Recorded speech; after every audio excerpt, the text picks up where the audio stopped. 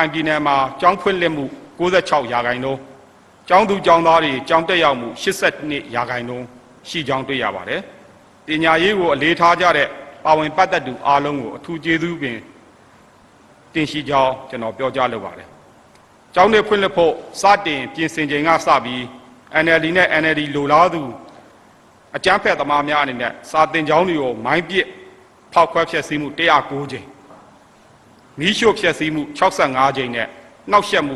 168ကြိမ်ပြုလုပ်ခဲ့ကြောင်းတွေ့ရပါတယ်။ပညာရေးနဲ့ပတ်သက်လို့ရခိုင်သတင်းစာရှင်းလင်းပွဲတွေမှာလည်းကျွန်တော်အနေနဲ့ကြဲကြဲပြန့်ပြန့်ရှင်းလင်းပြောဆိုပြီးဖြစ်ပါတယ်။သားသမီးတွေကလေးငယ်တွေရဲ့ပညာရေးဟာမိဘတွေကိုယ်တိုင်သားသမီးတွေကိုယ်တိုင်ဆုံးဖြတ်ချက်ပဲဖြစ်ပါတယ်။ဒါတွေကိုလိုက်လံနှောက်ယှက်နေတာဟာလူတဦးချင်းစီရဲ့လူအခွင့်အရေးကိုထိပါနေတဲ့ဖိနှိပ်ချုပ်ချယ်နေတဲ့အကြမ်းဖက်လုပ်ရပ်တွေပဲဖြစ်ပါတယ်။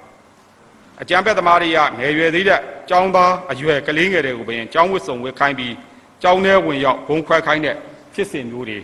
ဖြစ်ခဲ့ပါတယ်။အဓိကတော့ဒါထီးကြိုင်ဖြစ်စဉ်မျိုးဖြစ်ပါတယ်။ NLD နဲ့ NLD လိုလားသူအစွန်းရောက်အကြမ်းဖက်သမားတွေအနေနဲ့ဒီလိုအောက်တန်းကြတဲ့လုပ်ရပ်အတွေးအခေါ်အကြံအစီတွေနဲ့အသုံးချလို့ရသူမှန်သမျှကိုအသုံးချနေတာကိုကျွန်တော်တို့တွေ့ရပါတယ်။ဒါကျောင်းတွေပြန်လည်ဖွင့်လှစ်နိုင်ဖို့ဆောင်ရွက်ရမှာအောက်ခြေအဆင့်ထဲထဲဝင်ဆောင်ရွက်ပေးနေကြတဲ့လုံခြုံရေးတပ်ဖွဲ့ဝင်တွေလုံခြုံရေးကိုကူညီဆောင်ရွက်ပေးနိုင်တဲ့ဆောင်ရွက်ပေးနေကြတဲ့အဖွဲ့အစည်းတွေအားလုံးကိုဒီနေရာကနေအထူးပင်လေးစားပါကြောင်းလေးလေးနဲ့ကျွန်တော်တို့ပြောလိုပါတယ်။ဒါအတူအမျိုးမျိုးသောဖိအားပေးမှုတွေကြားကစာသင်ကြားပေးနေတဲ့ဆရာဆရာမတွေတာဝန်ထမ်းဆောင်နေတဲ့ပညာရေးဝန်ထမ်းတွေကိုလည်းဂုဏ်ယူပါကြောင်းကျွန်တော်တို့ပြောလိုပါတယ်။မနေ့ကလည်းနိုင်ငံတော်စီမံအုပ်ချုပ်ရေးကောင်စီဥက္ကဋ္ဌတပ်မတော်ကာကွယ်ရေးချုပ်ဗိုလ်ချုပ်မှူးကြီးမင်းအောင်လှိုင်အနေနဲ့ကျွန်တော်တို့သတင်းထုတ်ပြန်ရေးအဖွဲ့အနေနဲ့ဆရာဆရာမများနဲ့ပတ်သက်ပြီးကျေးဇူးတင်တဲ့အကြောင်းကျွန်တော်တို့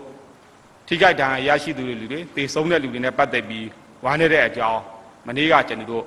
တရားဝင်သတင်းထုတ်ပြန်ခဲ့ပါတယ်အမြင်တွေခံယူချက်တွေအမျိုးမျိုးကွဲပြားပေမဲ့သားသမီးတွေရဲ့ပညာရေးကိုနိုင်ငံရေးနဲ့ခွဲခြားပြီးအားပေးဆောင်ရွက်နေတဲ့မိဘတွေကိုလည်းကျွန်တော်တို့ဂုဏ်ပြုပါတယ်အကြမ်းဖက်သမားတွေရဲ့အကြမ်းဖက်တိုက်ခိုက်မှုကြောင့်အသက်သေဆုံးဒဏ်ရာရရှိခဲ့တဲ့လုံခြုံရေးဝန်ထမ်းတွေပညာရေးဝန်ထမ်းဆရာဆရာမတွေပြည်သူလူထုတွေအတွက်ကျွန်တော်တို့များစွာဝမ်းနည်းရပါတယ်ကျွန်တော်တို့နိုင်ငံတော်စီမံအုပ်ချုပ်ရေးကောင်စီအနေနဲ့ပုံမကောင်းမှုနဲ့လုံခြုံရေးစနစ်ပူးပေါင်းပါဝင်ဆောင်ရွက်မှုတွေကိုဆောင်ရွက်သွားပါမယ်လို့သက်ဆိုင်သူတွေမိသားစုဝင်တွေအားလုံးကိုဒါတောင်းပန်စကားဆိုချင်ပါတယ်လေးလေးနဲ့တောင်းပန်ပါတယ်ဒုတိယအချက်အနေနဲ့ကတော့တပ်မတော်ကာကွယ်ရေးချုပ်နဲ့မီဒီယာအင်တာဗျူးတွေကအရေးကြီးကောက်နှုတ်ချက်တွေကျွန်တော်ပြောပါမယ်တပ်မတော်ကာကွယ်ရေးချုပ်နဲ့မီဒီယာအင်တာဗျူးကို20ရက်5လ2021ရက်နေ့ကပြုလုပ်ခဲ့ပြီးဘင်္ဂလီကိစ္စနဲ့ပတ်သက်ပြီးမိကွန်းတစ်ခုဖြေကြားခဲ့တာရှိပါတယ်အဲ့ဒီမှာရိုဟင်ဂျာဆိုတဲ့အသုံးလုံးနဲ့ပတ်သက်ပြီးပြောခဲ့တာမှာတော့ရိုဟင်ဂျာဆိုတာမရှိဘူးစိတ်ကူးယဉ်ပြီးပြောတဲ့နာမည်တစ်ခုပဲဖြစ်တယ်1911ခုနှစ်1922ခုနှစ်1932ခုနှစ်အင်္ဂလိပ်တွေကောက်ခံခဲ့တဲ့သကောင်စရင်မာတောင်ဘင်္ဂလီဆိုတဲ့စကားစစ်တကောင်းဆိုတဲ့စကားတွေပဲတွေ့ရတယ်ဆိုတဲ့အကြောင်းနဲ့မြန်မာနိုင်ငံမှာအိန္ဒိယလေးနိုင်ငံ9နိုင်ငံရှိကြောင်း1982ခုနှစ်မြန်မာနိုင်ငံသားဥပဒေဟာဒါတွေအားလုံးအတွက်မျှော်မှန်းပြီးရေးဆွဲထားတာဖြစ်ကြောင်းမြန်မာနိုင်ငံသားဥပဒေအရဘင်္ဂလားဒေ့ရှ်နိုင်ငံကိုထွက်ပြေးသွားတဲ့ဘင်္ဂလားဒေ့ရှ်နဲ့ပတ်သက်ပြီးအကျုံးဝင်တဲ့သူတွေကိုသူစီကန်းနဲ့အညီပြန်လည်လက်ခံဖို့လှုပ်ထားကြောင်းမြန်မာနိုင်ငံမှာတတ်မှတ်စီကန်းချက်နဲ့အတူနေပြီးကိုက်ညီရင်လက်မခံနိုင်စရာမရှိကြောင်းပြောကြားခဲ့ပါတယ်ကျွန်တော်နိုင်ငံမှာတိုင်းရင်းသားလူမျိုး135မျိုးရှိပါတယ်အဲ့ဒီမှာရိုဟင်ဂျာဆိုတဲ့အမည်နာမမပါဘူးဆိုတာကိုအားလုံးအသိဖြစ်ပါတယ်ရခိုင်ကလည်းမပါခဲ့ပါဘူးဒါအင်္ဂလိပ်ယခုဒီရိုဟင်ဂျာဆိုတဲ့အသုံးနဲ့ပတ်သက်ပြီးလှုံ့ဆော်နေတဲ့ရခိုင်အင်္ဂလိပ်ကိုလိုနီလက်ထက်မှာတောင်မှသူတို့ကိုယ်တိုင်တကောင်စင်းထဲမှာခုနပြောတဲ့1917 21 31တကောင်စင်းနေထဲမှာဒါတွေပါတာမတွေ့ရပါဘူးဒါတွေနဲ့ပတ်သက်တဲ့အထောက်အထားတွေပေါ့လေဒီ PowerPoint မှာလည်းကျွန်တော်ပြထားပါတယ်ဒါနဲ့ပတ်သက်တဲ့အထောက်အထားတွေဒါသည် 1930ခုနှစ်21ခုနှစ်တကောင်စရင်ဖြစ်ပါတယ်ဒီမှာဆိုရင်ကျွန်တော်တို့ဘင်္ဂလီဆိုတဲ့အသုံးလုံးပဲကျွန်တော်တို့ပါတာကိုတွေ့ရမှာဖြစ်ပါတယ်ဒီဘက်တင်မုံမှာလည်းကျွန်တော်တို့ဒါ1921 31 1917ဒါတကောင်စရင်နဲ့ပတ်သက်ပြီးကျွန်တော်တို့ပြထားပါတယ်တကောင်စရင်မူရင်းစာအုပ်ကိုလည်းကျွန်တော်တို့ယူလာပါတယ်ဒီတကောင်စရင်မူရင်းစာအုပ်တွေမှာလည်းကြည့်နိုင်ပါတယ်ခုလိုအချိန်မှာအဲ့လိုအမည်ထပ်မံဖော်ထုတ်ပြောကြားလာခြင်းဟာအလွန်အန္တရာယ်ကြီးမားတဲ့အလုပ်ပဲဖြစ်ပါတယ်တနိုင်ငံလုံးနဲ့သက်ဆိုင်တဲ့ကိစ္စလည်းဖြစ်ပါတယ်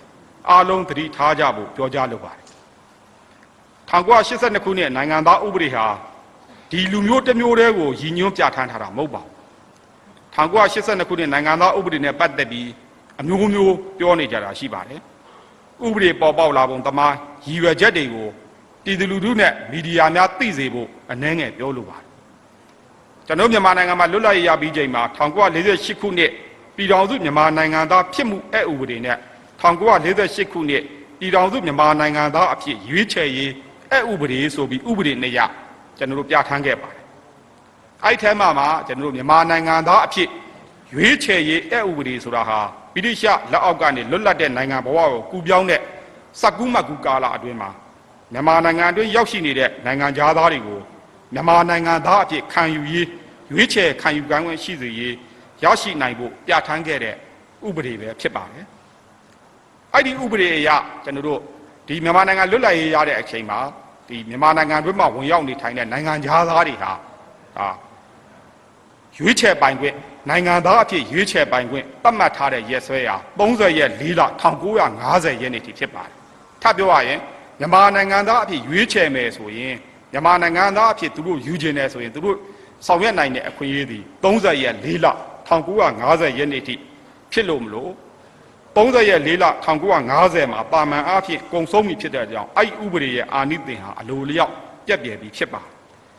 အဲ့ဒီဥပဒေနဲ့ရေးဆွဲချိန်မှာတော့မြန်မာနိုင်ငံမှာတိုင်းသားတွေတာမကတိုင်းသားကနေစီးပွားရှာဖို့အတွက်ရောက်နေတဲ့တိုင်းသားတွေဒီတိုင်းသားတွေနဲ့အိမ်အောင်ကြပြီးပေါက်ဖွားနေတဲ့ကျွန်တော်တို့သွေးနှောတွေနှစ်ပေါင်းများစွာမြန်မာနိုင်ငံမှာနေထိုင်ခဲ့တဲ့တိုင်းသားမိဘနှစ်ပါးကနေပြီးမြန်မာနိုင်ငံအတွင်းဝေးဖွားသူတွေအစရှိသဖြင့်အများအပြားရှိနေတာကိုတွေ့ရတာဖြစ်ပါတယ်တိုင်းသားတွေမှာအခြားပြည်သူတွေကိုနိုင်ငံသားအဖြစ်လက်ခံပြီးဆိုဒီမှာနိုင်ငံတော်ရဲ့အချုပ်အခြာအာဏာအတွင်းမှာကြာရောက်နေတဲ့လုပ်ပိုင်ခွင့်ပဲဖြစ်ပါတယ်အပြည့်အဝဖန်တီးနိုင်ခွင့်ရရှိဖို့ကြိုးပမ်းနေချိန်မှာနိုင်ငံသားဖြစ်မှုဥပဒေကိုရေးဆွဲခဲ့ရတဲ့အတွက်နိုင်ငံတော်နဲ့ပြည်သူတို့ရဲ့ရေရှည်အကျိုးစီးပွားကိုအဓိကထားရေးဆွဲလိုပေမဲ့လည်းအဲ့ဒီအချိန်မှာတည်ရှိနေတဲ့အခြေအနေတွေပြဿနာတွေကိုခြုံငုံမိအောင်ကြော်လွှားလွန်ဆောင်နိုင်ခြင်းမရှိဘဲနိုင်ငံသားဖြစ်မှုဥပဒေကိုရေးဆွဲခဲ့ရပါတယ်အဲ့ဒါကြောင့်မလို့အဲ့ဒီဥပဒေမှာဟာကွက်ပြော့ကွက်တွေအများကြီးပါရှိခဲ့ပါတယ်လွတ်လပ်ရေးရရှိပြီးတဲ့နောက်မိမိတို့ရဲ့ဂျမားကိုမိမိတို့ဖန်တီးပိုင်ခွင့်ပြည့်ပြည့်ဝဝရရှိခဲ့တဲ့အချိန်မှာရခိုင်က1948ခုနှစ်ပြည်ထောင်စုမြန်မာနိုင်ငံသားအဖြစ်ရွေးချယ်ရေးအဥပဒေဟာရွေးချယ်ပိုင်ခွင့်တပ်တန်းကာလကုန်ဆုံးပြီဖြစ်လို့ဒီဥပဒေရဲ့အာဏိသင်အလိုလျောက်ပြက်ပြယ်ပြီးဖြစ်ခြင်း1948ခုနှစ်ပြည်ထောင်စုမြန်မာနိုင်ငံသားဖြစ်မှုအဥပဒေဟာဟာကွက်အာဏာချက်တွေရှိနေတာကြောင့်နိုင်ငံတော်နဲ့နိုင်ငံသားတို့ရဲ့အမျိုးသားအကျိုးစီးပွားကိုအကာအကွယ်ပေးဖို့မိမိတို့တိုင်းရင်းသားတွေရဲ့ရပိုင်ခွင့်တွေကိုအပြည့်အဝသတ်မှတ်ပေးဖို့အတွက်1982ခုနှစ်မြန်မာနိုင်ငံသားဥပဒေကိုရေးဆွဲပြဋ္ဌာန်းခဲ့ရတာဖြစ်ပါတယ်ဥပဒေကိုလွယ်လွယ်ကူကူနဲ့ရေးဆွဲခဲ့တာမဟုတ်ပါဘူးဥပဒေရေးဆွဲနိုင်ဖို့အတွက်1986ခုနှစ်ကစတင်ပြီးဆောင်ရွက်ခဲ့ရမှာနိုင်ငံတော်ကောင်စီကဥပဒေကော်မရှင်တရဖွဲ့စည်းတာဝန်ပေးအပ်ခဲ့ပါတယ်ဥပဒေရေးဆွဲခြင်းကိုအောက်ခြေအဆင့်ထိလူထုလူဒန်းစားအဖွဲ့အစည်းတွေနယ်စပ်ဒေသမှာနေထိုင်ခဲ့တဲ့တိုင်းရင်းသားလူမျိုးတွေမြို့ကြီးပြကြီးတွေမှာနေထိုင်ကြတဲ့ပြည်သူတွေနဲ့နိုင်ငံတော်ဝန်မှဖြစ်တဲ့ပြည်သူလူထုရဲ့ဆန္ဒသဘောထားပါတီကောင်စီအကြံပြုချက်တွေကိုကြဲကြဲပြန့်ပြန့်တောင်းခံရယူပြီးမှရေးဆွဲခဲ့တာဖြစ်ပါတယ်ထပ်ပြီးပြောရရင်ဒီ1982ခုနှစ်နိုင်ငံသားဥပဒေဟာပြည်သူတရားလုံးကပါဝင်ရေးဆွဲခဲ့တဲ့ဥပဒေဖြစ်တယ်လို့ကျွန်တော်ပြောလိုပါတယ်1982ခုနှစ်မြန်မာနိုင်ငံသားဥပဒေကိုဒါ6နှစ်ခန့်အထိအချိန်ယူရေးဆွဲပြီးတဲ့နောက်မှာ15ရက်10လ1982ခုနှစ်မှာ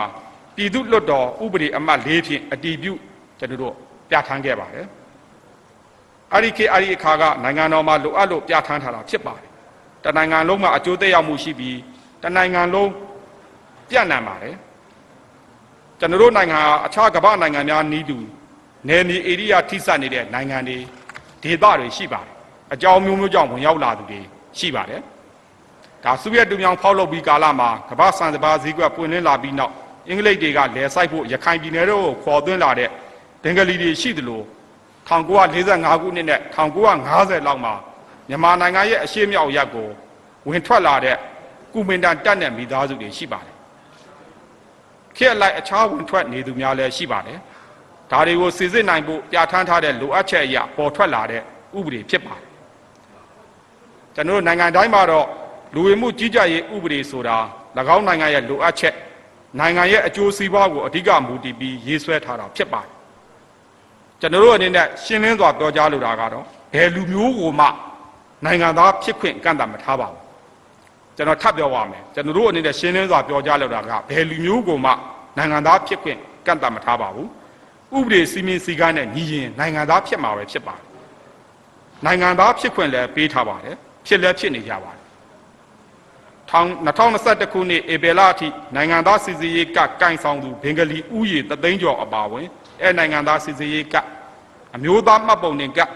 နိုင်ငံသားစီစစ်ခံရမည့်သူက NBC စသဖြင့်ကင်ဆောင်ထားသူ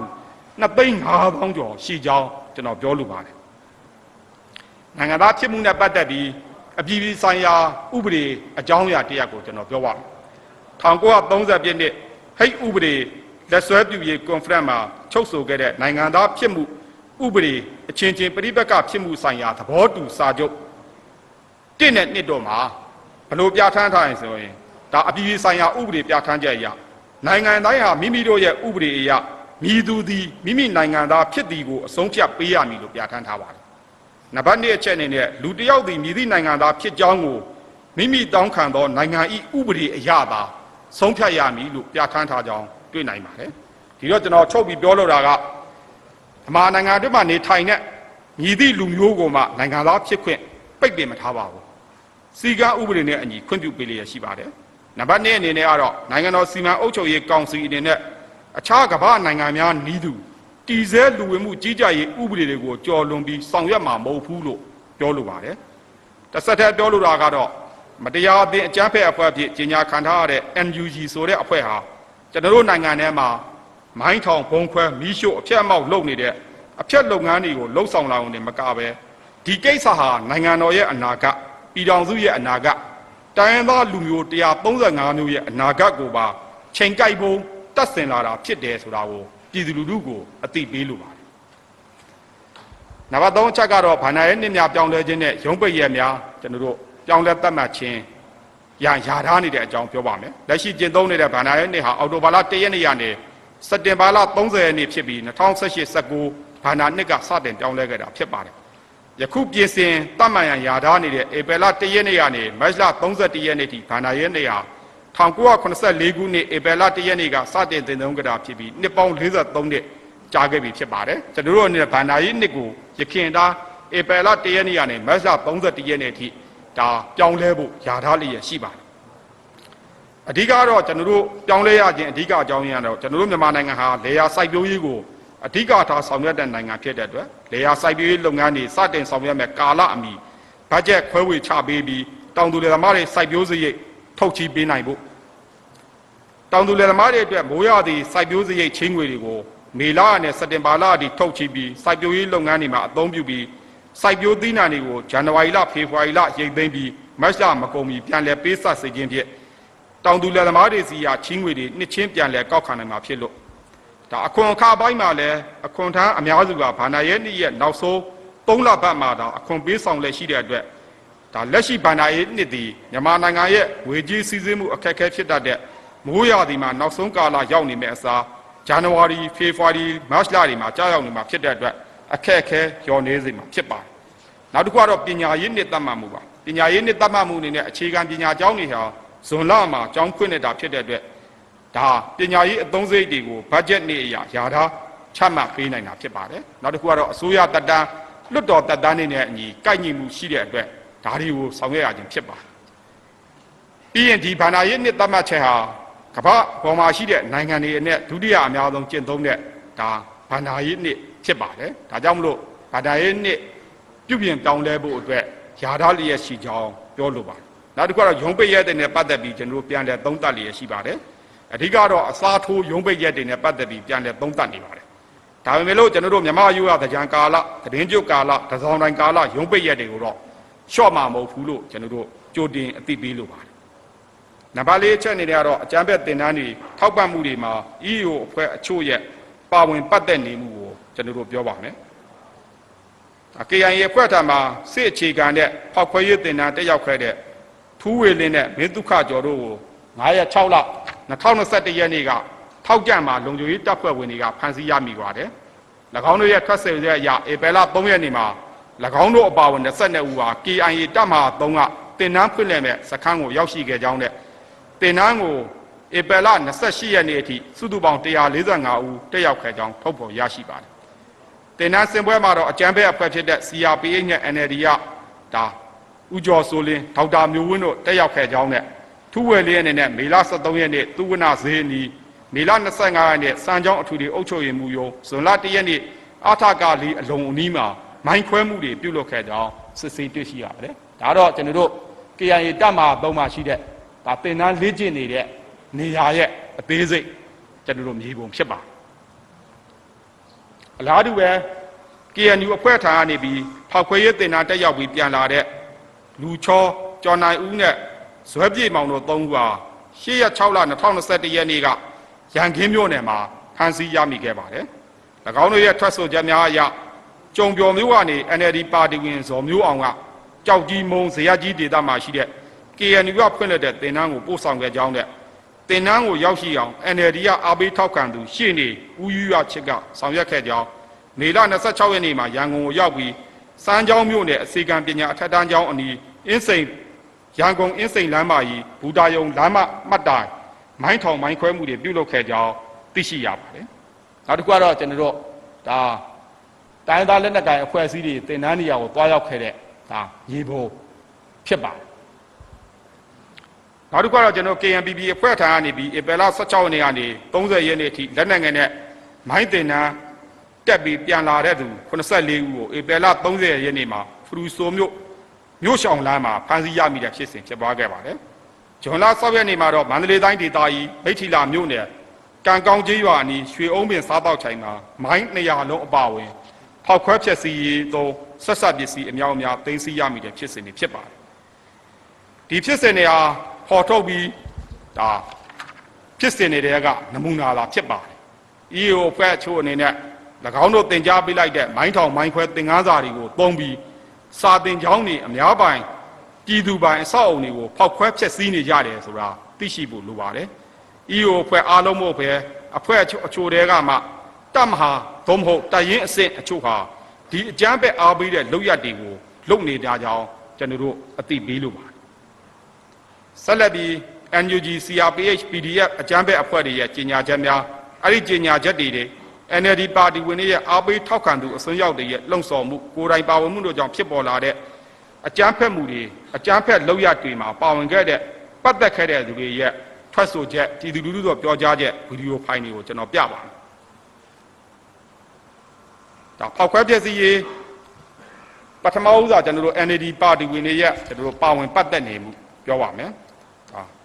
ဖောက်ခွဲပစ္စည်းရေးတင်နာတက်ရောက်ခဲ့တဲ့လက်နက်ဝယ်ယူရေးကိစ္စတွေဆောင်ရွက်နေတဲ့ငင်းချမ်းနဲ့ရွှန်းစိမ့်စိမ့်တို့ကိုမရန်ကုန်မြို့နယ်မှာမေလ23ရက်နေ့ကဖမ်းမိခဲ့ပါတယ်။ထွက်ဆိုချက်အရနေပြည်တော်ပုဗ္ဗသီရိမြို့နယ် NLD ပြည်သူ့လွှတ်တော်ကိုယ်စားလှယ်ဟောင်းရီမိုနဲ့တောင်တကုန်းတိုင်းဒေသကြီးလွှတ်တော်ကိုယ်စားလှယ်သိန်းနိုင်တို့ဖြစ်ကြောင်းဖော်ထုတ်ရရှိခဲ့ပါတယ်။ကျွန်တော်တို့သူတို့ရဲ့ဇယားအပြည့်စုံကိုဒီဘက်တင်မုံတွေမှာကျွန်တော်တို့ဒါဖော်ပြထားတာရှိပါတယ်။ဒါတော့ဆက်ဆက်မှုဒါဖွဲ့တွေဖြစ်ပါတယ်2ရက်5လ2021ရက်နေ့မှာရန်ငိမ့်ပိုင်တဲ့ဇင်ညီညီနိုင်တို့ကိုဖောက်ခွဲဖျက်ဆီးရေးပစ္စည်းတွေနဲ့အတူပြင်မနာမြို့ရွာကောက်မှာကျွန်တော်ဖမ်းဆီးရမိကြပါတယ်။ပြင်မနာမြို့ကြောက်ဆက်တော်ရာစီဒီအနီးတော်တွင်းမှာဖောက်ခွဲရေးတင်တန်းတက်ရောက်ခဲ့သူတွေဖြစ်ပါတယ်။တင်တန်းကိုဥဆောင်သူကူညီသူတွေဟာပြင်မနာ NLD လူငယ်အတွင်းရေးမှူးဟောင်းဖြိုးကော်နဲ့ NLD တာဝန်ခံဟောင်းမျိုးကိုစင်မြင့်တို့ဖြစ်ကြောင်းတွေ့ရှိရပါတယ်။နေပြည်တော်ခေဝေးမြို့နယ်အေလာကျေးရွာအုပ်စုစပ်ပိုင်းရမှာပြေဖြိုးကိုလက်လုံမိုင်းနဲ့ဖမ်းဆီးရမိပါတယ်လက်လုံမိုင်း43လုံးပြုတ်လုခဲ့ပါလယ်ဝေးမြို့ NLD စီယုံရေးမှုဟောင်းတ ပတ်သက်မှုကခိုင်းစေတယ်ဆိုပြီးထွက်ဆိုချက်ရရှိပါတယ်တို့သူလဲကူးမြို့ကလီထော်ဆယ်ပါရှိတဲ့ခြံဝင်းတွင်းမှာလက်ပစ်ပုံများပြုလုပ်ပြီးဖောက်ခွဲရေးတင်နာပေးသူတွေကိုလက်ခံဆောင်ရွက်ခဲ့တဲ့ချမ်းပိုင်ရှင်ဇော်ထိုက်နဲ့တင်နန်းတက်ရောက်သူအောင်ကျော်ဦးတို့ကိုမေလ18ရက်နေ့မှာကျွန်တော်တို့ဖမ်းဆီးရရှိခဲ့ပါတယ်ဒီတင်နန်းကိုလဲကူးစာဘူးတောင်းရွာ NLD ရကြီးနာယကဟောင်းဦးဝင်းတင်မှစေခိုင်းပြီး NLD ရကြီးအတွင်းမှုဟောင်းနောင်နောင်နဲ့ပါတီဝင်အောင်မြင့်သိန်းတို့ကကူညီပေးခဲ့ကြောင်းသိရှိခဲ့ရပါတယ်အတိုင်းသားလက်နက်ကိုင်အဖွဲ့အစည်းနယ်မြေတွေကိုတင်နန်းစေလွတ်ခဲ့မှုနဲ့ဖောက်ခွဲရေးပစ္စည်းတွေပြုလုပ်ရမှာပတ်သက်ဆက်ဆက်နေတဲ့ရွှေဘိုမြို့ကရွှေတီဟစံဆက်ပိုင်ရှင်အောင်ခန့်ကို21ရက်5လ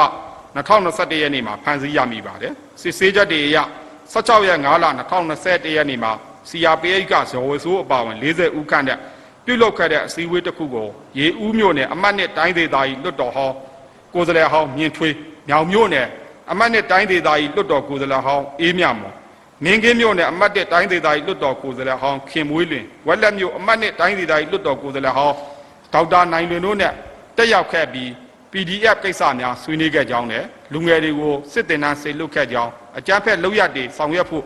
အဓိကစေခိုင်းသူတွေကတော့ NLD ကလွတ်တော်ကိုယ်စားလှယ်ဟောင်းတွေဖြစ်တဲ့ခင်မွေးလွင်နေစဉ်လအေစဉ်လကျော်သူဟန်ထွန်းနိုင်အောင်မြင့်ထွေးနဲ့အေးမြတ်မွန်တို့ဖြစ်ကြောင်းစီစစ်ကျွန်တော်တို့တွေ့ရှိရပါတယ်ဒါတွေကကျွန်တော်တို့ဖော်ထုတ်တွေ့ရှိချက်တွေကတချို့သာဖြစ်ပါတယ်ဇယားတွေနဲ့အပြည့်အစုံကိုတော့ကျွန်တော်တို့ဒီတင်မုံတွေမှာကျွန်တော်တို့ဒါ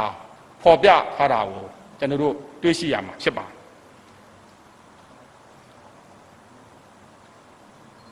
NLD လွတ်တော်အမတ်ဟောင်းတွေပါတီဝင်အစွန်းရောက်တွေဟာဒီနေ့နိုင်ငံရဲ့နေရာအချို့မှာဖြစ်ပွားနေတဲ့အကြမ်းဖက်မှုတွေမှာထဲထဲဝင်ဝင်ပါဝင်ပတ်သက်နေတာဖြစ်ပါတယ်ခုပြောတဲ့တက်တည်ထောက်ထားဆက်ဆက်မှုတွေကိုကျွန်တော်တို့အသေးစိတ်ကြည့်ရှုနိုင်ကြောင်းကျွန်တော်တို့ပြောကြားလိုပါတယ်နံပါတ်5အချက်အနေနဲ့ကတော့အခုအကြမ်းဖက်ကိစ္စတွေပြတ်တွေမှာပါဝင်ပတ်သက်နေတဲ့သူတွေလက်တွေ့ဆောင်ရွက်ဆက်ကသူတွေရဲ့ဖက်ဆိုချက်နဲ့ပြည်သူလူထုကိုပြောကြားချက်ဖြစ်ပါတယ်ဒီနေရာမှာ online ပေါ်မှာပြန့်နှံ့နေတဲ့ဒါလောက်ကြံဖန်တီးထားတဲ့လုံဆော်မှုတွေတည်င်းမားတွေမျော်လင့်ချက်အမားတွေဟာလက်တွေ့အခြေအနေတွေမှာဘလောက်ကွာခြားနေတယ်ဆိုတာကိုတွေ့မြင်ရမှာဖြစ်ပါတယ်ဒါပထမအဦးဆုံးကတော့ကျွန်တော်တို့ NUG အဖွဲ့ကအကြမ်းဖက်သမားဇော်ဝေဆိုးရဲ့ဘုံတော်ဖောက်ခွဲအစိတ်ခတ်ဖို့တိုက်တွန်းနေတဲ့ဗီဒီယိုပြပါမယ်ဒီဗီဒီယိုနဲ့ပတ်သက်ပြီးလဲဒါတော်တော်များများလဲကြည်ပြီးသားဖြစ်ပါလိမ့်မယ်ကျွန်တော်ကတော့ဒီဗီဒီယိုဖိုင်ကတနာရီ16မိနစ်လောက်ကြာပါတယ်ဒီထဲကမှကျွန်တော်တို့ဒါသူပြောခဲ့တဲ့ဟာတွေကမှထုတ်နှုတ်ပြီးကျွန်တော်တို့ပြသွားပါမှာဖြစ်ပါတယ်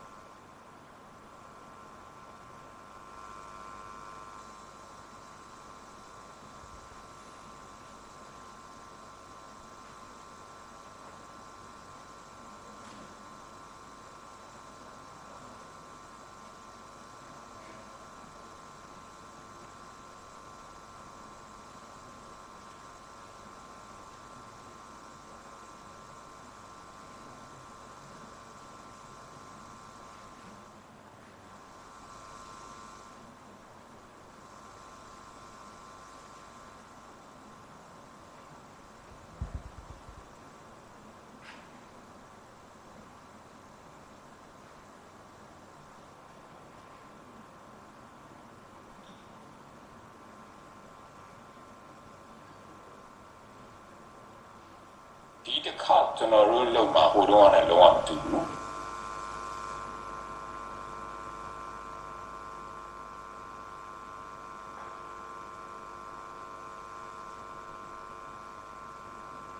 ဒီတစ်ခါကျွန်တော်တို့လုံမှာဟိုတော့နဲ့လုံးဝမတူဘူးတယောက်တည်းတနေရာတွေကနေလုံမှာမဟုတ်ဘူးကျွန်တော်တို့က336မြို့နယ်မှာတပြိုင်နက်တည်းကျွန်တော်တို့လုံမှာဖြစ်ပါတယ်အခုနေရာအနှံ့ကနေတပြိုင်နက်တည်းလုံဆရာတို့မှာအဲ့ဒီအဖွဲ့ရှိတဲ့ network ရှိတဲ့သမီးဝင်မယ်ဆိုရင်အဲ့ဒီဒီမှာ email နဲ့အဲ့ဒါချိန်ဆရာတို့အဲ့ဒါကိုခုလုံနေပြီးတော့အဲ့ဒီကိုခုလမ်းကြောင်းတွေကနေပြီးတော့ခိုးကြောင်ခိုးဝဲနဲ့ဝင်တဲ့လမ်းကြောင်းတွေရော forwarding နဲ့ဝင်တဲ့လမ်းကြောင်းတွေရောဝင်ပြီးလုံဟိုမှာအဲ့ဒီလိုတိုက်ပွဲတွေဖြစ်နေတာနဲ့ဓာတ်ရိုက်ဆက်သွယ်ပြီးဆရာတို့တောက်လျှောက်ချိတ်ဆက်ပြီးလုံနေတယ်သူတို့ဘယ်နားမှာရောက်နေပြီးဘာတွေဖြစ်နေလဲဆိုတာကိုအခြေခံပြီးတော့လုံနေတယ်အခုလည်းပဲဆရာတို့တ ကျိုးပစ္စည်းတွေကိုဘယ်မျိုးဒီပို့ထားပြီးဘယ်မျိုးကနေဘယ်နေရာမှာတိတ်ထားပြီးဖွက်ထားတာတွေလုပ်ပြီးတော့ဘယ်လိုတွေပို့ဆိုတာတွေအစားဆရာတို့စီစဉ်နေပါတယ်ဒီလိုမှလည်းအိတ်သေးသေးလေးတွေနဲ့တင်လာတာကိုတော့ဖွင့်ကြည့်ပြီးတော့ဟိုစိတ်မပူနဲ့အိတ်သေးသေးလေးတွေထဲမှာဘာတွေပါတယ်ဆိုတာဒီခါလေးကျတော့ဖွင့်ကြည့်လိုက်တာလည်းကိစ္စကုန်သွားမယ်ဟာတွေလည်းထည့်ထားတယ်နောက်စားစရာတွေရလို့တော့မစားလိုက်နဲ့စိတ်ပါတယ်စားစရာတွေလည်းကျွန်တော်စီစဉ်တာကျွန်တော်ဆရာဝန်မှာဒါပေမဲ့ကျွန်တော်မတက်လည်းမတက်ချင်ဒါပေမဲ့ကျွန်တော်တို့အဲ့လိုမျိုးတွန်းပို့နေတဲ့လူတွေရှိနေပြီကျွန်တော်တို့လုပ်နေရတယ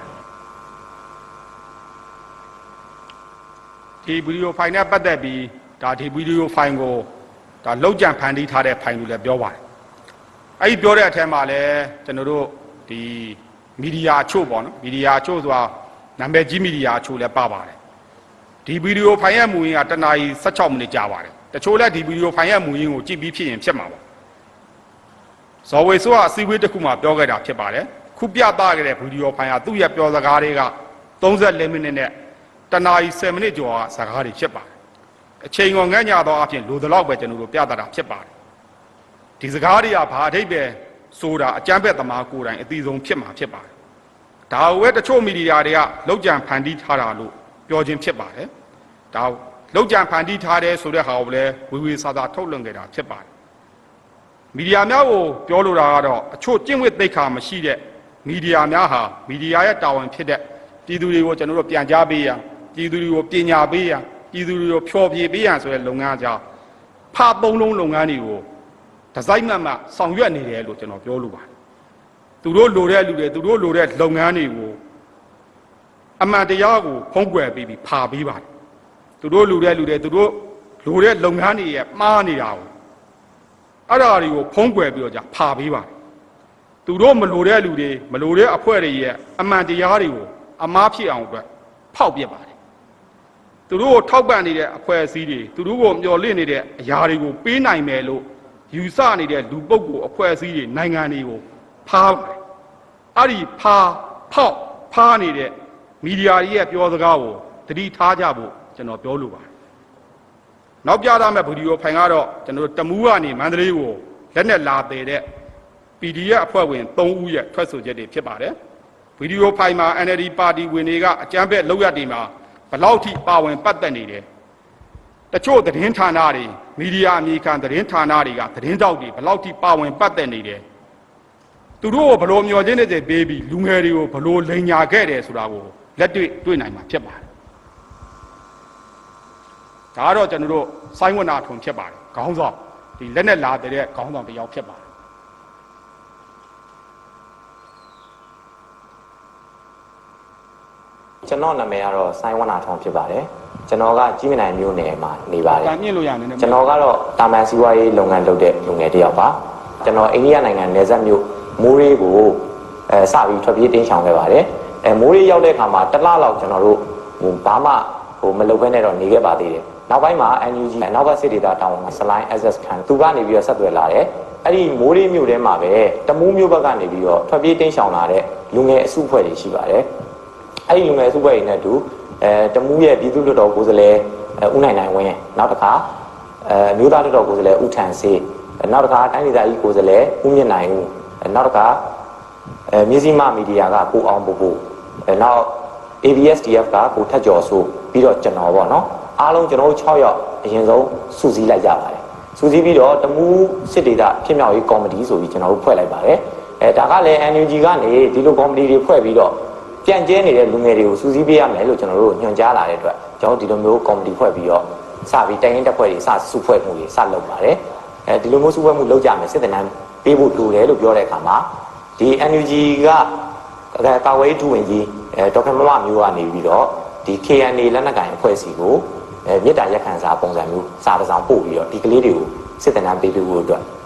စာပို့ပေးပါတယ်ပို့တဲ့အခါမှာဒီ KNA ဘာမှပေါ့နော်ဘုံမူကြီးစာဆက်စီကိုဒီ NUG ကနေပြီးတော့တိုက်ရိုက်လိမ့်မှုပြီးတော့စစ်တမ်းစုဖွဲ့ပေးဖို့ဆိုပြီးတော့အကူအညီတောင်းတဲ့စာလေးပို့ပေးပါတယ်ကျွန်တော်ဘုံမူကြီးစာဆက်ကနေသူ့ရဲ့စစ်ဗိုလ်10ယောက်ပေါ့နော်ဘိုးကြီးစွန့်တယ်မှန်းဦးဆောင်ပြီးတော့10ယောက်အဖွဲ့ပေါ့အဲ့10ယောက်အဖွဲ့နဲ့စစ်တမ်းပေးဖို့အတွက်ကျွန်တော်တို့အဲ့နေရာမှာစပြီးစီစဉ်ခဲ့ကြပါတယ်အမတန်စိတ်ပြတ်မိပါတယ်ဒေါ်လာရင်းနဲ့ပတ်သက်ပြီးတော့ဘာစိတ်ပြတ်မိလဲဆိုတော့ကျွန်တော်တို့ကအားကို ပိုးပြီးတော့အကြီးမျောလင့်ပြီးခေါင်းဆောင်တွေကိုတင်ခဲ့ကြတာဆိုတော့တကယ်တမ်းမှာတာဝန်ယူမှုတာဝန်ခံမှုအဲ့လောက်ကြီးမရရှိဘူးဖြစ်နေတယ်ဒါနိုင်ငံရေးအမြင်အရသုံးသပ်မယ်ဆိုလို့ရှိရင်လည်းလက်ရှိ NUG အနေနဲ့တွားနေတဲ့ခြေလှမ်းအားလုံးကမြန်မာပြည်မှာပြည်တွင်းစစ်အကြီးကိုမှုန်းနေတယ်လို့ကျွန်တော်အနေနဲ့ဒီလိုပဲတက်တဲ့သုံးသပ်ချင်ပါတယ်အဲ့ဒီမယိုးသားတဲ့နိုင်ငံရေးသမားတွေကိုကြိုးရှာတဲ့နိုင်ငံရေးသမားတွေအကုန်လုံးကိုလည်းတကယ်လို့တပ်မတော်ကနှိမ်နှင်းလို့မပြီးခဲ့ရင်တော့ကျွန်တော်တို့အခု PDF တွေအနေနဲ့ဒီနိုင်ငံရေးသမားတွေနဲ့ဆက်ပြီးတော့ကျွန်တော်ရှင်းစရာဇလန်းတွေရှိပါသေးတယ်ပြောချင်တာကတော့ကျွန်တော်တို့လိုဒီသွေးဆူလဲတဲ့လူငယ်တွေနောက်တစ်ခါဂျန်ဆက်လူငယ်တွေအဲ့ဒီလူငယ်တွေကိုဒီနောက်ွယ်ကနေပြီးတော့ကြိုးကင်ပေးနေတဲ့ဆန္ဒ CRPH တို့ NUG တို့လိုအဖွဲ့တွေနောက်တစ်ခါကိုကြိုးရှာဒီနိုင်ငံရေးသမားတွေရဲ့ထောက်ပံ့မှုရမယ်ပြောပြီးတော့တကယ်တမ်းမှာကျွန်တော်တို့ကိုယ်တိုင်ပဲခက်ခက်နဲ့ကြိုးစားပန်းစားလုပ်ခဲ့ရတဲ့အခြေအနေတွေရှိခဲ့ပါတယ်အဲ့ဒီဟာတွေနဲ့ပတ်သက်လို့ကတော့ဒီအဖွဲ့အစည်းတွေရဲ့တာဝန်ဒီအဖွဲ့အစည်းတွေရဲ့ဒီလိုမျိုးကြိုးကင်ချဲလဲနေတဲ့အဖွဲ့အစည်းတွေရဲ့တာဝန်သာဖြစ်တယ်လို့လုပ်ခဲ့ရတဲ့ကျွန်တော်တို့ကိုယ်တိုင်လည်းအခုလိုကျွန်တော်တို့လုပ်နေတဲ့လုပ်ငန်းတွေကပြည်သူကိုတကယ်ကာကွယ်ရမရောက်ဘဲနဲ့ပြည်သူကိုထိခိုက်နေတာမျိုးသိရတဲ့အခါမှာကျွန်တော်အနေနဲ့လည်းဒီကိစ္စပေါ်မှာနှောင့်နှားရမိပါတယ်ဒီနေရာမှာမဆိုင်တဲ့တခြားအယက်သားပြည်သူတွေကိုဖောက်ခွဲဖျက်ဆီးခံရတာနောက်ဆုံးဒီဓာတ်နဲ့ထိုးခံရတာဒီကျွန်တော်တို့သတင်းတွေအများကြီးကြားပါတယ်အဲ့ဒါတွေကတော့ကျွန်တော်တို့ကအကြမ်းဖက်မှုဖြစ်ဖို့လုံးလုံးများများမြင်ပါတယ်လူငယ်လေးတွေအနေနဲ့နိုင်ငံရေးကိုတကယ်ဘာဖြစ်နေတာလဲဘသူကတကယ်မှားနေတာလဲဆိုတဲ့ဟာကိုတေချာကြနနအရင်လေ့လာစီခြင်းပါတယ်အဲ့ဒီပုံမှာတော့လုတ်ခိုင်းတဲ့အဖွဲ့အစည်းဘသူဖြစ်စေအဲ့ဒီအဖွဲ့အစည်းတောင်းဝန်ရှိတယ်လို့ကျွန်တော်တို့မြင်ပါတယ်ဒီဟာကို NUG ကခိုင်းတာပဲဖြစ်စေသူဒီမဟုတ်ဒီ NUG ကလောက်ကတစုတစ်ဖွဲ့ကအဖွဲ့အစည်းတွေကအဖွဲ့အစည်းငယ်တွေကလုတ်တာပဲဖြစ်စေအဲ့ဒီဟာကိုတောင်းဝန်ခံရမှာတော့လုတ်ခိုင်းတဲ့လူတွေတောင်းဝန်ခံရမယ်လို့ပဲကျွန်တော်တို့အဲ့လိုပဲမြင်ပါတယ်ဒါကိုမလုတ်တဲ့မလုတ်ထိုက်တဲ့အထက်မှာလည်းပါတယ်လို့ထင်ပါတယ်အဲ့တော့ကျွန်တော်ဆိုင်းဝနထွန်းဆိုတာတမူးကနေပြီးမန္တလေးကိုလက်နဲ့လာတယ်တဲ့ဒါတမူးက PDF ခေါင်းဆောင်တယောက်ဖြစ်ပါတယ်သူနဲ့အတူကျွန်တော်တို့ဒါလက်နဲ့တွေခုချိန်ထိဖော်ထုတ်နေစေဖြစ်ပါတယ်လက်နဲ့တွေအမြောက်များဖမ်းဆီးရမိတာဖြစ်ပါတယ်ဒါတို့ကသူနဲ့အတူပါလာတဲ့ချမ်းသာကျော်နဲ့မျိုးခိုင်တို့ရဲ့ထွက်ဆိုချက်တွေနဲ့ပြည်သူလူထုပြောကြားချက်တွေကိုကျွန်တော်ဆက်ပြပါဘူးဗျာသူတို့ကတော့အဲ့၃ယောက်ကတစ်ဖွဲ့တည်းဖြစ်ပါတယ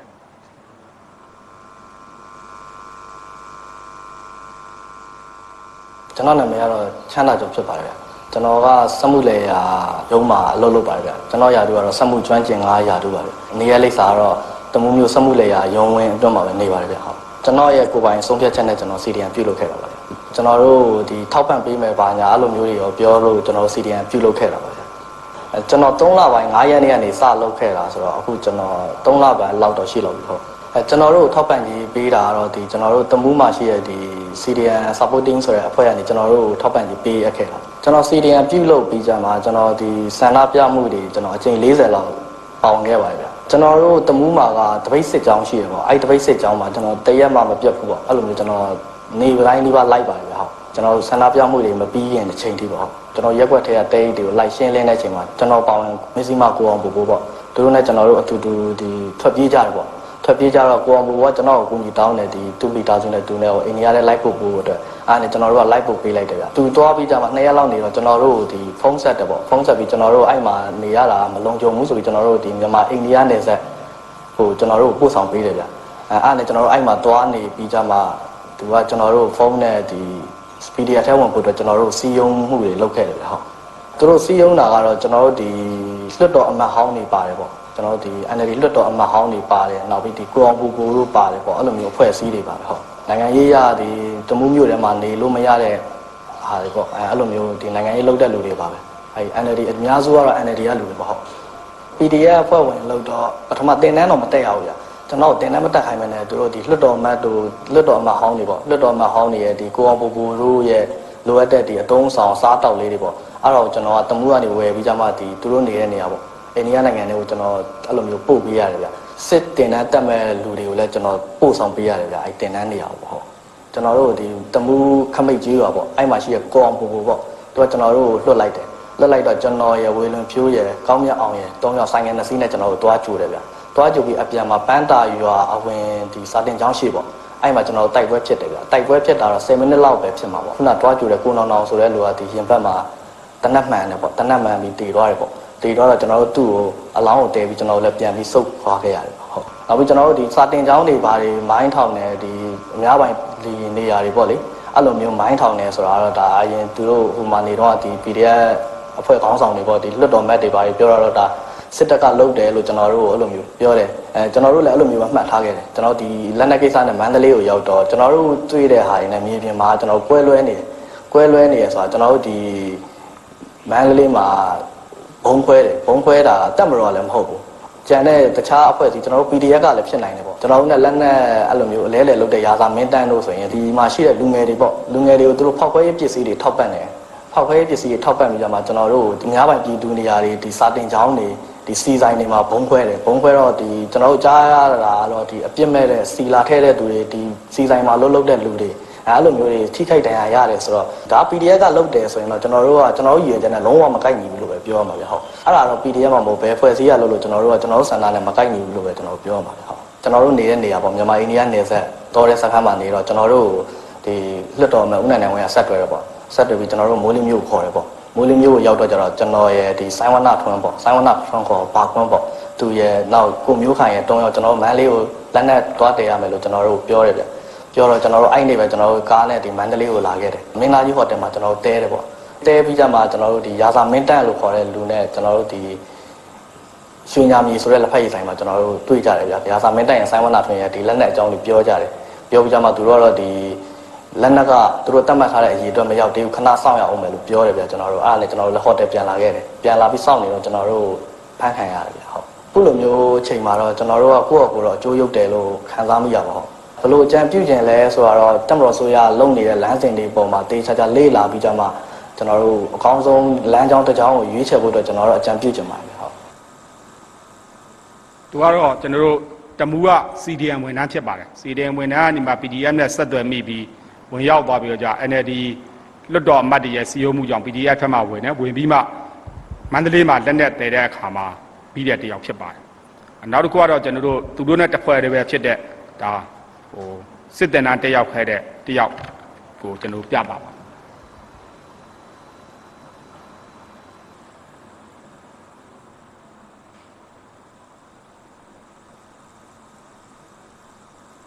ကျွန်တော်နာမည်ကတော့မျိုးခိုင်ပါဗျကျွန်တော်ရဲ့အလုပ်ကန်ကတော့ကြာပါမှာ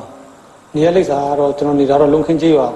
အမှ4ရပ်ကွက်မှာနေပါတယ်ဗျတက်မလို့အာနာသိမ့်ပြီးတဲ့နောက်မှာဓမှုကိုကျွန်တော်24ရက်နေ့မှာရောက်သွားပါတယ်ဗျ2လပိုင်း24ရက်နေ့မှာဓမှုရောက်ပြီးမှအမေတို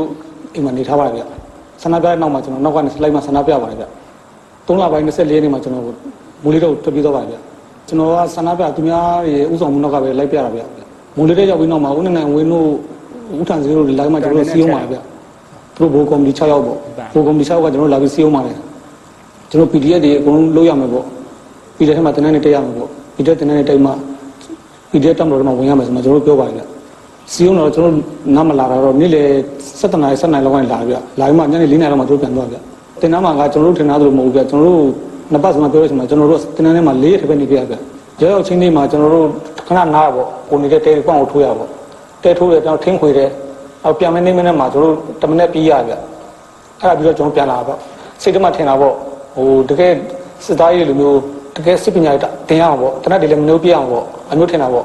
ကျွန်တော်ရောက်ဝါချင်းကြတော့ကျွန်တော်တို့တနက်လည်းမပြအောင်ပြီးတော့10မိနစ်လေးပဲပြေးမှကျွန်တော်ပြန်လာရတယ်ဟောကျွန်တော်လုပ်ခဲ့တာတော့ပြေးတာတခုပဲဗျအဲ့10မိနစ်လေးပြေးမှကျွန်တော်နေ့လေဆိုကျွန်တော်ပြန်လာဗျစမ်းချင်တဲ့ဆန္ဒပြတဲ့မှာတော့မပါတော့ဗျကျွန်တော်လိမ်မောချမ်းမှာကျွန်တော်နေထိုင်တော့ဗျဘာလို့လဲဆိုဘာမှမတင်ရဘဲနဲ့ပြေးမှစစ်ပညာတတ်တယ်လို့ပြောလို့မရဘူးဗျကျွန်တော် PDF မှာဖောက်ခွဲတောင်းထားပါဗျခုကကျတော့ဟိုကလေးတွေစာတင်နေမှာဘုံလေးလိုက်ခွဲတယ်ပေါ့အမျိုးဆိုတော့ကျွန်တော်တို့စိတ်တက်နေတဲ့အဆင်မပြေဘူးမန်းလေးမျိုးလာပြီးလက်နဲ့တဲတဲ့တေးစိတ်ကကျွန်တော်ဦးနိုင်ဝင်းတို့ခေါ်ပေါ့ခေါ်မှမန်းလေးမှာတနတ်တော့တင်မယ်ပေါ့လိုက်သွားပေးလိုက်ပါအောင်ကုညီပေးလိုက်ပါအောင်ကိုမျိုးဘာညာလို့ပြောကျွန်တော်လိုက်ခဲ့ပါဗျကျွန်တော်မိုးလေးမှာစောင်းနာထုံတွေးကြဗျတွေးတော့တို့ကကျွန်တော်တို့ဒီဘက်ကိုတနတ်တော့တဲရမှာပေါ့အလိုက်ခဲ့ပြီးပါပေါ့ခေါ်တယ်ကျွန်တော်လိုက်လာပေါ့ကျွန်တော်တို့ထောက်ပံ့တော့ဦးနိုင်ဝင်းတို့ထောက်ပံ့တယ်လို့ပဲသိထားဗျရွေးချက်ကကျွန်တော်တို့ပြောတာပေါ့နော်ကျွန်တော်တို့ပထမတော့ကွန့်ကိုနေထားတာပေါ့9ယောက်တည်းကွန့်ကိုတက်နေထားတာပေါ့နေထားတဲ့နောက်မှာတို့လာမှစီးုံတဲ့ချိန်ကျတော့ပြည်သူကဝယ်ရမှာပေါ့အဲ့လိုပြောတော့ပေါ့အဲ့တော့ကျွန်တော်ပြည်သူကဝယ်ရမှာဆိုတော့ဝင်လိုက်တာပေါ့ဒါပေမဲ့ကျွန်တော်အခုထင်တာပေါ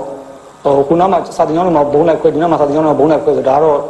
့တက်တဲ့အကြံဖက်လုပ်ရလို့တယ်ပဲကျွန်တော်ထင်နေဗျခံစားချက်ကတော့အခုလိုမျိုးစာတင်ကျောင်းတွေဘာတွေလိုက်ခွဲတဲ့ဘာညာဆိုတော့ကျွန်တော်တို့လည်းစိတ်မကောင်းပေါ့ကျွန်တော်လည်းအမျိုးလည်းဝါသနာမပါဘူးပေါ့ကျွန်တော်တို့က သူတို့ပြောသူမျိုးပေါ့ပြည်သူကိုကောက်ွယ်မယ်ဆိုပြည်သူပဲတက်တက်ကောက်ွယ်ကြပေါ့အခုကစာတင်ကျောင်းတွေမှာလိုက်ခွဲတဲ့ဘာညာဆိုအဲ့ဒါတော့အဆင်မပြေဘူးပေါ့အခုလို့စာတင်ကျောင်းတွေပါလိုက်ခွဲနေမယ်ဆိုတော့တနက်တည်းအားလုံးအကုန်လုံးလက်နဲ့တည်းအားလုံးမိတော့ဘိုးမသဘောကျတယ်နောက်တစ်ခုကတော့ကျွန်တော်တို့ဒီပသိမ်မှာခိုင်းသိမ်းရမိခဲ့တဲ့ဒါမိုင်းနဲ့ဘုံတွေပြုတ်လောက်ခဲ့တဲ့သူတွေနှစ်ယောက်ကိုကျွန်တော်ပြသအောင်မယ်ဒီပြသတဲ့နေရာမှာတော့ကျွန်တော်တို့သူတို့အနေနဲ့ကတော့ဒီမိုင်းများပြုတ်လောက်ရင်းနဲ့ဒါပောက်ကွဲခဲ့ပြီးဖမ်းမိတဲ့သူတွေဖြစ်ပါတယ်အဲ့ဒီဗီဒီယိုဖိုင်ကိုကြည့်ရင်တော့ဒီတပ်မတော်ကဖမ်းဆီးရမိတဲ့သူတွေကိုညှဉ်းပန်းနှိပ်စက်တော်ဆွဲချက်ဟုတ်မဟုတ်ဆိုတာတွေ့ရပါလိမ့်မယ်ဒဏ်ရာရတဲ့သူတွေကိုတော့လိုအပ်တဲ့ပြုစုစောင့်ရှောက်မှုတွေကုသမှုတွေကျွန်တော်တို့လှုပ်ဆောင်ပေးလျက်ရှိတယ်ဆိုတာကိုထင်ထင်ရှားရှားတွေ့ရမှာဖြစ်ပါတယ်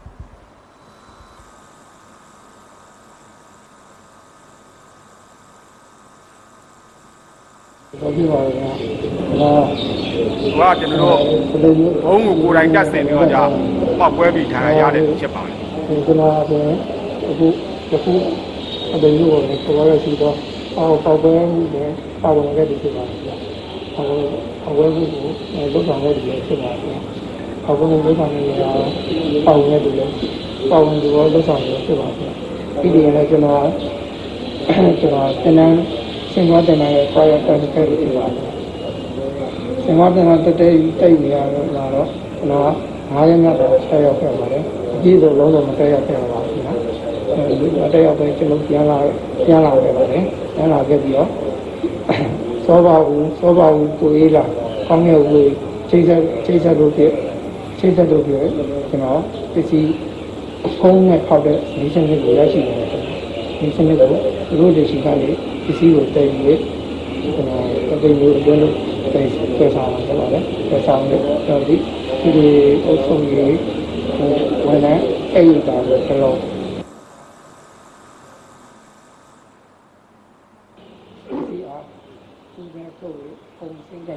ထုတ်ကြည့်ပြီးတော့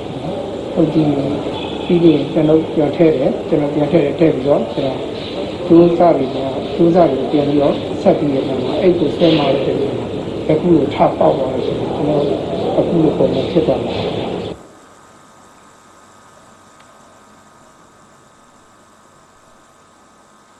နောက်တစ်ခါတော့ကျွန်တော်တို့သူနဲ့အတူအဖော်ပါရှိလာတဲ့သူပေါ့သူရဲ့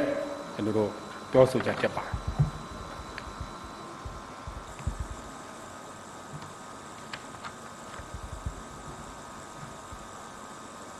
ကျွန်တော်နာမည်လင်းလင်းထက်ပါလင်းလင်းထက်ကောရင်းထက်ပါကျွန်တော်နေထိုင်တာတော့ဒုံဝင်တိုးချက်ပတ်သက်တော့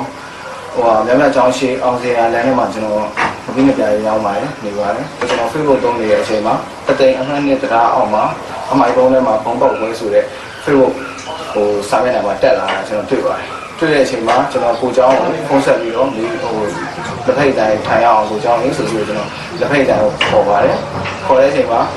လက်ဖိတ်တောက်တဲ့အချိန်မှာကျွန်တော်ကလည်းမေးကြည့်ပြီးပါတယ်သူတတိမှာအဲ့လို Facebook မှာအဲ့လိုသတင်းတက်လာတယ်ပေါ့ဖုန်းပေါ်ပြောတယ်ဆိုတော့အဲ့ဒါဘယ်လိုဖြစ်တာဘယ်လိုလုပ်တာလဲလို့ကျွန်တော်သူ့ကိုမေးကြည့်ပြီးပါမေးကြည့်ပြီးတဲ့အချိန်မှာသူက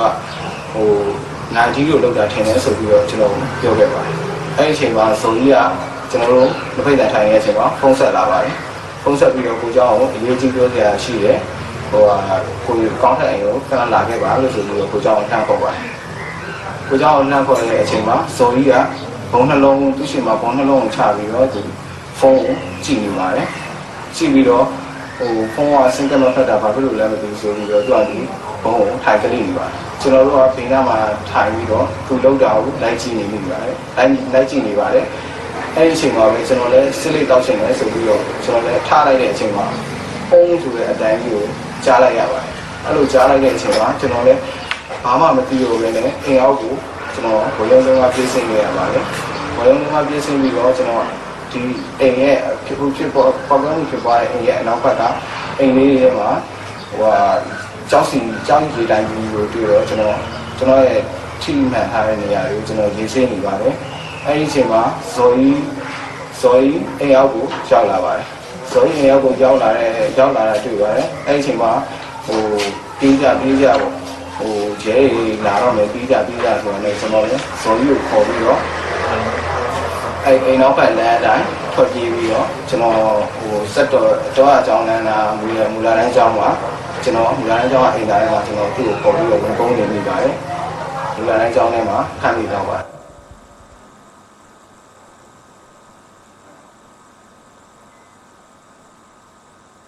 ဒီခါကတော့ကောင်းတဲ့နေဖြစ်ပါတယ်ကျွန်တော်တို့22ရက်နေ့ဖြစ်စဉ်မှာကျွန်တော်တို့ရောက်လာတဲ့အချိန်မှာဇော်ကြီးကဒီဘက်မှာထိုင်နေပါတယ်ကျွန်တော်ကဒီမှာထိုင်ပါတယ်ကိုကျောင်းကဒီဘက်မှာထိုင်ပါတယ်ဇော်ကြီးကသူ့ချိန်မှာဒီဘုံနှလုံးကိုချပြီးတော့သူဖုန်းကိုကြည့်ပြီးတော့သူကလိနေပါတယ်ဖုန်းကိုအားကြောင့်ဘယ်လိုလုပ်တာလဲဆိုတော့သူကြည့်နေပါတယ်ကြည့်နေတဲ့အချိန်မှာကျွန်တော်တို့တခြားစကားတွေပြောနေပါတယ်စားစကားတွေပြောနေနေကျွန်တော်လည်းစစ်လေးတောက်ချင်တာနဲ့ကျွန်တော်ဒီနေရာနေပြီးတော့ကျွန်တော်ထားဖို့တဲ့ထွက်ခန်းဝါကိုထွက်ဖို့ကျွန်တော်ထားလိုက်တာထားလိုက်တဲ့အချိန်မှာသူဇော်ကြီးဘုံကိုင်နေနေဘုံနဲ့ဆိုတဲ့အတိုင်းကြားလိုက်ပါတယ်ကျွန်တော်နားထဲမှာပူသွားပါတယ်အဲ့အချိန်မှာကျွန်တော်လည်းနားပူပြီးတော့ကျွန်တော်အိမ်ရောက်ထက်ကိုကျွန်တော်ဆင်းပြေသွားပါတယ်ဒီအပေါ်မှာကြံခဲ့တဲ့လူတွေဘယ်လိုဖြစ်တယ်ဆိုတော့ကျွန်တော်မသိခဲ့ပါဘူး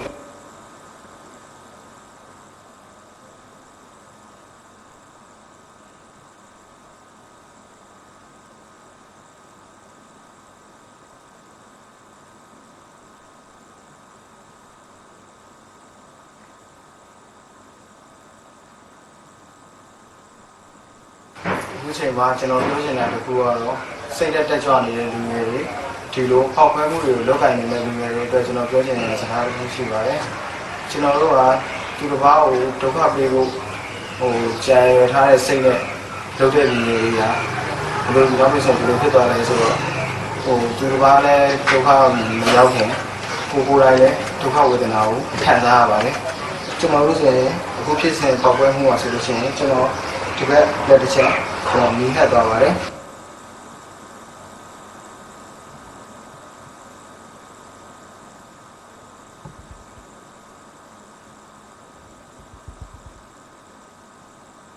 အခုကချက်တော့နေတယ်ကျွန်တော်အစတွေဆင်ပြီးတော့ကျွန်တော်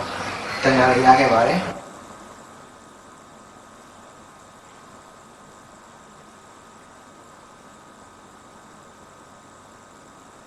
ဒါရီကသူ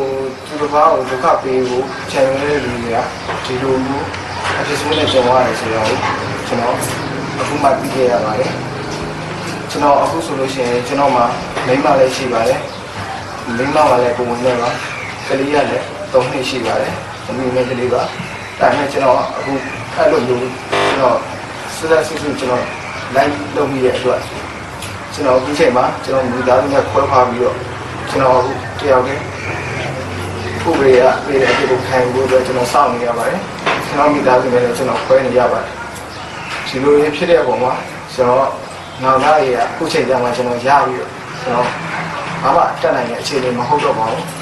ကျွန်တော်ဥရေရပြည်တဲ့အဖြစ်ကိုကျွန်တော်ခံယူပြီးတော့နောက်တစ်ချိန်မှာမိသားစုနဲ့ဒီကိုရှင်းရှင်းနေထိုင်ဖို့အတွက်ပဲကျွန်တော်အခုချိန်မှာတွေ့နေပါတယ်ကျွန်တော်တို့ Facebook online တွေပေါ်မှာထောက်ပံ့နေပြီးတယ်ကျွန်တော်တို့ဒီနေ့ GZ တွေဆိုပြီးတော့ထောက်ပံ့နေပြီးတယ်ဆိုပြီးတော့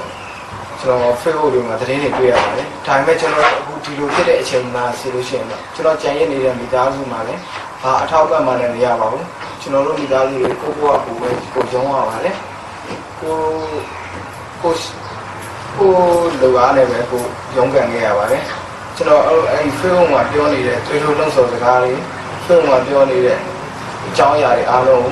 လူငယ်တွေအကုန်အပြည့်မယုံဘူးကျွန်တော်ဒီနေရာကနေပြီးတော့တောင်းမှန်ပြောချအပ်ပါတယ်နောက်ကျွန်တော်တို့ဒါရန်ကုန်ကဒါ MNA လက်ဝိတ်သမားဖိုးတော်ခေါ်တော်ထူးနိုင်ရဲ့ပြောဆိုချက်ကျွန်တော်ပြတာပါမယ်ဒီလက်ဝိတ်သမားကတော့တမတော်စေယုံကြီးမှာစေကုသနေတဲ့ဒါဖိုးတော်ခေါ်တော်ထူးနိုင်ဖြစ်ပါတယ်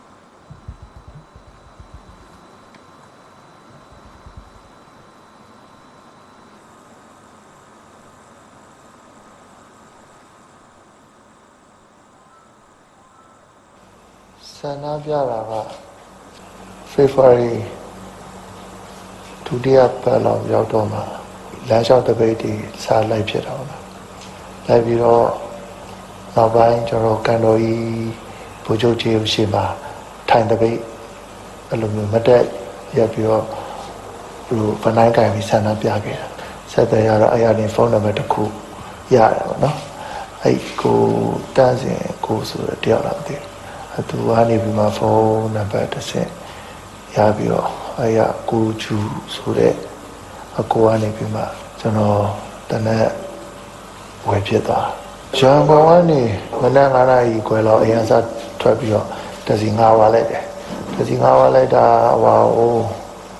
တိုးဂိတ်မရောက်ခင်ပေါ့နော်အဲ့တိုးဂိတ်အစဟိုလောက်ရောက်6နိုင်လောက်ရောက်တော့ပေါ့နော်6နိုင်လောက်မှာကျွန်တော်ငားထားတဲ့ကားရှိတာအဲ့ကားဒီမှာနဲ့ဆက်သွယ်ပြီးတော့အဲ့ကားနဲ့အဲ့တခါလေးတန်းထွက်တာပေါ့နော်ဟိုဘက်ဒီခုနကျွန်တော်ချိန်ထားတဲ့နေရာအထိပေါ့နော်သူတို့စာစောင့်ပြီးခေါ်ပြီးရဲ့နေရာအထိကိုတခါလေးတန်းသွားဘီလင်းအကျော်လောက်ဖြစ်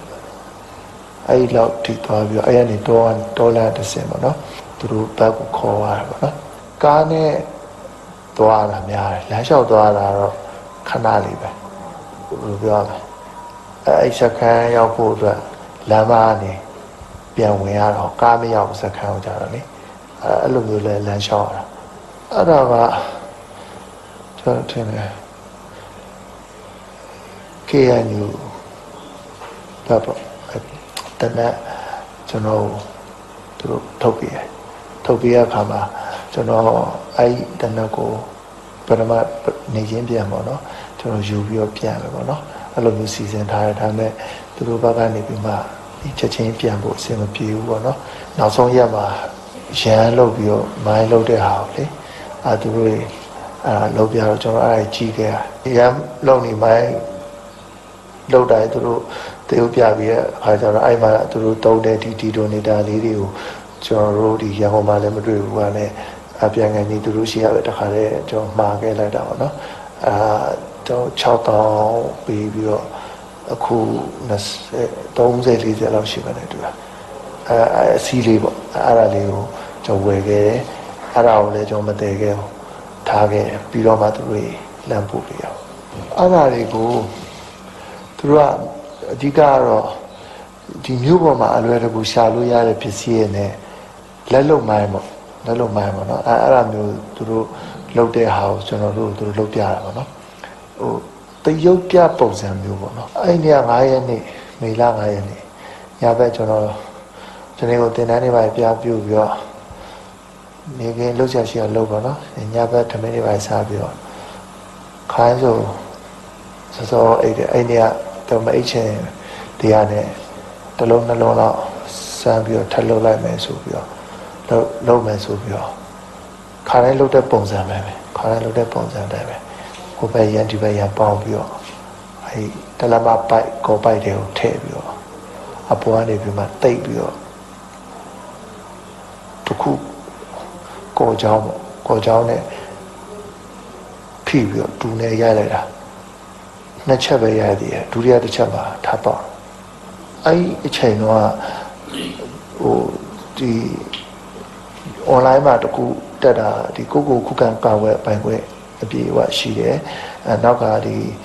ပြည်သူ့ကာဝယ်အချုပ်ရေးဖွဲ့စည်းပေါ်လာတယ်ပေါ့နော်အပြင်ဒီခြေကောက်ဝီပြတ်တယ်ဆိုပြီးတော့ online မှာစပြီးတော့သတင်းတွေတက်လာပြီးတဲ့နောက်ပိုင်းမှာကျွန်တော်တို့တွေလည်းဒါ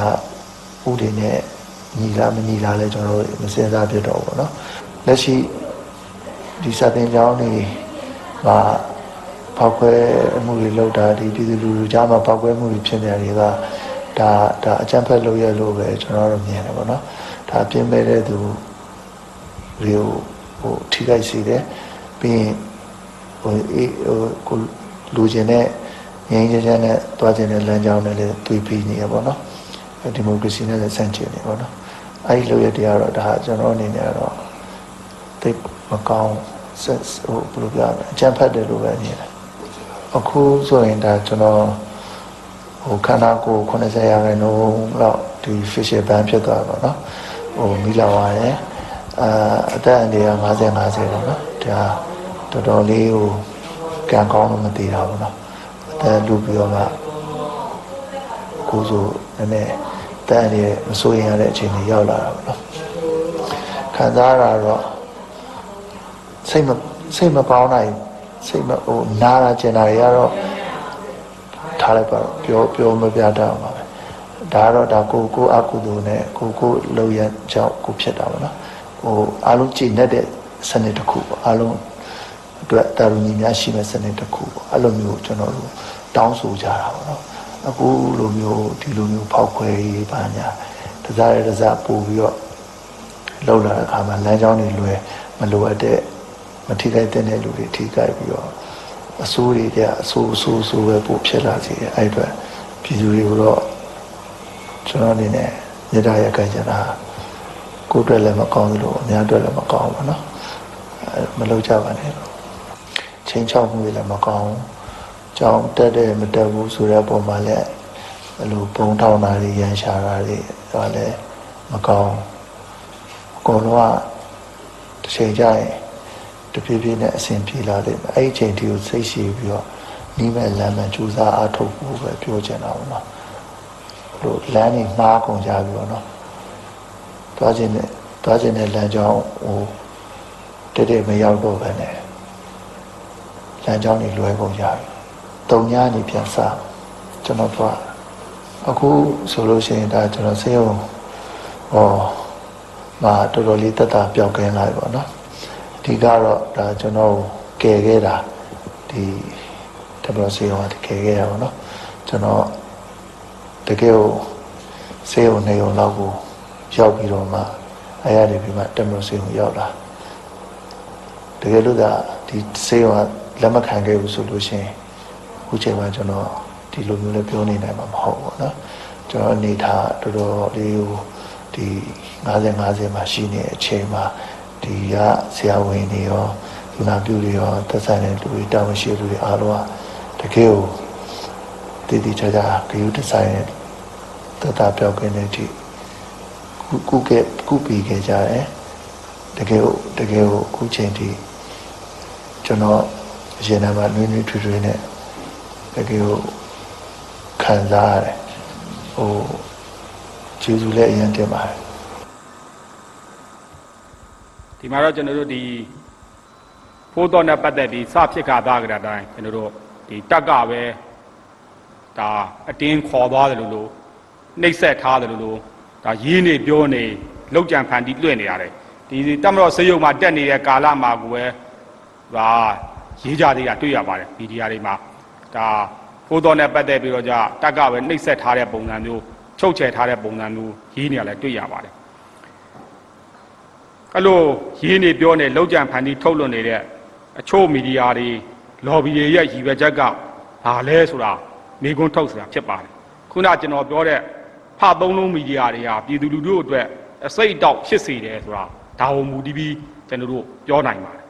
နောက်တစ်ခုကတော့နောက်ဆုံးပြသမဲ့ဗီဒီယိုဖိုင်ကကျွန်တော်တို့ဒီရန်ကုန်မြို့တွင်းမှာလက်လုံမိုင်းတွေဖြန့်ချီတဲပို့ပေးနေတာမှာအဓိကဆောင်ရွက်နေတဲ့အောင်ဟင်းရဲ့ပြောဆိုချက်ဖြစ်ပါတယ်သူကတော့ရန်ကုန်မြို့တွင်းမှာကိုပဲလက်လုံမိုင်းတွေကိုသူဒါဖောက်ခွဲမဲ့လူတွေစီကိုတဲပို့ပေးနေတယ်သူကိုယ်တိုင်လည်းဖောက်ခွဲခဲ့တဲ့သူတယောက်ဖြစ်ပါတယ်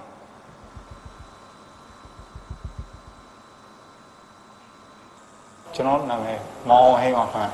ကျွန်တော်မောက်ပုံနဲ့နံပါတ်12မြင်းဆောင်တာကနာ9 14318ကျွန်တော်ရန်ကုန်Airport International လေဆိပ်မှာတက်စီရင်မောင်းပါတယ်ခင်ဗျ။ခုကျွန်တော်အမျိုးသမီးကွန်းရအောင်ပါတယ်ခင်ဗျ။ကျွန်တော်နေတာတမန်မျိုးတဲ့တရက်ကွက်ဘရောက်ရှိဝါလန်အိမ်နံပါတ်33ပါခင်ဗျ။မတ်လ29ရက်နေ့ကျွန်တော်ဗဟိုလန်တပိတ်စစ်ကြောင်းမှာတမိုင်းမျိုးတဲ့ဘူတာအလွန်နားမှာရှိတဲ့ဆန္ဒပြပွဲမှာရှိတဲ့တပိတ်စစ်ကြောင်းရဲ့တဲအိတ်တွေကိုတဲကားနဲ့လာချတဲ့အချိန်မှာကျွန်တော်တဲအိတ်တွေဝင်ထမ်းခဲ့ပါတယ်။တမိုင်းမျိုးတဲ့2ရက်ကွက်ကုတန်းထုံးမြင့်အိမ်နေမှာရှိတဲ့အစည်းအဝေးတရားပြုလုပ်တဲ့အချိန်မှာမတ်တဲဦးစီးကောင်းဆောင်ပြီးတော့ကိုတန်းထွန်းမြင့်ကျွန်တော်ကိုဝနကိုမြင့်ဇွဲရနိုင်တို့နဲ့ပြုလုပ်တဲ့အချိန်မှာမတ်တဲဦးစီးကောင်းဆောင်ပြီးတော့ကိုတန်းထွန်းမြင့်ကျွန်တော်ကိုဝနကိုမြင့်ဇွဲရနိုင်တို့နဲ့အတူတူကအဲ့ဒီမှာရှိတဲ့လူငယ်တွေနဲ့ကျွန်တော်တို့အစည်းအဝေးတရားပြုလုပ်ခဲ့ပါတယ်အဲ့ဒီအချိန်မှာမတ်တဲကအစည်းအဝေးပြုလုပ်နေတဲ့အတွင်းမှာကျွန်တော်တို့ဖောက်ခွဲဖျက်ဆီးရေးတွေနဲ့သူထောက်ပံ့ရေးပေးရမယ်ကျွန်တော်တို့ကူညီဆောင်ရှောက်နိုင်တာရှိပါတယ်ဆိုပြီးတော့ကျွန်တော်တို့အဲ့ဒီမှာကျွန်တော်တို့ရောက်ကွက်အုပ်ချုပ်ရေးမှုတပ်ဖြတ်ဖို့အစီအစဉ်တွေရောက်ကွက်အုပ်ချုပ်ရေးမှုယုံတွေရာဂယုံတွေမီးရှို့ဖျက်ဆီးဖို့တွေကိုကျွန်တော်တို့စတင်ပြီးတော့ပြောကြားခဲ့ပါတယ်ကိုတန်းထုံးမြင့်အိမ်အစည်းအဝေးပြီးတဲ့နောက်ရက်တွေမှာမတ်တဲအိမ်မှာနောက်ထပ်တစ်ကြိမ် အင်ဂျင်နီယာတပိတ်စစ်ကြောင်းကရှိတဲ့သူတို့မတဲတဲ့တငယ်ချင်းတွေနဲ့ဖောက်ခွဲဖြစ်စီပြုလုပ်မဲ့ဥစားသူတို့လူငယ်တစုကျွန်တော်တို့အစည်းအဝေးတစ်ချိန်ထပ်မံပြုလုပ်ပါတယ်ကိုစင်ကြီးပါပါတယ်ကိုသားငယ်ပါပါတယ်မတဲတဲ့ပါပါတယ်ကိုကျော်စင်ပါတယ်ကိုကြောပါတယ်ကျွန်တော်အမီမတိအမျိုးသမီးတူနဲ့အမျိုးသားသုံးဦးတို့လည်းပါပါတယ်သူတို့အဖွဲ့တွေကသူတို့ကအင်ဂျင်နီယာတွေဖြစ်တဲ့အတွက်ကြောင့်ဖောက်ခွဲပစ္စည်းနဲ့ပတ်သက်တဲ့ဥစ္စာတွေသူတို့တီထွင်ထုတ်လုပ်နိုင်တယ်ဆိုပြီးတော့ကျွန်တော်တို့သူတို့ KI တန်းတန်းကျောင်းကိုလည်းတနက်မပြတ်တတ်တဲ့သူငယ်တွေကိုရောတနက်ပြတ်တင်ကြပေးဖို့သူတို့ပို့ပေးမယ်သူတို့ဈေးတွေနဲ့ပဲအကုန်ကြခံပို့ပေးမယ်လို့ပြောပါတယ်နောက်ပြီးတော့ကျွန်တော်တို့လည်းအဲ့ဒီကနေသွားလာတာဈေးတွေစားတောက်မှုဈေးတွေအားလုံးအကုန်ကြခံပြီးတော့မိသားစုကိုထောက်ပံ့ပေးပါမယ်လို့ပြောပါတယ်ထောက်ပံ့ပေးမှုတွေလုပ်ပြီးတာနဲ့ကျွန်တော်တို့ကိုသားငယ်လက်အောင်မှာပဲကျွန်တော်တို့တွဲပြီးတော့ဖောက်ခွဲပြက်စီအတူတူကသူ့တပည့်အနေနဲ့လိုက်ပြီးပူးတွဲလှုပ်ဆောင်ပေးဖို့မတဲတဲကနေစီစဉ်ညွှန်ကြားပါတယ်မတဲတဲကျွန်တော်ဧပြီလ17ရက်ပတ်အတွင်းမှာကျွန်တော်လက်လုပ်ပုံအလုံး20ခန်းဆာလာအိမ်နဲ့သူ့အိမ်မှာလာယူဖို့ကျွန်တော်ပြောပါတယ်သူတို့အင်ဂျင်နီယာတပိတ်စစ်ကြောင်းကနေပြီးတော့ဒီလက်လုပ်ပုံတွေစမ်းသပ်တီထွင်ထုတ်လုပ်ပြီးပါပြီဆိုပြီးတော့ဒီပစ္စည်းတွေကိုကျွန်တော်အိမ်မှာခက်တရာကြီးတင်စီဘူးနဲ့တရက်နှစ်ရက်အတွင်းမှာဒီပစ္စည်းတွေကိုသူဖုန်းဆက်ပေးတဲ့နေရာတွေကိုတွားရောက်ဖြန့်ချိပေးဖို့ကျွန်တော်ပြောပါတယ်ကျွန်တော်ပထမဦးဆုံးတင်စီပြီးတော့နောက်တစ်နေ့မှာပဲဖုန်းမနက်ပိုင်းမှာဆက်ပါတယ်တမိုင်းမျိုးတဲ့ဘူရာရှိစမ်းတဲ့လက်ဖေးဆိုင်ရှိမှာအမီမတိအမျိုးသားတယောက်ဝဝနဲ့မွတ်စလင်ကလားပုံစံမုံစိတ်ငွေရှိတဲ့အကူတယောက်ကိုကျွန်တော်လက်လုပ်ပုံ၄ခုပေးခဲ့ရပါတယ်နောက်ပြီးတော့အဲ့ဒီအောက်ကိုလမ်းခွဲကြမှတ်တိုင်အနီးမှာရှိတဲ့အမီမတိဆိုင်ကယ်ကယ်ရီသမားတယောက်ကိုလက်လုပ်ပုံ၅လုံးကိုအဲ့ဒီနေ့ညနေဆောင်မှာပဲထပ်ပြီးသွားပေးရပါတယ်ကြံရှိတဲ့လက်လုပ်ပုံတွေကိုတော့ကျွန်တော်တို့အိမ်သားမှာရှိတဲ့ကိုတန်းထွန်းမြင့်အိမ်မှာရှိတဲ့တေးဝတ်တနေရာဖြစ်တဲ့အခေါင်မူဓာတ်ပေါ်မှာသွားတင်စီကိုတန်းထွန်းမြင့်အိမ်ကိုပို့ခိုင်းခဲ့ပါတယ်ဧပြီလ17ရက်ပတ်အတွင်းမှာပဲမတဲတဲကဒုတိယတစ်ကြိမ်ကျွန်တော်ကိုလက်လုပ်ပုံတွေထပ်ပြီးတော့ထပ်မံပေးအပ်ခဲ့ပါတယ်ဒုတိယတစ်ကြိမ်ပေးအပ်တဲ့အလုံး20ခန်းကိုမြောက်ကလာမျိုးနယ်မှာရှိတဲ့ကိုမြင့်တို့အဖွဲ့ကိုပြန်လဲပေးအပ်ခဲ့ဖို့ကျွန်တော်သူကညွှန်ကြားပါတယ်သူတို့အနေနဲ့ကျွန်တော်တို့အနီးနားယထာတန်လန်းနာမှာရှိတဲ့မြို့သစ်ပူရာနာဝင်းကျင်ကိုပဲလာယူမယ်ဆိုပြီးတော့ကျွန်တော်ပို့ခိုင်းပါတယ်ကျွန်တော်အိမ်ကနေမှမြို့သစ်ပူရာကို2လမ်းမြောက်လမ်းလျှောက်ပြီးတော့ကြွကြွအမဲနဲ့ဆွဲထည့်ပြီးကျွန်တော်ပထမတစ်ကြိမ်ဒုတိယတစ်ကြိမ်2ကြိမ်ဇက်တိုက်တွားရောက်ပြီးပေးအပ်ခဲ့ရပါတယ်ကိုတန်းတော်မြင့်အိမ်မှာကြံခဲ့တဲ့လက်လုပ်ဘုံတွေနဲ့တကွမတဲတဲထပ်မံပေးအပ်တဲ့လက်လုပ်ဘုံများကိုကိုဆိုင်ကိုကျွန်တော်ပေးအပ်ခဲ့ရပါတယ်ကျွန်တော်ကိုဆိုင်ရဲ့နာမည်အပြည့်စုံတော့ကျွန်တော်မသိပါဘူးသူကိုဆိုင်ဆိုတာ2ယောက်ကမှနေတယ်ဆိုတာတော့သိပါတယ်ဧပြီလ17ရက်ပတ်အတွင်းမှာပဲကျွန်တော်တောက်လျှောက်မတဲတဲကလက်လုပ်ဘုံတွေဖြန့်ချိခိုင်းခဲ့ပါတယ်မတဲတဲစီစဉ်ညွှန်ကြားမှုရကျွန်တော်တို့ဖောက်ခွဲဖြစ်စီအဖြစ်ပထမဦးဆုံးအကြိမ်ဖြစ်ကျွန်တော်နဲ့တကွကိုသားငယ်နဲ့ဦးစီးပြီးတော့ကျွန်တော်တို့ဖောက်ခွဲဖြစ်စီကိုတွားရောက်ပြီးတော့ဖောက်ခွဲတဲ့အချိန်မှာအလကလေးမယန်းကုန်းကျောင်းကိုကျွန်တော်တို့စတင်ပြီးတော့လုံခြုံရေးတွေရှိတဲ့တော့တွားရောက်ဖောက်ခွဲခိုင်းပါတယ်လက်လုပ်ဘုံ3လုံးပေးလိုက်တဲ့အချိန်မှာကိုဆိုင်ဆိုသူကမြူတီဆိုစိုက်ကယ်ကယ်ရီသမားတယောက်နဲ့တလုံးပြစ်ခတ်ပြီးတော့ကျွန်တော်နဲ့ကုသားငယ်ကလမ်းကြောင်းကြည့်ပြီးတော့လူရှင်းမရှင်းကြည့်ပေးရပါတယ်ကင်းထောက်ကြည့်ပေးရပါတယ်အင်းစိန်နဲ့တော်စင်ဆိုတဲ့တငယ်ချင်းကသူတို့ကလက်ပစ်ဘုံလက်လုပ်ဘုံ2ခုကိုတွဲပြီးတော့တိတ်နဲ့ပတ်ပြီးတော့နှလုံးမူဖောက်ခဲ့တဲ့နေရာမှာ3လုံးလုံးကပေါက်ကွဲမှုဖြစ်တဲ့အတွက်ကြောင့်ကျွန်တော်တို့မတဲတဲကအိမ်ပြန်ရောက်တဲ့အချိန်မှာကျွန်တော်တို့ဒီဥစ္စာအနေနဲ့အောင်မြင်မှုအနေနဲ့ဂုဏ်ပြုပါတယ်ဆိုပြီးတော့ငွေကျပ်3000ပေးပါတယ်ခင်ဗျာကျွန်တော်နဲ့ချမ်းမြေနဲ့2ယောက်ကကျွန်တော်တို့တငယ်ချင်း2ယောက်ကမတဲတဲစီစဉ်ညွှန်ကြားမှုရအင်းစိန်မြို့နယ်အတွင်းပေါက်ကွဲမှုတစ်ခုကိုတွားရောက်ဖန်တီးပါဆိုပြီးတော့ကျွန်တော်တို့စီစဉ်ညွှန်ကြားတဲ့နေရာမှာလမ်းရှင်းတဲ့အင်းစိန်ဂျုံကုန်းနာကရှိတဲ့စက်မှုကျောင်းလမ်းတောက်ခြံစည်းရိုးနာမှာကျွန်တော်တို့သူပေးရထားတဲ့လက်လုပ်ဘုံတွေကိုတွားရောက်ပြီးတော့တလုံးခွဲခဲ့ပါတယ်မတဲတဲ့စင်စင်ညာမှုရအင်းစိန်မျိုးနယ်အတွင်းမှာရှိတဲ့ကွယ်ကဘောဆေးရုံအရှိကညနာယုံကိုကျွန်တော်တို့ဖောက်ခွဲပြည့်စည်မှုပြုလုပ်ဖို့စီကိုင်းချက်ရကျွန်တော်နဲ့ဇွဲရနိုင်တဲ့အတူတူကတွားရောက်ပြီးတော့ဖောက်ခွဲပြည့်စည်လုပ်ဖို့အတွက်လက်လုပ်ဘုံနှလုံးယူဆောင်ပြီးတော့တွားခဲ့ပါတယ်ကျွန်တော်တို့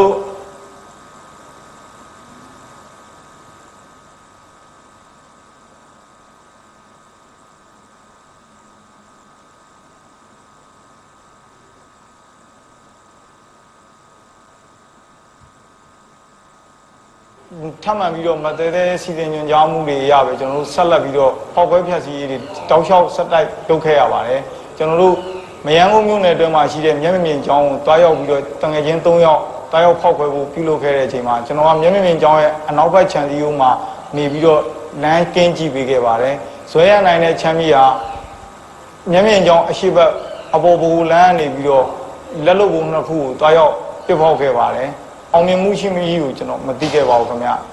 မတဲတဲကနေမှကျွန်တော်တို့အားတက်ဖွယ်ဆိုပြီးတော့ခေါ်ယူပြီးတွေ့ဆုံပြီးတော့ကုသားငယ်တဲ့သူကသူတို့ကိုထောက်ပံ့ပေးရတဲ့ reality လက်ပြပုံမင်းကုတ်တီးနဲ့တူတဲ့အစစ်နှလုံးကိုကျွန်တော်တို့ထုတ်ပြပါတယ်ထုတ်ပြပြီးဒါမျိုးတွေတောင်သူတို့ထောက်ပံ့နိုင်တဲ့လူတွေအဖွဲ့အစည်းတွေသူတို့နောက်ဘက်မှာအများစွာရှိနေပါတယ်ငွေကြီးတွေလည်းထောက်ပံ့နိုင်ပြီးအများကြီးရှိနေပါတယ်ဆိုပြီးတော့ကျွန်တော်နဲ့ကုသားငယ်နဲ့ကိုအင်းစိန်မြို့နယ်မှာရှိတဲ့ဒန်ကိုဓာတ်စီတိုင်းအနောက်မှာရှိတဲ့စိုက်ကယ်နဲ့လာတဲ့ကိုစီတူးထံကိုကျွန်တော်နဲ့ကုသားငယ်နဲ့လက်လုပ်ပုံလက်ပြပုံအစစ်တစ်လုံးတောက်ရောက်ပေးရခဲ့ရပါတယ်ဒုတိယတစ်လုံးတော့အင်းစိန်မြို့နယ်ငစိန်လန်းထိပ်မှာရှိတဲ့စိုက်ကယ်ကယ်ရီဆရာလားပါလာမသိတဲ့အမည်မသိကုသားငယ်တငယ်ချင်းတယောက်ကိုတောက်ရောက်ပြီးတော့လက်ပြပုံအစစ်တစ်လုံးပေးခဲ့ရပါတယ်ခင်ဗျကျွန်တော်ဖုန်းရောင်းမှနေစဉ်ကာလအတွင်းမှာ Zoom meeting 3ကြိမ်ကျွန်တော်ပူပေါင်းပါဝင်ပြောကြားခဲ့ရပူပါတယ်ပထမတစ်ကြိမ် Zoom meeting မှာတော့ကျွန်တော်မောင်ဟင်းရယ်မလွန်ညွန့်ရယ်ကိုဝေရယ်ကိုဆိုင်ရယ်ကိုစီသူရယ်ကျွန်တော်တို့တငယ်ချင်း9ယောက်ကဖုန်းရောင်းမှအတူတူက Zoom meeting ကိုဝင်ရောက်ပြီးတော့ဆွေးနွေးတိုင်ပင်ခဲ့ပါတယ်ဆွေးနွေးတိုင်ပင်ပြောခဲ့တဲ့သူကတော့နိုင်ငံသားမှအမည်မသိအမျိုးသမီးတူဦးဖြစ်ပါတယ်သူဘယ်နိုင်ငံမှာနေတယ်ဘယ်သူဆိုတာတော့ကျွန်တော်တို့မသိရပါဘူးသူကကျွန်တော်တို့အတန်နဲ့ပဲပြောပါတယ်ကျွန်တော်တို့ကိုထောက်ပံ့မှုတွေပေးမယ်ကုညီဆောင်ရွက်မှုတွေပေးမယ်ငွေကြေးတွေပေးမယ်သူကိုယ်တိုင်လည်း CRPH ရနေပြီးတော့ရရှိတဲ့ငွေကြေးတွေနဲ့သူတို့မှာရှိတဲ့ငွေကြေးတွေကိုစုပေါင်းပြီးတော့ဒီမှာရှိတဲ့ CN တွေကိုထောက်ပံ့တယ်ကျွန်တော်တို့လိုဖောက်ခွဲဖြည့်စည်းလုပ်ဖို့လူတွေကိုလည်းကုညီဆောင်ရွက်မှုတွေပြုလုပ်ပေးပါမယ်ဆိုပြီးပထမတစ်ကြိမ် Zoom meeting စည်းဝေးမှာပြောပါတယ်နောက်တစ်ရက်ဒုတိယတစ်ကြိမ် Zoom meeting စည်းဝေးမှာတော့ကျွန်တော်နဲ့မတ်လွန်ညွန့်နဲ့ကိုဝေရန်ရဲ့ကိုစီသူရဲ့၄ဦးသာပါတဲ့ Zoom meeting ဒုတိယတစ်ကြိမ်ကိုထပ်မံပြီးတော့ကျွန်တော်တို့ဖုန်းရောင်းမှာည7:00 နာရီခန့်မှာပြုလုပ်ပြီးတော့ပြောကြားခဲ့ပါတယ်ပြောကြားတဲ့အချိန်မှာဒုတိယကြိမ်ပြောကြားတဲ့ Zoom meeting မှာတော့လူဟိုဘက်ကနေပြီးတော့ပါလာတဲ့အတန်တွေများလာပါတယ်နိုင်ငံခြားအမည်မသိပထမရက်မှာပြောကြားတဲ့အမျိုးသမီးတူဦးနဲ့တော့က KNU မှာဘုံမူကြီးအဆင့်ရှိတယ်ဆိုတော့ဦးစောရဲတို့လို့ပြောတဲ့နာမည်နဲ့လူတစ်ယောက်ပါလာပါတယ် CRPH မှာလည်းလူကြီးတယောက်ပါလာပါတယ်ဆိုပြီးတော့ကျွန်တော်တို့ပြောပါတယ်သူတို့တွေကိုတော့ကျွန်တော်တို့မမြင်ရပါဘူးအတန်နဲ့ပဲကျွန်တော်တို့သူတို့ကင်မရာကိုပိတ်ထားပြီးတော့ကျွန်တော်တို့ပြောပါတယ်သူတို့တွေကတမျိုးနယ်ကိုတနက်၄လက်ပဲသူတို့ချပေးနိုင်သေးပါတယ်လို့ပြောပါတယ်ကျွန်တော်မလွန်ညွန့်ကိုဝနာဝေယံနဲ့စီသူတို့ပါဝင်တဲ့ဇူးပင်တင်တတိယတစ်ကြိမ်နောက်ဆုံးထိုင်ခဲ့ပါတယ်ကျွန်တော်အဖမ်းဆီးမခံရခင်နောက်ဆုံးအကြိမ်ဇူးမီတင်အစည်းအဝေးပါဇူးမီတင်အစည်းအဝေး18ရက်နေ့9လပိုင်းညပါခင်ဗျအဲ့ဒီညမှာတော့ကိုဝနာနဲ့ကျွန်တော်တို့ပထမရက်မှာရရှိမဲ့လက်နက်အင်အားအကြောင်းတွေနဲ့တင်နန်းကျောင်းသာတက်ရောက်ခဲ့ဖို့အကြောင်းတွေကိုကြံရှိတဲ့မြို့နယ်တွေကိုလက်ဆင့်ကမ်းမျှဝေဖြန့်ချီဖို့ပြောကြားရင်းနဲ့ကိုဝနာအင်းစိန်မြို့နယ်ကသူကျွန်တော်ခေါ်ပြီးတော့ကျွန်တော်ဇူးမီတင်လုပ်ဖို့အစည်းအဝေးအကြောင်းတွေကိုကျွန်တော်ပြန်ပြီးပြောရင်းနဲ့သူ့ကိုဒီမှာနိုင်ငံခြားအထောက်ပံ့ကူညီတွေရနေပြီအဆက်အသွယ်ကောင်းတွေရနေပြီလို့ကျွန်တော်ခေါ်ပြီးတော့ကျွန်တော်ဇူးမီတင်စီဝေးကိုဝင်ရောက်ပါဝင်ပူးပေါင်းဖို့ကျွန်တော်ပြောခဲ့ပါတယ်ကျွန်တော်နဲ့အတူတူကနောက်ဆုံးဇူးမီတင်မှာပြောခဲ့တဲ့စကားတရက်ကတော့အရေးကြီးစကားတရက်ကြံခဲ့ပါတယ်အဲဥစ္စာကနိုင်ငံခြားမှာအမည်ဒီအမကသူကကျွန်တော်တို့အဖွဲ့တစ်ဖွဲ့အနေနဲ့နာမည်ပေးရမယ်လို့ပြောပါတယ်အဲအဖွဲ့ကိုသူ့အနေနဲ့နာမည်ကို 0PDS လို့သူကစတင်ပေးပါတယ်ကျွန်တော်တို့ကဒီနာမည်ကို0ဆိုတဲ့အခဲအောင်မကြိုက်တော့တဲ့ကျွန်တော်နဲ့တငယ်ချင်းတွေက HYZ PDF လို့ပေးပါဆိုပြီးကျွန်တော်တို့နာမည်အသစ်တစ်ခုပေးခဲ့ပါတယ်အဲ့နာမည်အသစ်တစ်ခုရဲ့လုပ်ရမယ့်လုပ်ငန်းတာဝန်တွေကိုသူကနေပြီးတော့နိုင်ငံခြားနေပြီးတော့စီစဉ်ညွှန်ကြားတဲ့အခါမှာရောက်ကအုပ်ချုပ်ရေးမှုရုံးများတရားရုံးများရဲစခန်းများနဲ့ဒလန်များရှင်းလင်းရေးဆိုပြီးတော့ကျွန်တော်တို့သူကနေမှလက်နက်တွေဝယ်ပေးမယ်ဆိုပြီးတော့အရေးပေါ်အခြေအနေအတွက်သူပစ္စတို3လကနေ5လအတွင်းရအောင်သူဝယ်ပြီးတော့ရန်ကုန်မြို့ကိုပို့ပေးပါမယ်လို့ပြောပါတယ်ရန်ကုန်မြို့ကိုရောက်ရှိဖို့အတွက် KNU အဖွဲ့အစည်းတစ်ဖွဲ့နဲ့သူရပြီးတော့ချိတ်ဆက်ပြီးတော့သူပို့ပေးမယ်လို့ပြောပါတယ်အဲ့ဒီရလာတဲ့လက်နက်တွေနဲ့တကွာကျွန်တော်တို့ဒလန်ရှင်းရေးဆိုပြီးတော့ပြောပါတယ်ရောက်ကအုပ်ချုပ်ရေးမှုတွေကိုတတ်ဖို့ရောက်ကအုပ်ချုပ်ရေးမှုနေအိမ်တွေမြို့နယ်အထွေထွေအုပ်ချုပ်ရေးဦးစီးရုံးတွေမြို့ရောက်ကွက်ရာကရုံးတွေကိုဖောက်ခွဲပျက်စီးဖို့တွေကိုအဓိကစီစဉ်ညွှန်ကြားပါတယ်တရားရုံးတွေကိုလည်းပါပါတယ်ခင်ဗျဖောက်ခွဲဖြတ်စည်းဖို့ပြုလုပ်ခိုင်းတဲ့ထဲမှာအဲ့ဒါကိုတော့ကျွန်တော်တို့နိုင်ငံခြားကနေပြီးတော့ Zoom meeting မှာနောက်ဆုံးပြောတဲ့ Zoom meeting မှာပြောတဲ့စကားပါခင်ဗျကျွန်တော်18ရက်နေ့ ညကျွန်တော်တို့ဖုန်းကြောင်းမှာနောက်ဆုံးအချိန် Zoom meeting ထိုင်ပြီးတဲ့အချိန်မှာပဲကျွန်တော်တို့10 ရက်နေ့မနက်ကျွန်တော်မနက်9 နာရီ15ခန်းမှာဖုန်းကြောင်းကနေပြီးတော့စစကီကားလေးနဲ့ကျွန်တော်တို့ထွက်ရောက်ခဲ့ပါတယ်အောင်မင်္ဂလာဝေးပြီးကိုတင်နန်းတွားရောက်တက်ရောက်ဖို့အတွက်ကိုဘီလင်းမြို့မှာရှိတဲ့တင်နန်းတွားရောက်တက်ရောက်ဖို့ကိုတွားခဲ့ပါတယ်လမ်းမှာကျွန်တော်တို့ဘီလင်းမြို့ကနေမှရွှေထွက်တဲ့နေရာရှိတဲ့နေရာကိုစိုက်ကယ်ကယ်ရီနဲ့တွားရပါမယ်လို့ပြောပါတယ်လမ်းမှာစစ်ဆေးမင်းများမှုတွေရှိခဲ့လို့ရှိရင်ရွှေတူးတဲ့ရွာသားတွေလို့ပြောပါဆိုပြီးတော့ကျွန်တော်တို့တင်နန်းကျောင်းကိုတွားရမယ်ဘီလင်းမြို့ပေါ်မှာတွားလို့ရှိရင်တင်နန်းကျောင်းကိုစိုက်ကယ်2 နာရီခွဲခန့်3 နာရီစီးရတယ်လို့ပြောပါတယ်အဲ့ဒီကိုရောက်ရှိလို့ရှိရင်ဟိုမှာတင်နန်းမှာရှိတဲ့ရန်ကုန်မြို့ပေါ်နဲ့အခြားမြို့နယ်တွေမှာရှိတဲ့လူငယ်တွေကစုပေါင်းပြီးတော့သူတို့ဒီမှာလက်နက်ကင်တော်လှန်မှုတော့ကိုကျွန်တော်တို့အင်အားတရက်စုစည်းမိနေပြီလို့ပြောပါတယ်အဲ့ဒီကနေမှကျွန်တော်တို့တိန်တန်းကျော်ကားနဲ့ဘီလင်းမြို့ကိုစတင်ထွက်ခွာခဲ့ပါတယ်နနက်10 နာရီကားပါကျွန်တော်လည်းအတူလုပ်ခဲ့တဲ့လူတွေကိုကျွန်တော်တခုပြောချင်ပါတယ်ကျွန်တော်တို့လုံးလုံးတောင်ခံအဲ့ဒီလူကသူမှမရှိဘူးဘာလို့လဲဆိုတော့ကျွန်တော်တို့ကိုယ်တိုင်ပဲပြင်းမှုတွေကျူးလွန်နေကျွန်တော်ပြတ်တဲ့ပေးစားရတယ်မိသားစုနဲ့ကွဲတယ်မိဘဆွေမျိုးသားချင်းနဲ့ကွဲတယ်တကယ်တော့ကျွန်တော်တို့လုံစားနိုင်ငံရဲ့အမြတ်ထုတ်တဲ့လူတွေအများဆုံးပဲသူတို့ကငွေကြေးအများကြီးချမ်းသာသွားတာကျွန်တော်တို့ဘာမှမရဘူးအကုန်ပျက်စီးရဲ့မိုင်းတော့ကိုင်ကွဲတယ်ပေါ့ရင်တည်တယ်တိုင်းကျွန်တော်တို့လုပ်ခဲ့တယ်ကျွန်တော်တို့တို့ကျန်တဲ့လူတွေမလုပ်စေချင်ဘူးလူသေးတဲ့ရာဝတ္ထုမှလည်းပဲရာဝတ္ထုမှမကောင်းဘူးဒါနဲ့ကျွန်တော်မှားခဲ့တယ်လုပ်ခဲ့တယ်ကျွန်တော်လုပ်ခဲ့တဲ့အချိန်တွေတိုင်းမှာလည်း6 လမှုပဲကျွန်တော်လုပ်ခဲ့တယ်လူသေးအောင်ကျွန်တော်တစ်ခါမှမလုပ်ခဲ့ဘူးသူတို့တွေပဲနိုင်ငံရေးမှာအမြတ်ထုတ်တာကျွန်တော်တို့ပတ်စံပေးလို့ချင်းလည်း6 ပြားလည်းပဲပေးတာသူတို့ဒေါ်လာများတော့သူတို့ရသွားတယ်သူတို့အလူငွေများတော့ရသွားတယ်ပြီးရင်ကျွန်တော်တို့လက်ကြည့်မယ်ဆိုတာအလကားပဲဒါလေးဆက်လို့လည်းဘာမှဖြစ်မှာမဟုတ်တော့ဘူးသူတို့ခိုင်းစားတာခံနေရတဲ့လူရန်သားဖြစ်နေကျွန်တော်တို့ကလုပ်ခဲ့ဦးတဲ့သူတွေရောလွတ်နေတဲ့သူတွေရောမလွတ်သေးတဲ့သူတွေရောမလုပ်တော့တဲ့ဘာမှမလုပ်တော့တာအကုန်လုံးပဲကလေးတက်တဲ့ကြောင်းတွေပါရောဗျာဘုံမပေါ့တဲ့ဟောဗျာကလေးတော့ဘာမှသိတာမဟုတ်ဘူးကျွန်တော်ခလေးတော့မဟုတ်ဘူးကျွန်တော်မှတမီလေးတယောက်ရှိတယ်ကျွန်တော်အရင်ချစ်တယ်ကျွန်တော်တမီအရင်မဟုတ်ဘူးဒါနဲ့ခလေးကြောင်းတက်ပဲနေအောင်တော့ဘုံပေါ့တာမကောင်းဘူးကျွန်တော်အဲ့ဒါမျိုးတော့မကြိုက်ဘူးကလေးကဘာမှသိတာမဟုတ်ကျွန်တော်အဲ့ဒါခလေးလေးကြောင်းဘုံပေါ့လာကျွန်တော်မကြိုက်ဘူးဗျာကျန်တာတွေလည်းမလုပ်တော့နဲ့လုပ်လဲဘာမှဖြစ်မှာမဟုတ်ဘာလူကြီးတွေမှလည်းကျွန်တော်တို့ကူညီတာမဟုတ်ဘာလူကြီးတွေမှလည်းထောက်ပံ့တာမဟုတ်ကျွန်တော်ဖြစ်လာရင်ကျွန်တော်တို့ခံရတာကျွန်တော်တို့ထောက်ကြတယ်သူတို့လာတွေ့တာမဟုတ်သူတို့လည်းကျွန်တော်တို့လာပြီးကူညီဆောင်ရှောက်တာမဟုတ်ဒီမှာအချက်တည်းမျိုးစုံဘဝတွေရတယ်မှာကျွန်တော်တို့ပဲရင်ဆိုင်ရတာတောင်ပုံမြောက်ပုံပုံရတဲ့အခြေအနေတွေသူများအိမ်မှာသွားနေရတဲ့အခြေအနေပုံညောင်းမှာပုံရတဲ့အခြေအနေတွေအများကြီးပဲကျွန်တော်နေပြီးတော့ထမင်းဝအောင်စားဖို့ကျွန်တော်တို့ကကျွန်တော်တို့ဖန်နေရတာနောက်ဆုံးဟိုလူအိမ်ကတောင်းစားဒီလူအိမ်ကတောင်းစားနဲ့သူတို့ supporting လုပ်မယ်ဆိုတာတွေကတခုမှမဟုတ်ဘူးနောက်ဆုံးအဖမ်းလိုက်ရတဲ့အခြေအနေတရားပဲနောက်ဆုံးလက်ဝဲခံစားရတာကျန်တဲ့လူတွေဘာမှမလုပ်ကြပါတော့နဲ့လို့တောင်းပန်ပါတယ်ကျွန်တော်တကယ်တောင်းပန်တာပါရင်တွင်ပြတောင်းပန်တာပါခင်ဗျနောက်ဆုံးရတာဘာမှမကြီးကျွန်တော်တို့ကချင်းပြောရင်ကျွန်နေဖြစ်သွားတယ်နိုင်ငံရဲ့ကျွန်ပဲသူတို့လူကြီးတွေလို့ပြောတဲ့အဖွဲ့အစည်းတွေအကုန်လုံးအချင်းချင်းတော့မှပဲပတ်ပြီးခွေနေတာကျွန်တော်တို့ကနောက်ဆုံးကျတော့ဘာရလဲအဲ့တော့ကျွန်တော်တို့ဒီအောင်ဟိန်းပြောဆိုချက်ဖြစ်ပါတယ်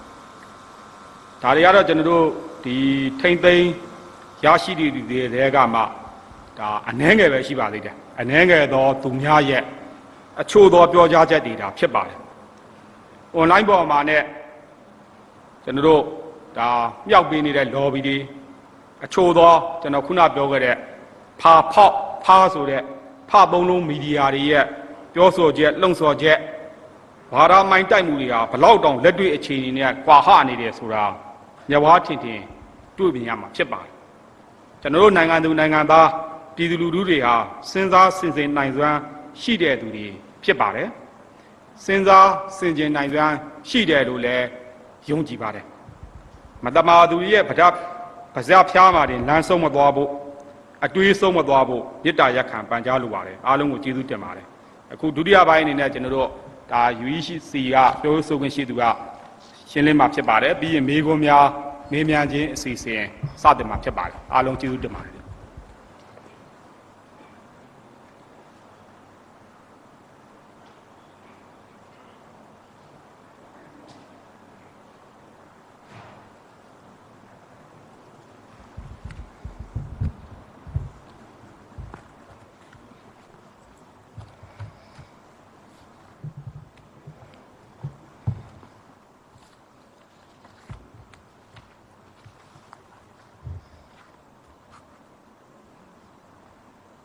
နိုင်ငံတော်စီမံအုပ်ချုပ်ရေးကောင်စီသတင်းထုတ်ပြန်ရေးအဖွဲ့ရဲ့သတင်းစာရှင်းလင်းပွဲအမှတ်စဉ်6/2021တို့တက်ရောက်လာကြတဲ့ဌာနဆိုင်ရာတာဝန်ရှိပုဂ္ဂိုလ်များသတင်းမီဒီယာသမားအများအားလုံးကို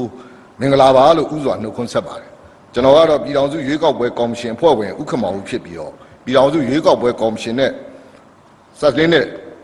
ချက်များကိုရှင်းလင်းတင်ပြသွားမှာဖြစ်ပါတယ်ရှင်းလင်းတင်ပြမယ့်အချက်တွေကတော့မဲဆန္ဒရှင်စည်းရင်းနဲ့မဲလက်မှတ်များစစ်ဆေးထုတ်ပြန်ပြည်စည်းမှုအခြေအနေအကျဉ်းချုပ်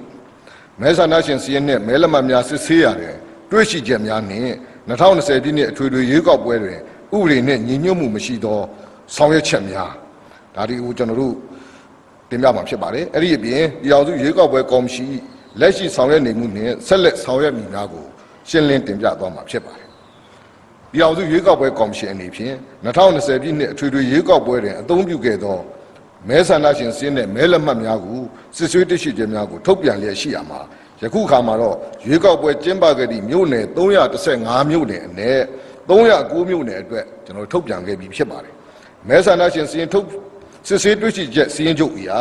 စစ်ဆေးရေးကမရှိဘဲမဲစင်းတွင်ပါဝင်နေသူနဲ့မဲစင်းမှာထပ်နေသူစုစုပေါင်း8,968,685 ဦးရှိကြောင်းတွေ့ရှိရပါတယ်ရာခိုင်နှုန်းအားဖြင့်မဲဆန္ဒရှင်ရဲ့23.35 ရာခိုင်နှုန်းဖြစ်ကြောင်းကျွန်တော်တွေ့ရှိရပါတယ်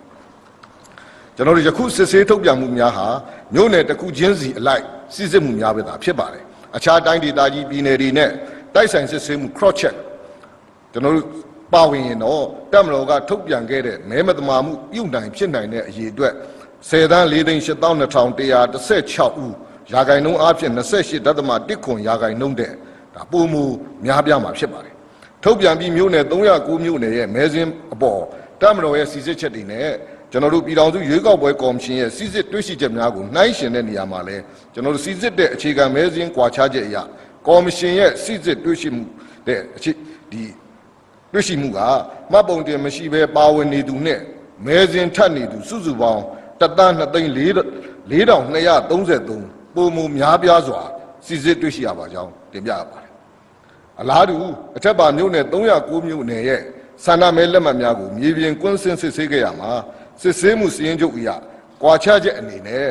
ပျောက်ဆုံး1,402,949အပို4,35,669ဖြစ်ကြောင်းကျွန်တော်တို့စစ်စစ်တွေ့ရှိရပါတယ်တွေ့ရှိရတဲ့၎င်းမဲလက်မှတ်များဟာသက်ဆိုင်ရာလွှတ်တော်ရွေးကောက်ပွဲဥပဒေနည်းဥပဒေများနဲ့ညီညွတ်ခြင်းမရှိဘဲမဲမတမာမှုဖြစ်ပေါ်စေကြောင်းကိုကျွန်တော်တွေ့ရှိရပါတယ်ကျွန်တော်အကျဉ်းချုပ်ကလေးတွေကိုပါဝါပွိုင်းနဲ့လည်းတင်ပြထားပါတယ်ဆက်လက်ပြီးတော့ကျွန်တော်တို့မဲဆန္ဒရှင်စည်းနဲ့မဲလက်မှတ်များစစ်ဆေးရမှာတွေ့ရှိချက်များကိုကျွန်တော်တင်ပြသွားမှာဖြစ်ပါတယ်ပြည်ထောင်စုရွေးကောက်ပွဲကော်မရှင်ကမြို့နယ်ပေါင်း309မြို့နယ်ကိုမြေပြင်ကွင်းဆင်းစစ်ဆေးပြီးနောက်စစ်ဆေးတွေ့ရှိချက်တွေကိုကျွန်တော်တမြို့နယ်ချင်းအလိုက်၎င်းတိုင်းဒေသကြီးပြည်နယ်ချုပ်အနေနဲ့၎င်းကျွန်တော်သတင်းများထုတ်ပြန်ခဲ့ပြီးဖြစ်ပါတယ်အဲ့ဒီထုတ်ပြန်ချက်များရဲ့ဒါကျွန်တော်အချုပ်အားဖြင့်ကျွန်တော်တို့ကောက်နှုတ်တင်ပြသွားမှာဖြစ်ပါတယ်သက်ဆိုင်ရာလွှတ်တော်ရွေးကောက်ပွဲဥပဒေပုံမှန်6ကကြီးအရာရွေးကောက်ပွဲကျင်းပသည့်နေ့မှာအသက်18နှစ်ပြည့်ပြီးဥပဒေပါပြဋ္ဌာန်းချက်များနဲ့မဆန့်ကျင်သောနိုင်ငံသားနိုင်ငံသားပြုခွင့်ရသူများနှင့်သက်ဆိုင်ရာမဲဆန္ဒနယ်၏မဲစင်းတွင်ပါဝင်သူများသာဆန္ဒမဲပေးပိုင်ခွင့်ရှိတော်လဲမဲစင်းစစ်ဆေးချက်များအရာနိုင်ငံသားစစ်ဆေးကမရှိဘဲမဲစင်းတွင်ပါဝင်ခြင်း2ကြိမ်နဲ့3ကြိမ်အထက်ပါဝင်သူများစွာတွေ့ရှိရသဖြင့်မဲစင်းများကောက်ယူရာမှာဥပဒေနဲ့ညီညွတ်ခြင်းမရှိသောမှားယွင်းမှုများကိုကျွန်တော်တို့တွေ့ရှိရပါတယ် မြို့နယ်အသီးသီးရှိမဲယုံများအလိုက်ဆန္ဒမဲလက်မှတ်များညွန်နေပျောက်ဆုံးခြင်းတရားမဝင်အပူရှိနေခြင်းတို့ကိုကျွန်တော်စစ်ဆေးတွေ့ရှိရပြီးမဲယုံများသို့မဲလက်မှတ်များကိုတတ်မှတ်အရေးအတွက်ဖြင့်ထုတ်ပေးခဲ့ခြင်းဖြစ်တဲ့အတွက်အပူတွေ့ရှိမှုများနှင့်မဲလက်မှတ်ပျောက်ဆုံးခြင်းများသည်တရားမဝင်ဆောင်ရွက်မှုများကြောင့်ဖြစ်ကြောင်းစစ်ဆေးပေါ်ပေါက်ခဲ့ပါတယ်2020ပြည့်နှစ်အထွေထွေရွေးကောက်ပွဲတွင် COVID-19 ရောဂါဖြစ်ပွားမှုကိုအကြောင်းပြု၍ကြိုတင်မဲပေးသူ21.38%အထိရှိသဖြင့်ရခိုင်ရွေးကောက်ပွဲများတဲ့လွန်စွာများပြားပြီးတော့ဥပဒေနဲ့မညီသောကြိုတင်ဆန္ဒမဲကောက်ခံမှုများကိုလည်းကျွန်တော်တို့စစ်ဆေးတွေ့ရှိရပါတယ်။ရပ်ကွက်ကျေးရွာအုပ်စုကော်မရှင်အဖွဲ့ခွဲများလက်ဝယ်မှာအသုံးပြုပြီးဆန္ဒမဲလက်မှတ်လက်ခံဖြတ်ပိုင်းများနှင့်လက်ကျန်ဆန္ဒမဲလက်မှတ်များကိုတွေ့ရှိရပြီးကြိုတင်ဆန္ဒမဲကောက်ခံရမှာအသုံးပြုသည့်မဲလက်မှတ်လက်ခံဖြတ်ပိုင်းများနှင့်လက်ကျန်မဲလက်မှတ်များကိုဥပဒေနဲ့အညီအနှံရန်ပြက်ကွက်ခဲ့ကြောင်းကိုလည်းစစ်ဆေးတွေ့ရှိရပါတယ်။သက်ဆိုင်ရာလွှတ်တော်ရွေးကောက်ပွဲနည်းဥပဒေ66ဇာနဲ့အညီမဲယုံမှုကသက်ဆိုင်ရာစည်ရင်းစရာပုံစံနဲ့မဲလက်မှတ်လက်ခံဖြတ်ပိုင်းလက်ကျန်တွေကိုထုတ်ပိုးအနှံခြင်းမပြုဘဲဆန္ဒမဲလက်မှတ်လက်ခံဖြတ်ပိုင်းလက်ကျန်ဆန္ဒမဲလက်မှတ်များကိုရွေးကောက်ပွဲကျင်းပပြီးစီးတဲ့နောက်မှာသာမြို့နယ်ကော်မရှင်အဖွဲ့ခွဲကိုတီးခြားလာရောက်အနှံတာတွေကိုလည်းကျွန်တော်တို့စစ်ဆေးတွေ့ရှိရပါတယ်။အချို့မဲယုံများရဲ့မဲလက်မှတ်လက်ခံဖြတ်ပိုင်းများနဲ့လက်ကျန်မဲလက်မှတ်များပါအထုပ်များပျောက်ဆုံးနေကြောင်းတွေ့ရှိရပြီးမြေပြင်ဖွင့်ပေါက်စစ်ဆေးမှုပြုလုပ်တဲ့အချိန်မှသာသက်ဆိုင်ရာမဲယုံမှုတာဝန်ထမ်းဆောင်ခဲ့သူကလာရောက်အနှံဒီကိုလည်းစစ်ဆေးတွေ့ရှိရပါတယ်။သက်ဆိုင်ရာမြို့နယ်ရွေးကောက်ပွဲကော်မရှင်အဖွဲ့ခွဲကိုတင်ပြခြင်းမရှိဘဲမဲဆန္ဒရှင်စီရင်ပုံစံတစ်စာအုပ်များမှာနောက်တိုးမဲဆန္ဒရှင်များကိုလက်ရေးဖြင့်ဖြည့်သွင်းဆန္ဒမဲပေးခွင့်ပြုထားခြင်းအချို့ရက်ွက်ကျေးရွာအုပ်စုများတွင်မူလမဲဆန္ဒရှင်အမည်ကိုပင်မြင်သာပယ်ဖြစ်ပြီးအခြားမဲဆန္ဒရှင်အမည်နှင့်အချက်လက်များကိုပြင်ဆင်ဖြည့်သွင်းမဲပေးခွင့်ပြုထားခြင်းအသက်16နှစ်မပြည့်သူများကိုမဲစင်းတွင်ထည့်သွင်း၍မဲပေးခွင့်ပြုခြင်းတို့ကိုစစ်စစ်တွေ့ရှိရပါတယ်။ဆန္ဒမဲလက်မှတ်လက်ခံဖြတ်ပိုင်းများမှာဆန္ဒမဲပေးသူရဲ့အမည်မဲယုံအမှတ်မဲစင်းအမှတ်စဉ်မဲယုံအမှတ်ရက်ွက်ကျေးရွာအမည်လက်မှတ်သို့မဟုတ်လက်ဝေတို့ကိုဖြည့်သွင်းရေးသားထားမှုမရှိဘဲမဲပေးသုံးစွဲထားမှုများကိုလည်းစစ်စစ်တွေ့ရှိရပါတယ်။ပုံစံ1မဲဆန္ဒရှင်စီရင်စာအုပ်တွင်သက်ဆိုင်ရာရက်ွက်ကျေးရွာအုပ်စုရွေးကောက်ပွဲကော်မရှင်အဖွဲ့ခွဲဥက္ကဋ္ဌနှင့်အတွင်းမှုတို့ကအတည်ပြုလက်မှတ်ရေးထိုးထားခြင်းမရှိခြင်းရုံးတစိတ်ရိုက်လိုက်ထားမှုမရှိခြင်းမဲဆန္ဒရှင်များလက်မှတ်ရေးထိုးခြင်းမရှိဘဲအမှန်ချင်းအမှတ်သားများရေးမှတ်၍မဲလက်မှတ်များထုတ်ပေးခဲ့ကြောင်းကိုလည်းစစ်စစ်တွေ့ရှိရပါတယ်။နိုင်ငံသားစီစီကမရှိသူများမဲစင်းမှာအစုလိုက်အပြုံလိုက်ပါဝင်ပြီးမဲဆန္ဒရှင်သက်သေခံလက်မှတ်ဗိုဒါစလစ်ဖြင့်သာနိုင်ငံသားစီစီကမပါဘဲမဲပေးမှုကိုလက်ခံဆောင်ရွက်ခဲ့ကြောင်းစစ်စစ်တွေ့ရှိရပါတယ်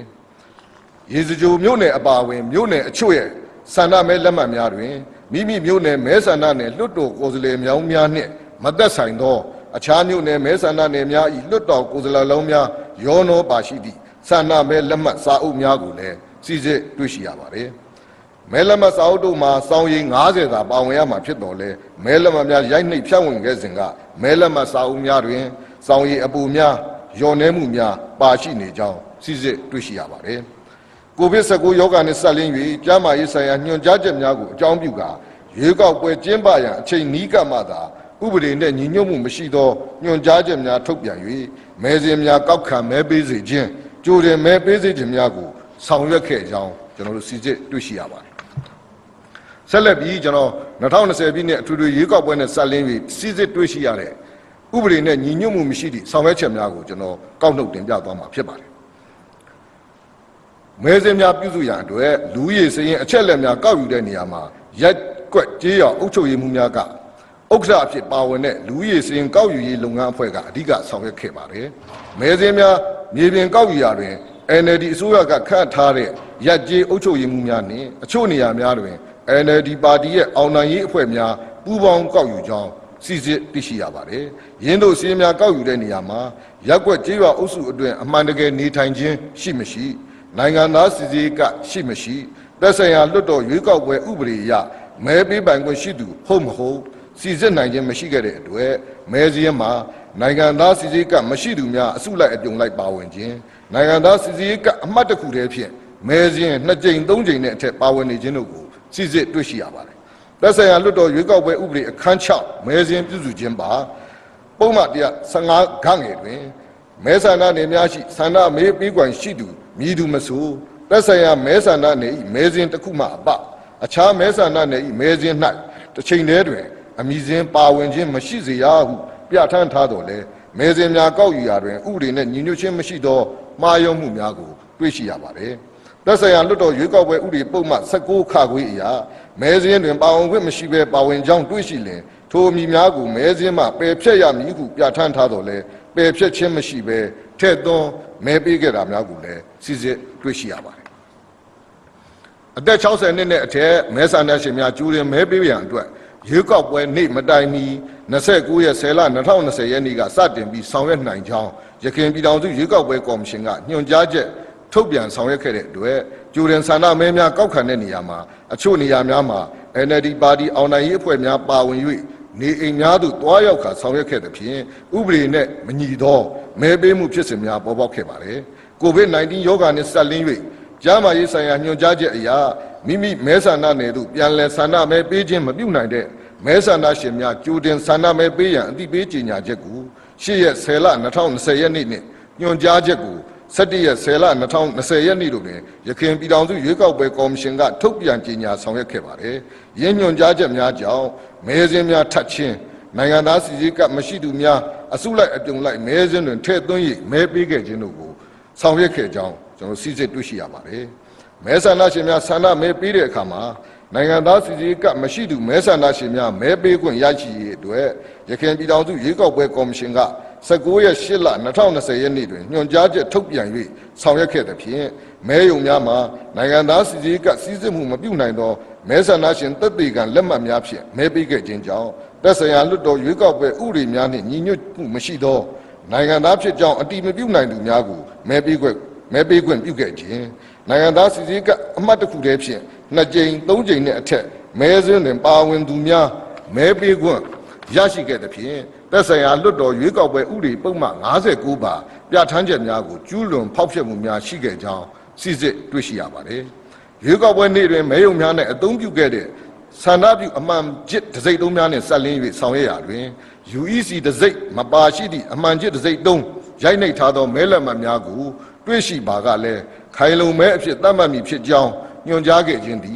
်မဲရိပ်သွဲမှုများတွင်ရှုပ်ထွေးမှုများကိုဖြစ်ပေါ်စေခဲ့သဖြင့်မဲရလဒ်များမှန်ကန်မျှတမှုမရှိကြောင်းကိုလည်းစစ်စစ်တွေ့ရှိရပါတယ်။ရခိုင်ပြည်ထောင်စုရွေးကောက်ပွဲကော်မရှင်ကကော်မရှင်အဖွဲ့ခွဲအဆင့်စုံကိုပြန်လည်ဖွဲ့စည်းရမှာသက်ဆိုင်ရာတိုင်းဒေသကြီးပြည်နယ်ဝန်ကြီးချုပ်များရဲ့အတည်ပြုခြင်းဖြင့်၎င်းခန့်အပ်လိုသည့် NLD အမာခံများထည့်သွင်းရလည်းကောင်းဖွဲ့စည်းခဲ့ခြင်းတိုင်းဒေသကြီးပြည်နယ်ကော်မရှင်အဖွဲ့ခွဲကပင်သိရှိခြင်းမရှိဘဲတိုင်းဒေသကြီးပြည်နယ်အစိုးရအဖွဲ့ကပေးပို့သည့်အတိုင်းဖွဲ့စည်းတာဝန်ပေးအပ်ခြင်း NLD ပါတီလွှတ်တော်ကိုယ်စားလှယ်များကပါဝင်ဆက်ဖက်ခဲ့ကြပြီး၎င်းတို့လိုလားသူများမပါရှိပါကပြင်ဆင်ဖွဲ့စည်းရေးသက်ဆိုင်ရာဝန်ကြီးချုပ်များမှတဆင့် PRB ဆောင်ရွက်ခြင်းရခိုင်ပြည်ထောင်စုရွေးကောက်ပွဲကော်မရှင်ကလည်းတိုင်းဒေသကြီးပြည်နယ်ဝန်ကြီးချုပ်များရဲ့သဘောအတိုင်းပြင်ဆင်ဖွဲ့စည်းပေးခဲ့ခြင်း NLD လွှတ်တော်ကိုယ်စားလှယ်များရဲ့အတည်ပြုချက်ဖြင့်ရွေးချယ်ခန့်ထားသောရက်ကွက်ကျေးရွာအုပ်စုရွေးကောက်ပွဲကော်မရှင်အဖွဲ့ခွဲအဖွဲ့ဝင်အများစုမှာ NLD ပါတီလူလားထောက်ခံသူများဖြစ်ခြင်းအကြောင်းမျိုးကြောင့်လစ်လပ်နေရာများတွင်အစားထိုးတာဝန်ပေးရတာရာတွင်လည်း NLD ပါတီလွှတ်တော်ကိုယ်စားလှယ်များနှင့်ဝန်ကြီးချုပ်များရဲ့သဘောဆန္ဒအတိုင်းဆောင်ရွက်ခြင်းများကိုတွေ့ရှိရခြင်းသည်ပြည်ထောင်စုရွေးကောက်ပွဲကော်မရှင်ဥပဒေပါပြဋ္ဌာန်းချက်များနှင့်ညီညွတ်မှုမရှိကြောင်းတွေ့ရှိရပါတယ်။ဖော်ပြပါအချက်များနှင့်ဆက်လင်းသည့်တိုင်းဒေသကြီးပြည်နယ်အလိုက်ဆောင်ရွက်မှုဖြစ်စဉ်အသေးစိတ်များကိုလည်းကျွန်တော်တို့ဒါသတင်းထုတ်ပြန်ခဲ့ပြီးလည်းဖြစ်ပါတယ်။ယခုလက်ရှိလည်းကျွန်တော်တို့ပုံများမှာကျွန်တော်တို့ကတ်ထားတင်ပြထားကြောင်းတင်ပြပါတယ်။ရွေးကောက်ပွဲကော်မရှင်အဖွဲ့ခွဲအဆင့်ဆင့်ဖွဲ့စည်းရမှာ၎င်းမဲဆန္ဒရှင်စည်းများကောက်ခံခြင်းနှင့်ထပ်တိုးမဲစင်းများဖြစ်ဆက်ခြင်းများတွင်၎င်းကြိုတင်ဆန္ဒမဲပေးခြင်းအပါအဝင်ရွေးကောက်ပွဲဆိုင်ရာလုပ်ငန်းစဉ်များမှာ၎င်းတိုင်းဒေသကြီးပြည်နယ်ဝန်ကြီးချုပ်များကဝင်ရောက်ဆွတ်ဖက်ဩဇာလွှမ်းမိုးရေးဆောင်ရွက်ခဲ့ခြင်းနှင့်ဆက်လျင်းသည့်အချက်များကိုကျွန်တော်ဒီထုတ်နှုတ်ပြီးတော့အကျဉ်းချုပ်အနေနဲ့ပါဝါပိုင်များဖြင့်ဒါတင်ပြသွားမှာဖြစ်ပါတယ်။ယခင်စကိုင်းတိုင်းဒေသကြီးအစိုးရအဖွဲ့ဝန်ကြီးချုပ်ဟောင်းဒေါက်တာမြင့်နိုင်ကရွေးကောက်ပွဲကော်မရှင်အဖွဲ့ခွဲများဖွဲ့စည်းရာတွင် NLD လိုလားသူများမပါရှိသဖြင့်ကော်မရှင်အဖွဲ့ခွဲများပြင်ဆင်ဖွဲ့စည်းပေးရန်ဖိအားပေး၍အကြောင်းကြားစာများပေးပို့ထားရှိမှုများဆောင်ရွက်ခဲ့ကြောင်းကျွန်တော်စစ်စစ်တွေ့ရှိရပါတယ်ကျွန်တော် slide မှာလည်းဒါပေးပို့ထားတဲ့စာများအထောက်အထားများကိုကျွန်တော်စူးစီးပြီးတော့တင်ပြထားတာတွေ့ရမှာဖြစ်ပါတယ် ရခိုင်ပြည်တော်စုရွေးကောက်ပွဲကော်မရှင်ကပဲခူးတိုင်းဒေသကြီးရွေးကောက်ပွဲကော်မရှင်ကိုပြင်ဆင်ဖွဲ့စည်းခဲ့ရမှာရခိုင်ပဲခူးတိုင်းဒေသကြီးအစိုးရအဖွဲ့ဝင်ကြီးချုပ်ဦးဝင်းသိန်းကဖွဲ့စည်းပြီးဖြစ်တဲ့တိုင်းဒေသကြီးရွေးကောက်ပွဲကော်မရှင်အဖွဲ့ခွဲဥက္ကဋ္ဌဦးဝင်းမောင်ကိုနေအိမ်မှာခေါ်ယူတွေ့ဆုံ၍ဒီဖွဲ့စည်းမှုနဲ့ပတ်သက်ပြီးမကျေနပ်ချောင်း UEC ကိုဖုံးဆက်ပြီးတော့ပြန်ဖွဲ့မယ်ဆိုတဲ့အကြောင်းပြောပြီးနောက်မှာတော့ရခိုင်ပြည်တော်စုရွေးကောက်ပွဲကော်မရှင်ကကြေညာချက်ကိုချက်ချင်းပြန်လည်သိမ်းဆည်း၍ဥက္ကဋ္ဌဦးဝင်းမောင်မပါတဲ့ကော်မရှင်အဖွဲ့ခွဲကိုပြင်ဆင်ဖွဲ့စည်းမှုဆောင်ရွက်ခြင်းအပါအဝင်ကော်မရှင်အဖွဲ့ခွဲအဆင့်ဆင့်ဖွဲ့စည်းခြင်းမဲစဉ်ပြုစုခြင်းမဲဆွယ်စည်းရုံးခြင်းနှင့်ကြိုတင်မဲပေးခြင်းဆိုင်ရာကိစ္စရပ်များမှာဝင်ရောက်ဆွတ်ဖက်လှုပ်ဆောင်ခဲ့တာတွေကိုကျွန်တော်တို့ဒါ PowerPoint slide များမှာကျွန်တော်စုစည်းပြီးတော့ဒါတင်ပြထားပါတယ်ရခိုင်ပြည်တော်စုရွေးကောက်ပွဲကော်မရှင်ကမကွေးတိုင်းဒေသကြီးရွေးကောက်ပွဲကော်မရှင်အဖွဲ့ခွဲကိုပြင်ဆင်ဖွဲ့စည်းခဲ့တဲ့နေရာမှာရခိုင်မကွေးတိုင်းဒေသကြီးအစိုးရအဖွဲ့ဝင်ကြီးချုပ်ဒေါက်တာအောင်မိုးညိုနှင့် NLD ပါတီဗဟိုကော်မတီဝင်များကသဘောမတူပဲတိုင်းဒေသကြီးခရိုင်နဲ့မြို့နယ်ကော်မရှင်အဖွဲ့ခွဲအဆင့်ဆင့်ဖွဲ့စည်းခြင်းကိုရခိုင်တိုင်းဒေသကြီးဝင်ကြီးချုပ်ဟောင်းအနေဖြင့်လျှို့ဝှက်အဆင့်ဖြင့်ရခိုင်ပြည်တော်စုရွေးကောက်ပွဲကော်မရှင်တို့အမည်စင်းများပေးပို့ခဲ့ပြီးနောက်၎င်းအတိုင်းဖွဲ့စည်းပေးခဲ့ကြောင်းကိုလည်းတွေ့ရှိရမှာဖြစ်ပါတယ်ရခိုင်မန္တလေးတိုင်းဒေသဝင်ကြီးချုပ်ဟောင်းဒေါက်တာဇော်မြင့်မောင်ကရွေးကောက်ပွဲကော်မရှင်အဖွဲ့ခွဲအဆင့်ဆင့်ဖွဲ့စည်းရာတွင်၎င်းကော်မရှင်အဖွဲ့ခွဲအဆင့်ဆင့်တွင်လစ်လက်နေရာများအစားထိုးခန့်အပ်ရာတွင်၎င်းမဲဆန္ဒရှင်စီးရင်များပြုစုရာမှာ၎င်းထပ်တိုးမဲစင်းများထပ်မံဖြစ်သွင်းရာမှာ၎င်းမဲဆွယ်စည်းရုံးရေးဆိုင်ရာကိစ္စရပ်များမှာ၎င်းကုမ္ပဏီဝန်ထမ်းများကိုရင်းတို့ရဲ့ရုံးခန်းများမှာကြိုတင်ဆန္ဒမဲပေးနိုင်ရေးဆောင်ရွက်ရတွင်၎င်းကျွန်တော်တို့ဝင်ရောက်ဆွတ်ဖက်တဲ့ဒီမှတ်တမ်းအထောက်အထားများကိုလည်းကျွန်တော်တို့တင်ပြထားရှိပါတယ်ဒါတွေကတော့ကျွန်တော်တို့ဒီကိစ္စကျွန်တော်တင်ပြသွားတဲ့ကိစ္စတိုင်းမှာကျွန်တော်တို့ဘယ်လိုဆောင်ရွက်ပါဘယ်လိုလုပ်ပေးပါဆိုပြီးကကြမှာကျွန်တော်တို့ဒါအကြောင်းကြားပြီးတော့ဒါဆောင်ရွက်ခဲ့တာတွေရှိပါတယ်ဒီတိုင်းလဲဆောင်ရွက်ပေးခဲ့တာတွေလည်းတွေ့ရမှာဖြစ်ပါတယ်ရခိုင်ပြည်နယ်အစိုးရအဖွဲ့ဝင်ကြီးချုပ်ဟောင်းဦးညီဘူးကပြည်နယ်ခရိုင်နဲ့မြို့နယ်ရွေးကောက်ပွဲကော်မရှင်အဖွဲ့ခွဲအဆင့်ဆင့်ဖွဲ့စည်းရမှာNLD ပါတီဝင်များနဲ့ရင်းတို့ရဲ့အမာခံလူစင်းများကိုဝင်ကြီးချုပ်ကိုယ်တိုင်လက်မှတ်ရေးထိုး၍ပြည်နယ်ကော်မရှင်အဖွဲ့ခွဲအတွင်းရေးမှူးထံပေးအပ်ခဲ့တယ်။ကော်မရှင်အဖွဲ့ခွဲအဆင့်ဆင့်ဖွဲ့စည်းရာတွင်လည်းသက်ဆိုင်ရာ NLD ပါတီဥက္ကဋ္ဌများကအမည်စင်းများရွေးချယ်ပေးပို့ခဲ့ကြောင်းစစ်စစ်တွေ့ရှိရမှာဖြစ်ပါတယ်။ကျွန်တော်တို့တင်ပြတာဆိုရင်ဒီဝင်ကြီးချုပ်ပေးတဲ့အစည်းအတိုင်းကျွန်တော်တို့ဖွဲ့ထားတာရှိပါတယ်။အလားတူခရိုင် NLD ပါတီဥက္ကဋ္ဌပေးတဲ့အတိုင်းပဲခရိုင်ကော်မရှင်ကိုဖွဲ့ထားတာတွေကိုတွေ့ရမှာဖြစ်ပါတယ်။ဒါတွေကကျွန်တော်တို့မှတ်တမ်းအထောက်အထားများနဲ့ကျွန်တော်တင်ပြခြင်းဖြစ်ပါတယ်။ရခိုင် AR တိုင်းဒေသကြီးအစိုးရအဖွဲ့ဝင်ကြီးချုပ်ခေါင်းကရွေးကောက်ပွဲကော်မရှင်အဖွဲ့ခွဲအဆင့်ဆင့်ပြန်လည်ဖွဲ့စည်းရာတွင်အမည်စင်းပေးပို့နိုင်ရေးအတွက်ကြိုတင်စီမံဆောင်ရွက်ခဲ့ကြောင်းလစ်လပ်မှုရှိပါကလည်းဝင်ကြီးချုပ်ရဲ့သဘောတူညီချက်ရရှိသူကိုသာရခိုင်ပြည်တော်စုရွေးကောက်ပွဲကော်မရှင်တို့အစားထိုးအမည်စင်းတင်ပြရကြောင်းကော်မရှင်အဖွဲ့ခွဲအဆင့်ဆင့်ဖွဲ့စည်းရာတွင် NLD ပါတီမှလွှတ်တော်ကိုယ်စားလှယ်များကဝင်ရောက်ဆွတ်ဖက်မှုရှိကြောင်းကျွန်တော်တို့တွေ့ရှိရထောက်ထားများအရာကျွန်တော်တို့တွေ့ရှိရမှာဖြစ်ပါတယ်အထက်ပါမဲစင်းများအရေးအတွက်များပြားစွာမဲယုံနိုင်မှားယွင်းမှုများဖြစ်ပေါ်ရခြင်းသည်မတော်တဆဖြစ်ပေါ်ခဲ့သောမှားယွင်းမှုမျိုးမဟုတ်ဘဲကြိုတင်ကြံစည်ဆောင်ရွက်ခဲ့ခြင်းကြောင့်သာဖြစ်ကြောင်းကျွန်တော်တို့စစ်စစ်တွေ့ရှိရပါတယ်ထို့အပြင်မဲစင်းကောက်ယူခြင်းမဲဆွယ်စည်းရုံးခြင်းရွေးကောက်ပွဲဆိုင်ရာစစ်ဆက်ညှိနှိုင်းရေးကော်မတီများဖွဲ့စည်းခြင်းကြိုတင်ဆန္ဒမဲပေးခြင်းရွေးကောက်ပွဲနှင့်ဆန္ဒမဲပေးခြင်းစတဲ့ရွေးကောက်ပွဲဆိုင်ရာလုပ်ငန်းဆောင်ရွက်မှုအဆင့်ဆင့်တွင်ဥပဒေနဲ့ညီညွတ်မှုမရှိဘဲဝင်ရောက်ဆွတ်ဖက်မလျော်ဩဇာအသုံးပြု၍မတမာမှုများဆောင်ရွက်ခဲ့ကြောင်းတွေ့ရှိရသည့်အပြင်ရခိုင်ပြည်တော်စုရွေးကောက်ပွဲကော်မရှင်အနေဖြင့်လည်းတရားဝင်အနှင်းထားသောလုပ်ပိုင်ခွင့်ကိုအလွဲသုံးစားပြုကာဥပဒေနည်းဥပဒေများကိုကျော်လွန်ဖောက်ဖျက်ဆောင်ရွက်ခဲ့ကြောင်းကျွန်တော်တို့တွေ့ရှိရပါတယ်။ဒါကြောင့်2020ပြည့်နှစ်နိုဝင်ဘာလ10ရက်နေ့တွင်ကျင်းပပြုလုပ်သည့်ပါတီစုံဒီမိုကရေစီအထွေထွေရွေးကောက်ပွဲနှင့်ဆက်လင်း၍မဲစင်းများနှင့်မဲပေးခဲ့မှုအခြေအနေများကိုစစ်ဆေးခဲ့ရာတွင်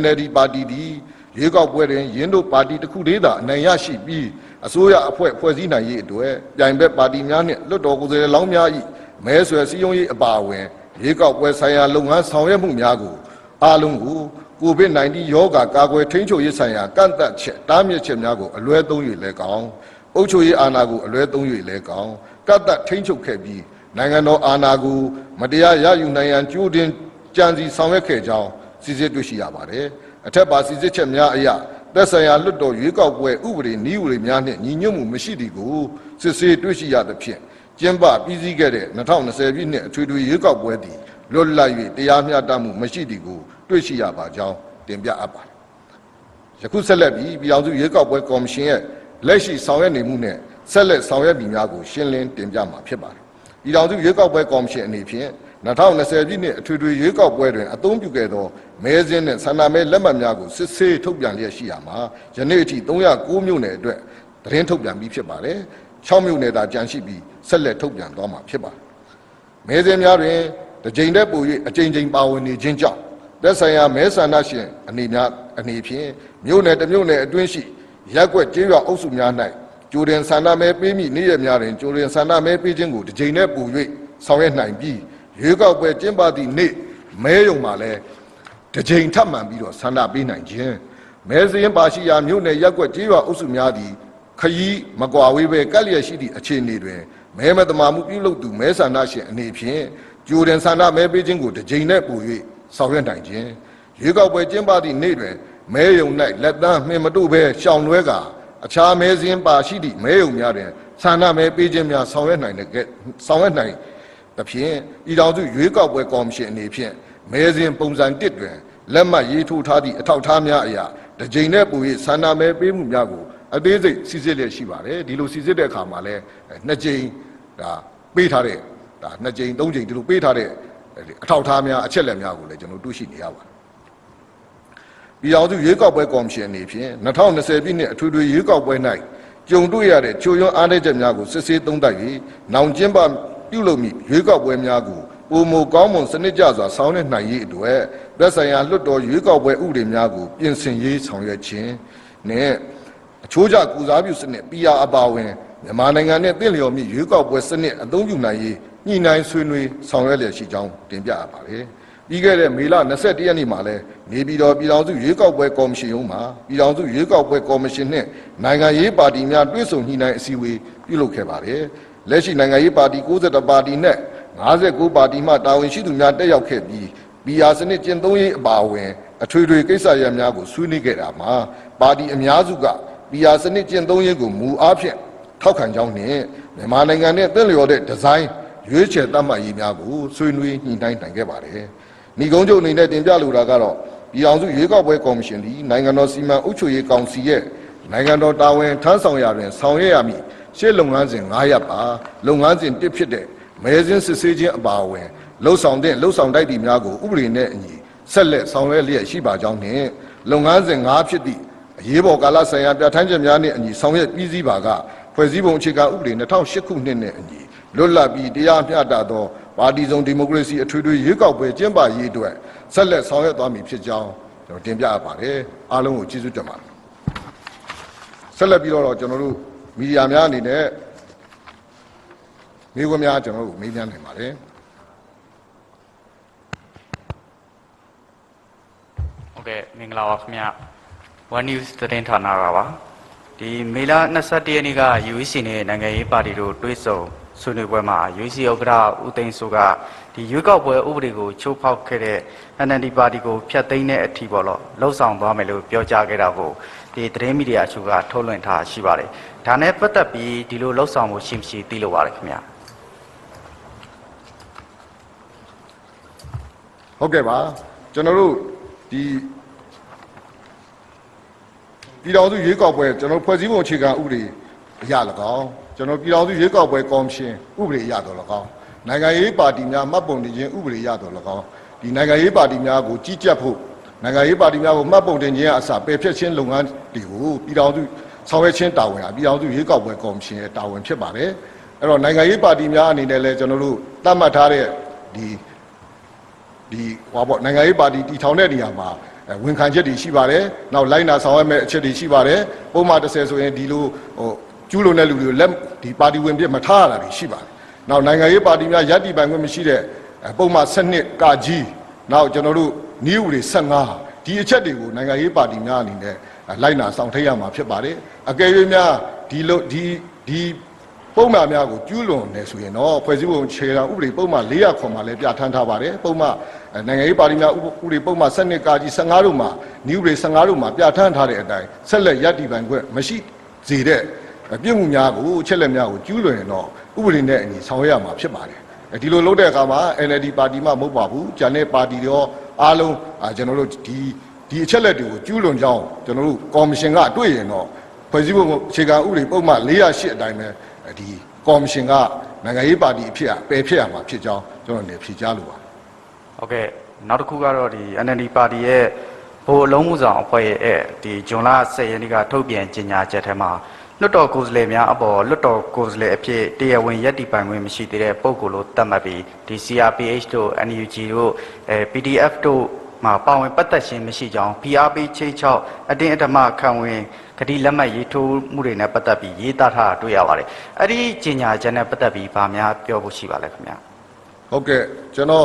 အဲ့ဒီကြေညာချက်တော့ကျွန်တော်အသေးစိတ်မသိပါဘူးသို့တော်လည်းကျွန်တော်တို့ကဒီ CRPH အဖွဲ့ဖွဲ့စည်းပြီးကကြမှာကျွန်တော်တို့ပြည်အောင်စုလွှတ်တော်ကိုစားပြုကော်မတီဆိုဖွဲ့စည်းပြီးတော့ဆောင်ရွက်တဲ့အခါမှာဒီဖွဲ့စည်းရဲ့သဘောကပြည်အောင်စုလွှတ်တော်ကိုစားပြုတဲ့ကော်မတီဆိုဖွဲ့စည်းနေပေမဲ့တချို့လွှတ်တော်ကိုယ်စားလှယ်တွေအများစုပေါ့လေဒီဖွဲ့စည်းမှာပါဝင်ခြင်းမရှိပါဘူးသူတို့လည်းမပါပါဘူးဒီလိုတွေလည်းကျွန်တော်တို့ရှိပါတယ်ဒါကြောင့်မလို့ကျွန်တော်တို့သက်ဆိုင်ရာတိုင်းဒေသကြီးပြည်နယ်အစိုးရအဖွဲ့တွေမှာပါဝင်ခြင်းမရှိတဲ့လွှတ်တော်ကိုယ်စားလှယ်တွေဟာဒါကျွန်တော်တို့သတင်းပို့ထားတာအနေထားမျိုးတွေတော့ကျွန်တော်တို့သိရပါတယ်ဒီစီးရင်ဘယ်လောက်ရှိလဲဆိုတာတော့လုံခြုံမှုအခြေအနေကဒါကျွန်တော်တို့လည်းမသိပါဘူးဒါကြောင့်ဒီလိုဆောင်ရွက်ထားတဲ့အနေထားပဲရှိပါတယ်ကြံတာတော့ကျွန်တော်တို့ PR ပေးတယ်ပြုတယ်ဆိုတဲ့သတင်းတော့ကျွန်တော်တို့လည်းမကြားပါဘူးကျွန်တော်တို့ UEC နေနဲ့ဘယ်လိုမှမကြားကြောင်းပဲကျွန်တော်တို့လည်းဖြေကြားလို့ပါကျေးဇူးတင်ပါတယ်ခင်ဗျာ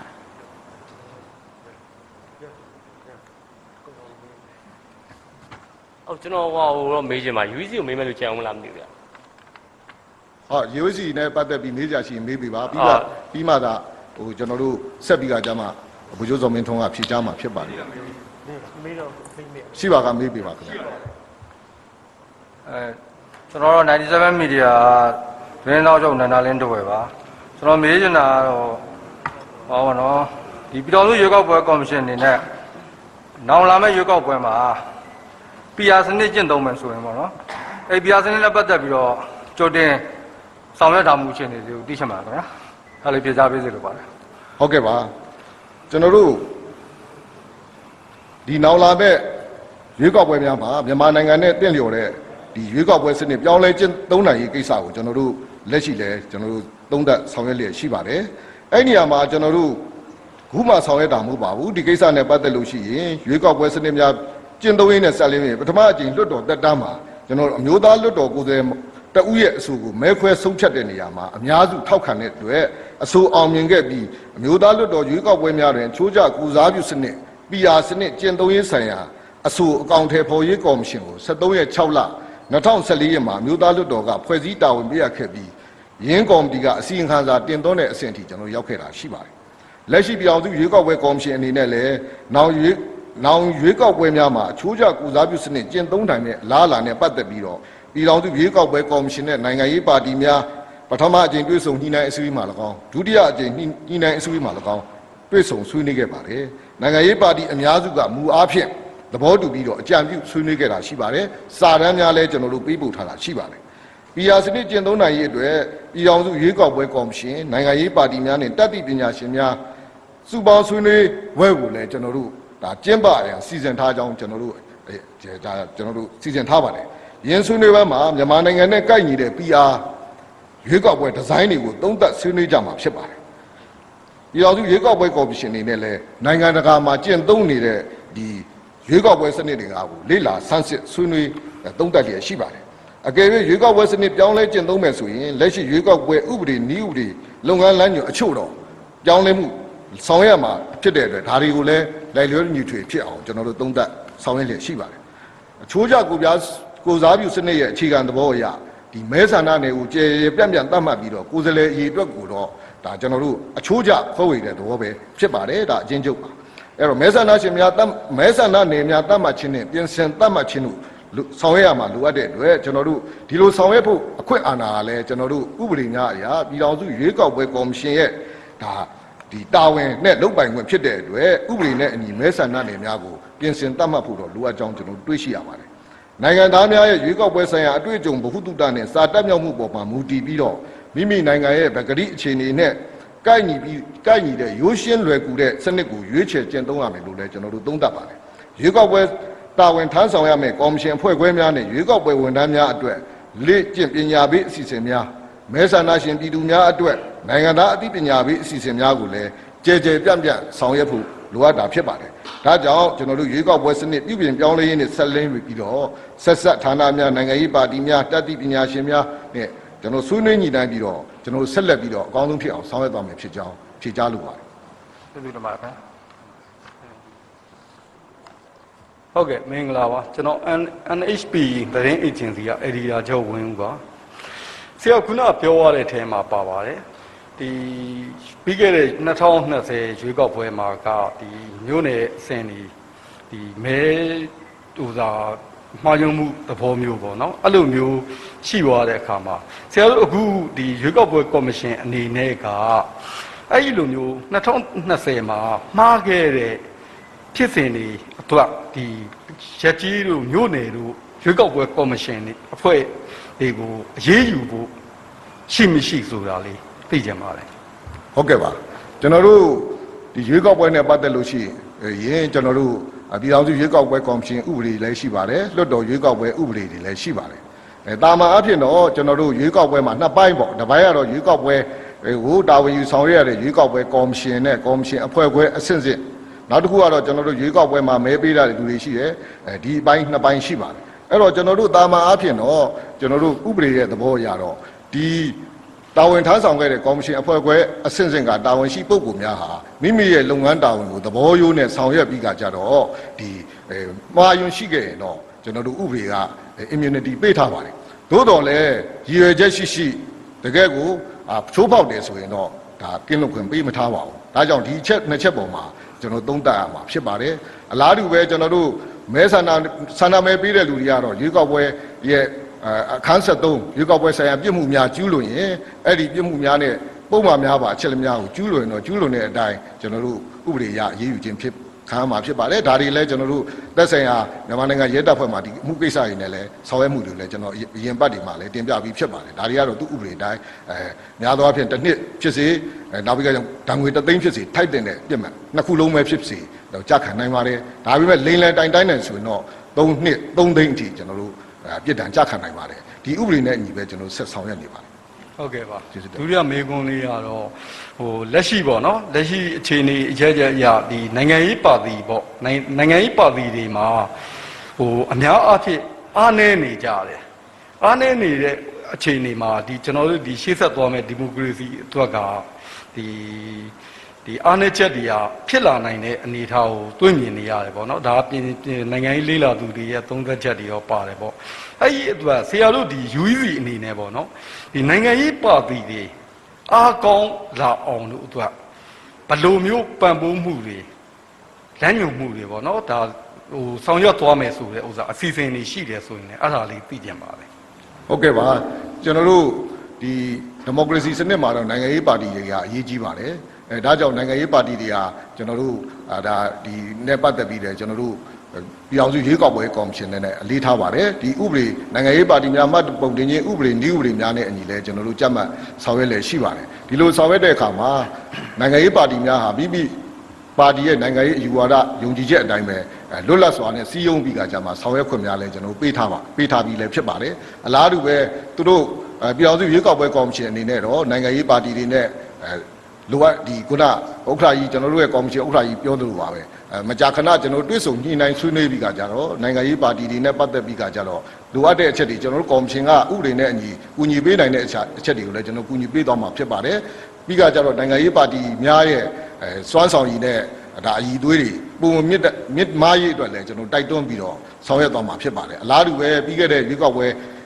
ဒီစီဝေးမှာလည်းဥက္ကဋ္ဌကြီးအနေနဲ့တိုက်တွန်းခဲ့တာရှိပါတယ်နောက်တကယ်လို့PR စနစ်တွေကျင့်သုံးလာတဲ့အခါမှာနိုင်ငံရေးပါတီတွေကပို့ပြီးအားကောင်းအောင်ခိုင်မာလာအောင်နိုင်ငံရေးပါတီကပူးပေါင်းပြီးတော့တချို့ကများနေတာဆိုတချို့ရီမန်းချက်ယုံကြည်ချက်ခံယူချက်ချင်းတူတဲ့အဖွဲ့တွေကပူးပေါင်းပြီးကြမှာလို့ရင်ပို့ပြီးတော့အားကောင်းမယ်ပို့ပြီးတော့ခိုင်မာမယ်ပို့ပြီးတော့အဆင်ပြေနိုင်ကြောင်းလည်းကျွန်တော်တို့တိုက်တွန်းပြောကြားခဲ့တာတွေရှိပါတယ်သို့တော်လည်းဒါတွေကတော့နိုင်ငံရေးပါတီအားလုံးရဲ့ပိုင်ခွင့်ဖြစ်ပါတယ်သူတို့နိုင်ငံရေးပါတီများအပုံမအားကောင်းသွားရေးအတွက်တော့ကျွန်တော်တို့ကော်မရှင်နေနဲ့အတတ်နိုင်ဆုံးကူညီဆောင်ရွက်ပေးသွားမယ်ဖြစ်ကြောင်းဖြေကြားလိုပါတယ်ဟုတ်ကဲ့နောက်တစ်ခုကတော့အခုဒီလာထဲမှာပေါ့နော်ဒီနိုင်ငံရေးပါတီတွေကိုပြန်လည်စီစစ်နေတာကိုတွေ့ရပါတယ် အဲ့လိုမျိုးစစ်တဲ့ကိစ္စသည်ဘာကြောင့်ပြန်ပြီးစစ်တာလဲဆိုတာ ਨੇ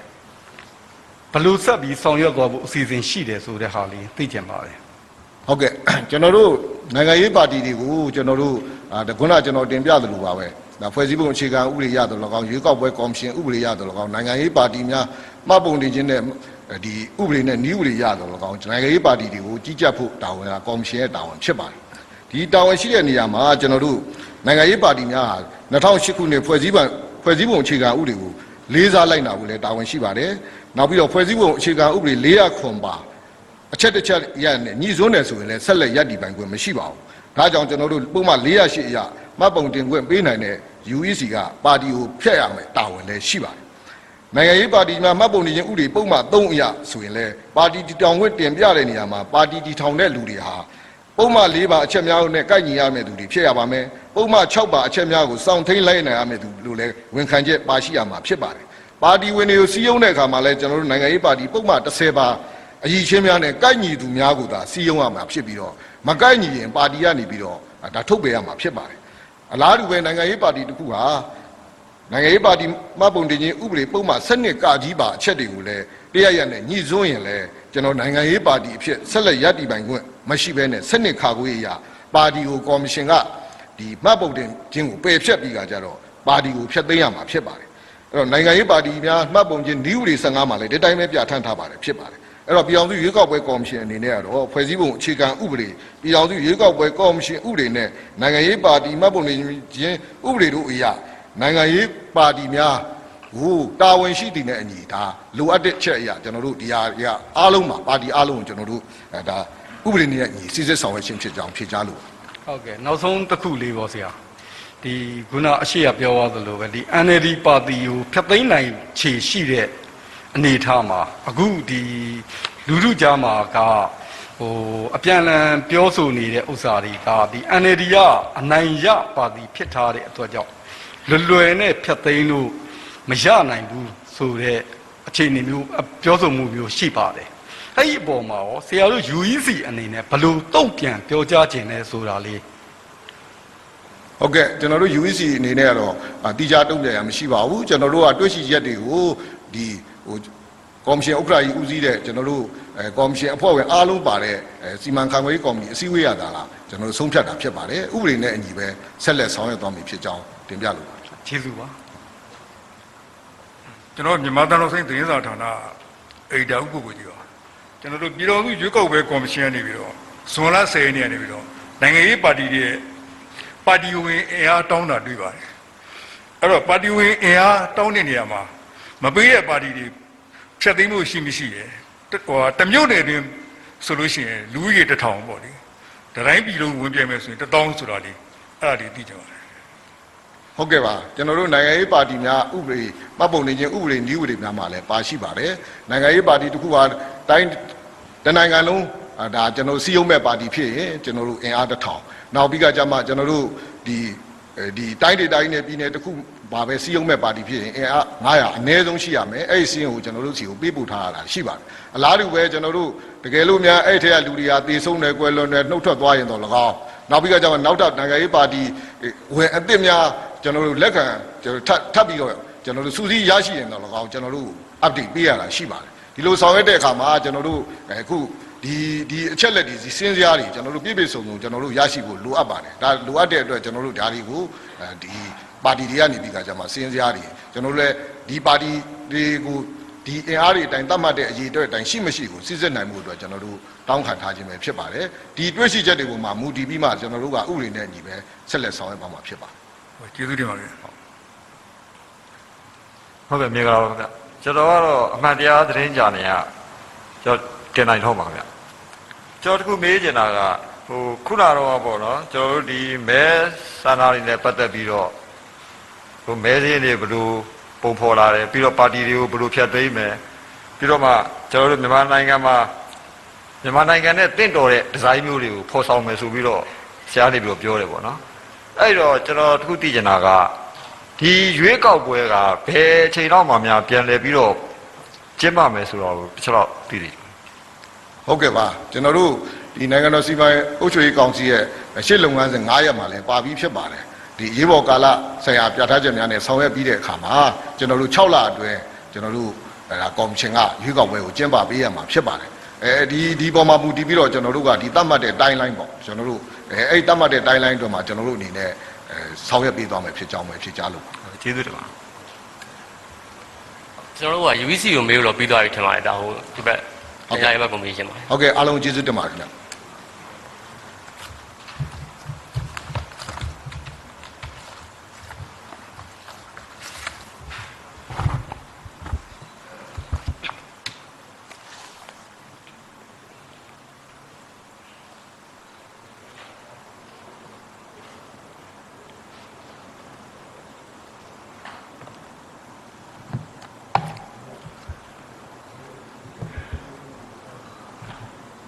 ဟုတ်ကဲ့ပါတွေ့ရင်ခင်ဗျကျွန်တော် level media group ကထင်တော့အောင်မင်းသိမ်းပါကျွန်တော်ပထမဆုံးမေးချင်တဲ့မေးခွန်းကနိုင်ငံတိုင်ပင်ခံပုဂ္ဂိုလ်အပါအဝင်ပြီးခဲ့တဲ့အစိုးရလက်ထက်မှာအစိုးရထိပ်ပိုင်းခေါင်းဆောင်ထိပ်ပိုင်းတာဝန်ယူခဲ့တဲ့လူတွေကိုပေါ့နော်အဲ့ဒီလက်ဆောင်မှုတိုက်ဖြတ်ရေးဥပဒေနဲ့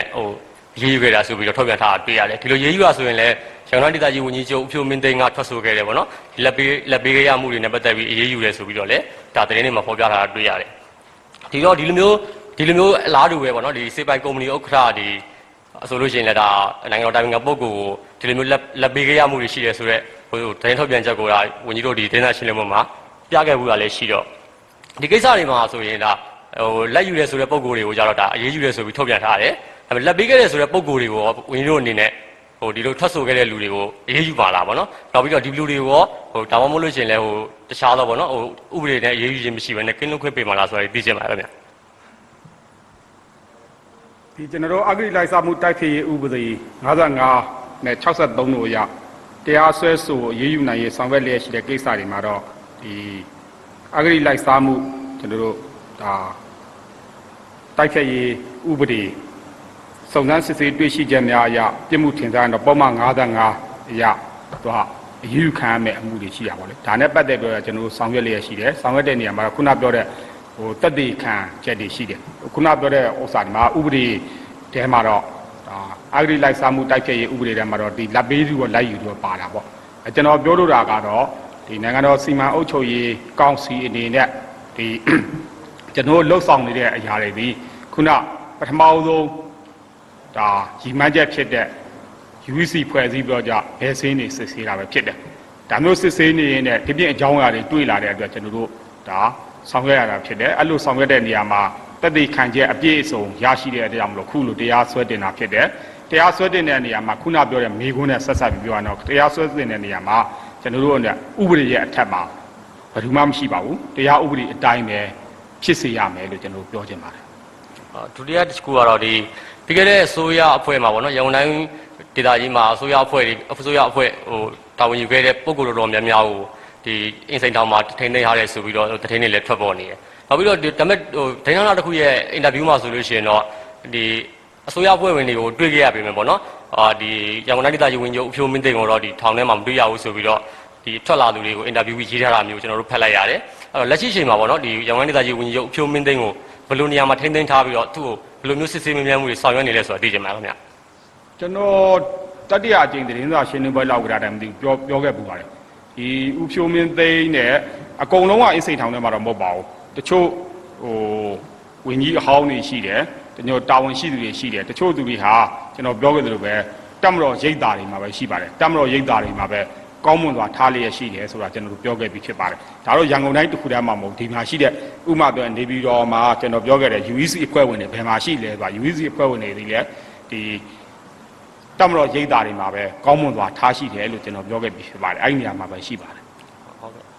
နောက်ဆုံးမိကုံကတော့ဒီပြီးခဲ့တဲ့ဆိုရလက်ထက်မှာဆိုလို့ရှိရင်ရန်ကုန်တိုင်းအစိုးရအဖွဲ့မှာဒီအကိလိုက်စားရဲဆိုပြီးတော့မှနာမည်ထွက်ခဲ့တဲ့လူတွေတော်တော်များများရှိခဲ့တယ်ဒီထဲကနေပြီးမှဝန်ကြီးဖြစ်တာဝန်ယူခဲ့တဲ့ဒေါ်ရင်လာကျော်ဆိုလို့ရှိရင်လည်းဒါဒီဘက်အစိုးရလက်ထက်တက်လာတဲ့အချိန်မှာအကိလိုက်စားမှုတိုက်ဖျက်ရေးဥပဒေနဲ့အရေးယူခဲ့တာမျိုးကိုလည်းကျွန်တော်တို့တွေ့ခဲ့ရတယ်ရန်ကုန်တိုင်းဒေသကြီးဝန်ကြီးဦးဖြိုးမင်းသိန်းရဆိုလို့ရှိရင်တော့ YB 73ဒီဇိုင်းကိစ္စတွေနောက် YB ရဲ့ကိစ္စတွေဒါပြင်ဒါမင်္ဂလာလုံးမှာရှိတဲ့ဒီစွန့်လို့မြေတွေနဲ့ပတ်သက်ပြီးတော့ဒါအကိလိုက်စားခဲ့တယ်ဆိုပြီးနာမည်ကျော်ကြားခဲ့တဲ့ပုံစံလည်းဖြစ်တယ်ပေါ့နော်အဲသူ့ရောဒီအရှားပုဂ္ဂိုလ်တွေနဲ့တန်းတူပေါ့နော်ဒီအကိလက်ဆောင်မှုတိုက်ဖျက်ရေးဥပဒေနဲ့အရေးယူဖို့ရှိလားအဲ့ဒါနဲ့ပတ်သက်ပြီးတော့ဒီကောင်စီဘက်ကနေပြီးစစ်ဆေးမင်းမြန်းနေတာမျိုးတွေကရှိလားဗျလက်ရှိချိန်မှာဒီကျွန်တော်ပြောတဲ့ဝန်ကြီးချုပ်များနဲ့ပတ်သက်ပြီးကျွန်တော်တို့စစ်ဆေးမင်းမြန်းနေတာရှိပါတယ် ထုတ်ပြန်တယ်လည်းရှိပါတယ်ဒီຢာတွေကတော့စစ်ဆေးမင်းများချက်ကာလနဲ့စစ်ဆေးမမင်းများညင်ကာလမှာတော့ကျွန်တော်ကြိုတင်ပြောလို့မရပါဘူးကျွန်တော်တို့ဒါတွေးရှိချက်တွေကိုကြံတဲ့သူတွေလည်းဝယ်ကျွန်တော်တို့ထုတ်ပြန်သွားပါမယ်ဝန်ကြီးချုပ်တိုင်းလည်းမဟုတ်ပါဘူးဝန်ကြီးချုပ်တိုင်းလည်းအရေးယူတာမဟုတ်ပါဘူးအဲ့မှာလည်းကျွန်တော်တို့အရေးယူခဲ့တဲ့ဘောနော်အမှုဖွင့်ခဲ့တဲ့ဝန်ကြီးချုပ်တွေကဘာကြောင့်အမှုဖွင့်ခဲ့တယ်ဘာကြောင့်အရေးယူခဲ့တယ်ဆိုတာလည်းကျွန်တော်တို့ပွင့်နေမြင်သာသွားထုတ်ပြန်ပါမယ်လို့ကျွန်တော်ပြောလိုပါတယ်ဆက်ဆက်ပြီးတစ်ခုလေးသိချင်လို့ပါဘူးကျော်ဟိုပါပြီးခဲ့တဲ့ဆိုရအဖွဲ့မှာဒီတိုင်းဒေသကြီးဝန်ကြီးချုပ်တွေအဖြစ်တာဝန်ယူခဲ့တဲ့ဝန်ကြီးချုပ်တော်တော်များများဒေါက်တာစောမြင့်မောင်အပါဝင်ပေါ့နော်။ကျောင်းဝန်ကြီးချုပ်တွေကိုလည်းဒါဗိုလ်ချုပ်တို့ကဘက်ကနေဒီဘက်အစိုးရလက်ထက်မှာအရေးယူခဲ့တာတွေကိုကျွန်တော်တွေ့ခဲ့ရတယ်။ဆိုတော့ကဒီထက်မှာထူးထူးခြားခြားကတော့ဒီရန်ကုန်တိုင်းဒေသကြီးဝန်ကြီးချုပ်အဖြိုးမင်းသိန်းတယောက်ပဲပေါ့နော်။ဘယ်လိုအမှုမျိုးနဲ့မှလည်းဒါအရေးယူထားတာမျိုးမတွေ့ရဘူး။သူကဆိုလို့ရှိရင်လည်းဒါတိုင်ပင်ကပုဂ္ဂိုလ်လက်ပေးခဲ့ရတယ်ဆိုပြီးထွက်ဆိုတာလည်းပုဂ္ဂိုလ်လည်းဖြစ်နေတော့သူ့ကိုဘာကြောင့်လက်ရှိချိန်မှာဒီဘာမှမလုပ်သေးရလဲဆိုတာလေးဖြေလို့ရရင်ဖြေပေးပါ။ရန်ကုန်တိုင်းဝန်ကြီးချုပ်နဲ့အလဲပင်ကဘာဖြစ်နေလို့လဲမသိဘူး။ရန်ကုန်တိုင်းဝန်ကြီးချုပ်ပဲမလား။ကျွန်တော်ပြောလို့ဆိုပါပဲဥပဒေအရာပေါ့နော်ဥပဒေအရာကျွန်တော်တို့ဟိုဖြစ်စေရပါမယ်ညီသူမဥပဒေအထက်မှာမရှိလို့ပဲကျွန်တော်ပြောချင်ပါတယ်ဒီစစ်ဆေးမင်းများနေတဲ့အမှုတွေလုံနေတဲ့ကိစ္စတွေနဲ့ပတ်သက်ပြီးတော့じゃတချို့ဟာတွေကြလဲကျွန်တော်တို့ဟိုကျွန်တော်ဒီမေးခွန်းမမေးခင်မှာကျွန်တော်ပြောခဲ့တာရှိပါတယ်တရားရုံးကစစ်ဆေးနေတဲ့အမှုတွေဆုံးဖြတ်နေတဲ့အမှုတွေနဲ့ပတ်သက်ပြီးကျွန်တော်တို့ဒါမမေးပါနဲ့လို့ပြောခဲ့တာရှိပါတယ်ဒါမဲ့ဒီဥစ္စာတွေတရားရုံးကဆုံးဖြတ်ချက်တဲ့အမှုတော့မဟုတ်သေးပါဘူးသို့တော့လူပုဂ္ဂိုလ်တူတယောက်နဲ့ဆိုင်ပါတယ်ဒီသူတို့အစိုးရအရင်ကဝန်ကြီးချုပ်လုပ်ခဲ့တဲ့လူတွေနဲ့ဆိုင်ပါတယ်သူတို့နဲ့ပတ်သက်ပြီးကျွန်တော်စုံစမ်းမေးမြန်းနေကြတာဖြစ်ပါတယ်ခုနပြောတော့ကျွန်တော်ဥပဒေအထက်မှာတော့ညီသူများမရှိပါဘူးဥပဒေအတိုင်းပဲဖြစ်စေရပါမယ်လို့ကျွန်တော်ပြောပြခုနကျွန်တော်ပြောတာကိုတမျိုးမထင်ပါနဲ့ခုနဟိုမေးနေလို့မလို့ကျွန်တော်ပြောလိုက်ခြင်းဖြစ်ပါတယ်အဲ့ဒီနဲ့ဘာညာဆိုတမျိုးမထင်ပါနဲ့ကျေးဇူးပါဘူးရောဟုတ်ကဲ့မင်္ဂလာပါခင်ဗျာကျွန်တော် VON ကဥမမောင်တော့ပါကျွန်တော်မေးချင်တာမြန်မာနိုင်ငံတဝန်းလုံးမှာစာသင်ကျောင်းနဲ့အဆောက်အဦတွေကိုဖျက်ဆီးနေတာတွေပြည့်မဲ့ပြည်သူတွေကိုတတ်နေတာတွေဒါတွေအကြမ်းဖက်လုပ်ရလို့ဖြစ်ပါတယ်ခင်ဗျာအဲ့အကြောင်းနဲ့ပတ်သက်ပြီးတော့ပြုစုထားတဲ့ရှိလို့ရှိရင်သိကြပါတယ်ခင်ဗျာနောက်တစ်ခုကတချို့မီဒီယာတွေကဒီလိုလှုပ်ဆောင်ချက်တွေဟာတမတော်အာဏာသိမ်းလို့ဖြစ်တာလို့ပြောဆိုတာတွေရှိပါတယ်အဲ့ဒီပုံမှာသဘောထားလေးသိကြပါတယ်ခင်ဗျာဒီကျွန်တော်တို့ NLD ပါတီဝင်တွေ NLD ပါတီထောက်ခံသူအစွန်းရောက်တွေဟာရာဇဝတ်မှုအဖြစ်ကျူးလွန်ခဲ့တဲ့အဖျက်လုပ်ငန်းတွေရှိပါတယ်ဒီအဖျက်လုပ်ငန်းတွေကတော့ကျွန်တော်တို့ဇယားနဲ့ဆွဲထားတာရှိပါတယ်ဒီမှာကျွန်တော်တို့ဒီကြာဆုံးသေဆုံးဒါပေါ့ဒဏ်ရာရသူစီးရင်တွေအဲ့ထက်မှာတော့ကျွန်တော်အကြမ်းမြင့်ပြောနေတာဒီစီးရင်တွေကိုတော့ပြီးရင်ကျွန်တော်တို့ဒီဇယားတွေကိုကျွန်တော်မီဒီယာတွေကိုပေးလိုက်ပါမယ်ကျွန်တော်ပြောလို့တော့စာသင်ကျောင်း198ကျောင်းဟိုမိုင်းထောင်တယ်စာသင်ကျောင်း90ကိုမိရှို့ခဲ့တယ်အပြစ်မဲ့ပြည်သူ183ဦးတပ်ဖြတ်ခံရပါတယ်ဒါကကျွန်တော်ပြောတဲ့အထက်အကျဉ်းချုပ်ပါဒီဇာတ်ထဲမှာတော့ကျွန်တော်တို့ရုံးတွေရဲစခန်းတွေရဲကင်းတွေအဆောက်အဦတွေအဲ့ရအစပါမယ်လူတွေဆိုရင်ကျွန်တော်တို့ကဒါဆွဆွဲခံရတဲ့လူဒါဒလန်အဖြစ်တပ်ဆက်ခံရတဲ့လူဒီလူတွေကညှဉ်းပန်းနှိပ်စက်ခံရတဲ့လူဒီလိုမျိုးခွဲခြားတာရှိပါဒီစီရင်ဇာတ်အသေးစိတ်ကိုကျွန်တော်တို့ပေးလိုက်ပါမယ်ခုနကျွန်တော်ပြသွားတဲ့ဗီဒီယိုဖိုင်တွေမှာလည်းဒီပြစ်မှုတွေကိုဘယ်သူတွေကကျူးလွန်ခဲ့တယ်ကိုယ်တိုင်ကျူးလွန်ခဲ့တဲ့ကိုယ်တိုင်ပြောပြီးသားဖြစ်ပါတယ်တပ်မတော်အနေနဲ့နိုင်ငံတော်အာဏာဘာလို့ထိန်းရတယ်လဲပေါ့နော်ခုနကတော့ဒါတွေကတပ်မတော်အာဏာသိမ်းလို့ဖြစ်တာဆိုပြီးပြောကြဖြစ်တပ်မတော်အနေနဲ့ဘာလို့အာဏာထိန်းရတယ်လဲဆိုတဲ့ဟာကိုကျွန်တော်ခဏခဏပြောပြီးသားလည်းဖြစ်တယ်မဲလိမ်မဲခိုးလို့အာဏာထိန်းတာဖြစ်တယ်မဲလိမ်မဲခိုးတာကို NLD အစိုးရဘာလို့မရှင်းတာလဲဒါနဲ့ပတ်သက်ပြီးနိုင်ငံတကာအမြင်တစ်ခုကိုကျွန်တော်ပြောချင်ပါတယ်ဒီအမေရိကန်နိုင်ငံသားရေးဝန်ကြီးဟောင်းပွန်ပီယိုထုတ်ပြန်ချက်2020ပြည့်နှစ်နိုဝင်ဘာလ9ရက်နေ့ကသူထုတ်ပြန်ခဲ့တာရှိတယ်အဲ့စာမှာမြန်မာနိုင်ငံရွေးကောက်ပွဲဖြစ်စဉ်နဲ့ပတ်သက်ပြီးပုံမှန်မဖြစ်တဲ့ကိစ္စတွေရှိနေတဲ့အကြောင်းနဲ့အပြန်အလှန်ဆွဆွဲမှုများကိုဖြေရှင်းရမှာပွင့်လင်းမြင်သာစွာနဲ့ညင်သာစွာဖြင့်တာဝန်ရှိသူများအားလုံးကဖြေရှင်းကြရန်ဆိုပြီးတော့ပြောခဲ့တာရှိတယ်အဲ့ဒါနိုဝင်ဘာလ9ရက်နေ့ကပြောခဲ့နောက်တစ်ခုကတော့ကျွန်တော်တို့အဓိကနိုင်ငံခြားမီဒီယာတစ်ခုဖြစ်တဲ့ကျွန်တော်တို့နီဂေးအာရှပေါ့နော်2021ခုနှစ်ဇွန်လ1ရက်နေ့မှာဒီမှာသတင်းရေးထားတာရှိတယ်အဲ့ထက်ကထုတ်ပြန်ချက်ကလေးတစ်ခုကိုကျွန်တော်ပြောလို့တယ်တစ်ကတော့တပ်မတော်အာဏာမထိန်းမီအချိန်ကဒေါန်ဆန်းစုကြည်သည်အဘဲကြောင့်မဲလိမ်မဲခိုးမှုများကိုတပ်မတော်ကဖြေရှင်းပေးရန်အကြိမ်ကြိမ်တောင်းဆိုပါလျက်ရင်းခဲ့သည်မှာတပ်မတော်အာဏာသိမ်းယူခြင်းကိစ္စ၏အကြီးမားဆုံးပေဟေတိဖြစ်ပါသည်ဒါနိုင်ငံခြားသတင်းဌာနထောက်ပြတဲ့ဟာပါထို့ကြောင့်ဤကာလတွင်ဖြစ်ပျက်နေသောအခြေအနေနှင့်ပေဆုံးမှုများအတွက်ဒေါန်ဆန်းစုကြည်သည်တာဝန်မကင်းဟုဆိုရပေမည်ဟုနီဂေးအာဆကျွန်တော်တို့အက်ဒီတာချုပ်အာပေါ်မှာသုံးသပ်သွားတယ်ဒါတော့ပူတွဲပါဖိုင်ဖြစ်တယ်အဲ့ဒီအဲမှာကျွန်တော်သုံးသပ်သွားဖြစ်တယ်ဒါတွေက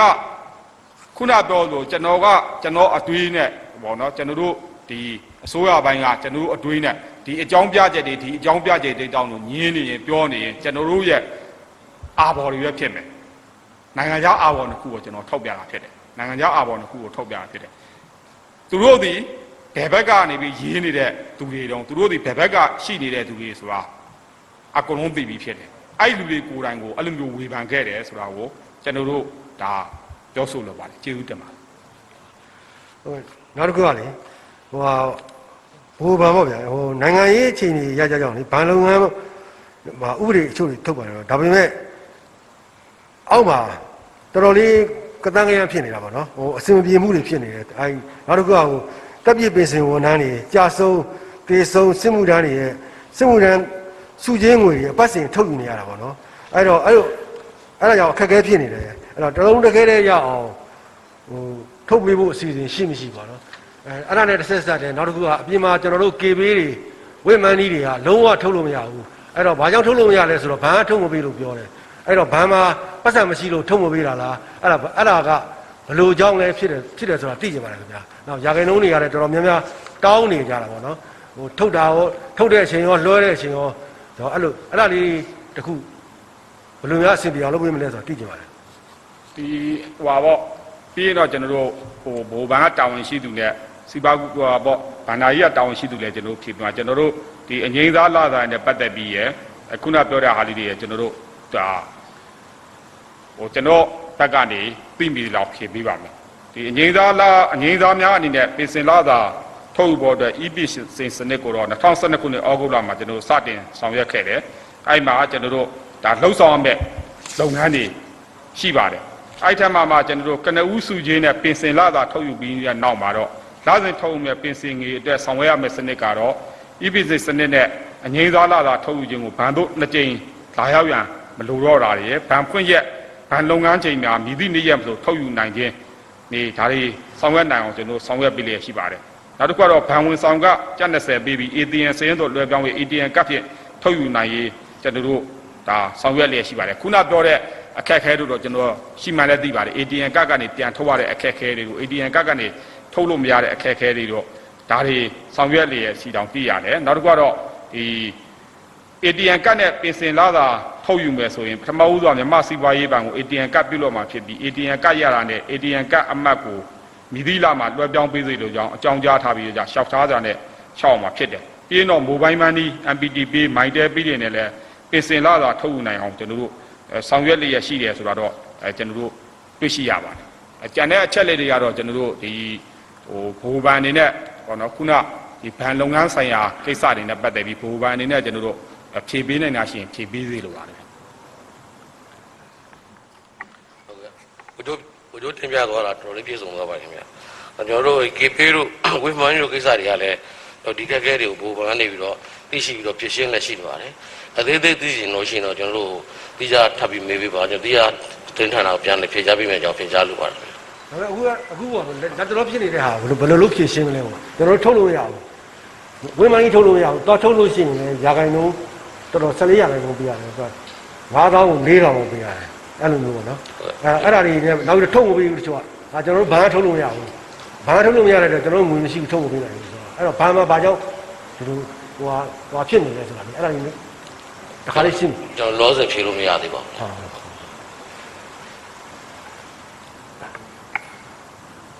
နောက်တစ်ခုကနေဇက်ကုံသွယ်ရေးနဲ့ပတ်သက်ပြီးတော့နည်းနည်းမေးချင်လို့ပါခင်ဗျာအဓိကကတော့တရုတ်မြန်မာနေဇက်ကုံသွယ်ရေးမှာကုံသွယ်ရေးအကြောင်းဖြစ်ပါတယ်ခင်ဗျာလက်ရှိအချိန်တွေကမြန်မာကုံသွယ်တွေကနဂတနဲ့ကာစတန်ကနေဂျူဒီနဲ့လိုင်စင်ကိုရရှိပြီးဖို့အခွန်အခတွေပေးဆောင်ပြီးကုံသွယ်ရေးစခန်းကိုဖြတ်တစ်ဖက်နိုင်ငံကိုတရားမဝင်တင်သွင်းနေရတဲ့အခြေအနေကိုအစိုးရအနေနဲ့ဘယ်လိုဆောင်ရွက်ပေးမလဲလို့သိချင်ပါတယ်ခင်ဗျာစခန်းမှာပြောရလဲမသိဘူးဗျအဲ့ဟိုကနေဇက်ပဲများအဲ့ဟိုပေါ့တရုတ်ဟိုအဓိကတော့တရုတ်ကနေတရုတ်ကိုနွားတွေနဲ့လာဦးထိုင်းပေါ့နော်အဲ့ဒါတွေတဆင့်ဆိုတော့ तू ကတရုတ်ကဝယ်တာကလာဦးနဲ့ထိုင်းကနေဝယ်တယ်ဗမာပြည်ကကြတော့တရားဝင်လုပ်တော့ပြင်မဲ့လေတရားမဝင်နီးနဲ့သူတို့ဝယ်တာပေါ့နော်အဲ့တော့မြန်မာကုန်သည်တွေကမြန်မာပြည်ရဲ့တိုင်းသားလက်နက်ကိုင်နယ်မြေအချို့ကိုဖျက်ဆီးပြီးတော့လာဦးထိုင်း နိုင်ငံတွေကိုအရင်ကူးပြီးမှတရုတ်ကုန်သွယ်မှုလုပ်နေတဲ့အခြေအနေရှိတယ်ပေါ့နော်အဲ့ဒါလေး တော့လက်တွေ့ကျွန်တော်တို့ကုန်သွယ်မှုလုပ်နေတော့မူဆယ်105မိုင်ပေါ့နော်105မိုင်ကုန်သွယ်ရေးဆောင်မှာလုပ်နေတာရှိတယ်ပြီးတော့ကျဲကောင်းရွှေဒီဒေသမှာကျွန်တော်တို့လုပ်နေတာရှိတယ်ပြီးရင်တော့မူဆယ်နယ်သက်ကကျိန်စမ်းကြော့ဂိတ်မှာကျွန်တော်တို့လှုပ်ဆောင်နေတာရှိတယ်လှုပ်ဆောင်နေရတော့ဒါတရားဝင်လုပ်နေတဲ့အလုပ်ကိုပဲကျွန်တော်တို့ကပြောနိုင်မယ်ခုနပြောတဲ့မှောင်ခိုလုပ်ငန်းတွေကိုတော့မှောင်ခိုလုပ်ငန်းတွေကိုတရားဝင်လုပ်ဖို့ဆိုတော့ကျွန်တော်တို့ကဒီလိုဆိုတာမဟုတ်ကျွန်တော်တို့ကလေဟိုဒီကနေတရားဝင်အခုံးနေဆောင်သွားတယ်ဒါပေမဲ့ဟိုဘက်ကကျွန်တော်တို့ပစ္စည်းတွေကိုတရားဝင်လက်မခံဘူးအဲ့တော့ကျွန်တော်တို့ကကိုကတရားဝင်ဒီဘက်အခုံဆောင်သွားပြီဟိုဘက်ကတရားမဝင်ဟိုရောင်းချနေရတာပေါ့နော်အဲ့ဒါလေးသိသလားပေါ့နော်သိရင်လည်းဘယ်လိုမျိုးလုပ်ပြီးမလဲဆိုတာအဲ့ဒါလေးပါအဲ့ကိစ္စနဲ့ပတ်သက်လို့တော့မသိသေးပါဘူးဗျာမသိသေးဘူးဆိုတော့ကျွန်တော်တို့ဒီတရားဝင်ကုန်သွယ်မှုလုပ်နေတဲ့လုပ်ငန်းတွေနဲ့ပတ်သက်ပြီးကျွန်တော်တို့ပို့နေတဲ့လုပ်ငန်းတွေခုလောလောဆယ်တော့ကျွန်တော်တို့ဘူဆက်105မိုင်ဂိတ်မှာတော့ကုန်သွယ်မှုပမာဏကတော့ဒီကိုဗစ် -19 ခုနောက်ပိုင်းတတိယအကျော်ပေါ့နော်ကန့်သက်ခြင်းကာလတော့တရက်မှာဒေါ်လာ10 သန်း12 သန်းလောက်ရှိတယ်ခု9ရက်ဇွန်လ9ရက်နေ့မှာတော့တရက်မှာကျွန်တော်တို့ဒါတဝက်လောက်နီးပါးအထိဒေါ်လာ9 သန်းအထိရော့ကျသွားတာမျိုးရှိတယ်ခုနပြောတဲ့မေးခွန်းတည်တဲ့ဒါရင်းနဲ့လည်းဆက်ဆက်နိုင်ပါတယ်ဒါရင်းနဲ့လည်းဆက်ဆက်နိုင်တယ်ဆိုတာဒီခုနဂိတ်တွေမှာကိုဗစ် -19 နဲ့ပတ်သက်ပြီးတော့ဒါတားဆီးလိုက်တာမျိုးတွေရှိပါတယ်ပြီးရင်ကျွန်တော်တို့ဒါကားတွေနဲ့ပတ်သက်ပြီးတော့ကျွန်တော်တို့တားဆီးလိုက်တာတွေရှိတယ်အရင်တော့ကျွန်တော်တို့ဒီပို့ကုန်အပေါ်ရင်တစည်းစင်းပေါ်မှာကိုဗစ် -19 စစ်ဆေးခြင်းတွေပြုလုပ်ရတာတွေရှိတယ်နောက်ပြီးတော့ကိုဗစ် -19 စစ်ဆေးတဲ့နေရာမှာခုအချိန်မှာတော့ပိုပြီးတင်းကျပ်ပြီးတော့စစ်ဆေးလာတာပိုပြီးတင်းကျပ်ပြီးစစ်ဆေးလာတဲ့ကိစ္စမျိုးတွေရှိတယ်နောက်ကြံနေတောင်မှပဲဒီလိုမျိုးဖြစ်တဲ့ကိစ္စဒီကနေပြီးကြံနေယူသွားတယ်ကိုဘက်မှာကျွန်တော်တို့ကြံနေဒါမရောင်းရဘူးကြံနေမရောင်းရဘူးဆိုတာဒီကြံနေမရောင်းရတဲ့အတွက်ကြံနေသူက24နာရီ48နာရီကျော်ရင်အချိန်ပေါက်တဲ့ကြံနေကိုသွန်ပက်ခတ်ရတဲ့ဟာမျိုးတွေရှိတယ်ဒီကိစ္စနဲ့ပတ်သက်ပြီးတော့ကျွန်တော်တို့ဒါဆောင်ရွက်လျက်ရှိပါတယ်ဆောင်ရွက်လျက်ရှိတာဆိုတာကျွန်တော်တို့ဒီကြံနေကိုဒါအခွန်ဆောင်ပြီးတဲ့ဟာတွေပြီးရင်အခွန်ခပေးပြီးတဲ့ဟာတွေမှန်တယ်များကိုဟိုဘက်မှာရောင်းချနိုင်ရေးအတွက်ကျွန်တော်လိုက်နိုင်ညှိနှိုင်းဆောင်ရွက်လျက်ရှိပါတယ်ဟုတ်ကဲ့ကျေးဇူးတင်ပါတယ်ခင်ဗျာမင်္ဂလာပါကိုကျုပ်မိခွန်းလေးမေးဖို့အတွက်အချိန်လေးနည်းငယ်ပေးပါကိုကျုပ်မိခွန်းမှာတခုတော့ရှိပါတယ်ဟွာပေါ့ကျွန်တော်တို့ဒီမှာဟွာလောက်ခင်ကတိုင်းကျွန်တော်ကန့်တတ်ထားရှိပါတယ်မိခွန်းကိုမေးပါကျွန်တော်တို့ဟွာပေါ့နော်ဟိုကွန်မန့်တွေအများကြီးမပေးကွန်မန့်တွေအများကြီးမပေးပါနဲ့ဆိုတာဒီကနေပြီးအများကြီးပေါ့နော်ဟိုကိုပြောချင်တဲ့ဟာတွေကိုတော့ပြီးမှတာပြောပါကျွန်တော်တို့ဟိုမိခွန်းမေးပေးဖို့တော့ဟွာပြုပါတယ်ဗျဟုတ်ကိုကျုပ်အခုလက်ရှိအခြေအနေမှာကျမတို့အခုပြည်သူတွေလို့ပြောပါဦးကျမတို့တက်မတော်ကိုချစ်တဲ့လူတွေနိုင်ငံကိုအလေးထားတန်ဖိုးထားတဲ့လူတွေကဒီ CRPH NUG နဲ့ NLD ကိုထောက်ခံတဲ့အဖွဲ့တွေကနေပြီးတော့မတရားကြမ်းဖက်တပ်ဖြတ်တာကိုခံနေရပါတယ်ကိုကျုပ်တက်မတော်ကဗိုလ်ချုပ်အောင်ဆန်းတရေတီခဲ့တာလို့ပြောရင်ကျမတို့လက်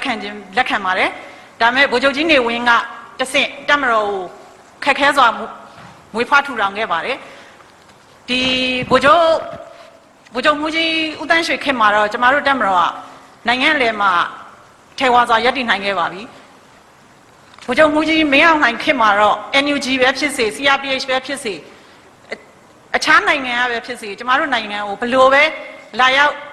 ပြီးတော့အနေပြုတ်တည်ဖြစ်စေကျမတို့နိုင်ငံနဲ့ကျမတို့တက်မတော်ကဘယ်တော့မှပြိုလဲတော့မှာမဟုတ်ဘူးလို့ကျမတို့အကျွင့်မဲ့ယုံကြည်ထားပါတယ်ယုံကြည်ထားတဲ့ကဲ့သို့ပဲကျမတို့တက်မတော်ကိုအားကိုးပါတယ်ယနေ့ချိန်ထိလဲဒါပေမဲ့လက်ရှိမြေပြင်ရဲ့အခြေအနေတွေရတော့ကျမတို့တက်မတော်ကိုအားကိုးနေပေမဲ့လေအိမ်ရှိကိုဘယ်အချိန်ရောက်လာမလဲဆိုတဲ့ဟာမျိုးကိုကျမတို့တွေးကြောက်နေရပါတယ်ဒီလွတ်လပ်ရေးရဖို့ကြိုးပမ်းစဉ်ကာလတွေကကျမတို့ပြည်သူတွေကတက်မတော်နဲ့အတူလက်တွဲပြီးတော့ရရလက်နက်ကိုဆွဲကင်ပြီးတော့တော်လှန်ခဲ့ကြနေချက်ကိုတော်လှန်ခဲ့ကြသူများပဲဖြစ်ပါတယ်ကိုကျုပ်အခုအချိန်မှာတော့ဒီဘာမဟုတ်တဲ့ NUG CRPH နဲ့ NLD ထောက်ခံသူတွေရဲ့အကြမ်းဖက်ရန်ပြုခြင်းကိုငြိမ်ခံနေရပါတယ်ဘာအတွက်လဲဆိုတော့ကျမတို့တုံ့ပြန်လို့ရှိရင်လေထောင်ကြမှာပါမတုံ့ပြန်မဲ့ငြိမ်ခံတော့လေသေတယ်မှာကျမတို့အတွက်ရွေးချယ်စရာလမ်းမရှိပါဘူးအဲ့အတွက်ဗိုလ်ချုပ်တို့အနေနဲ့ကျမတို့ကိုဒီမိမိကို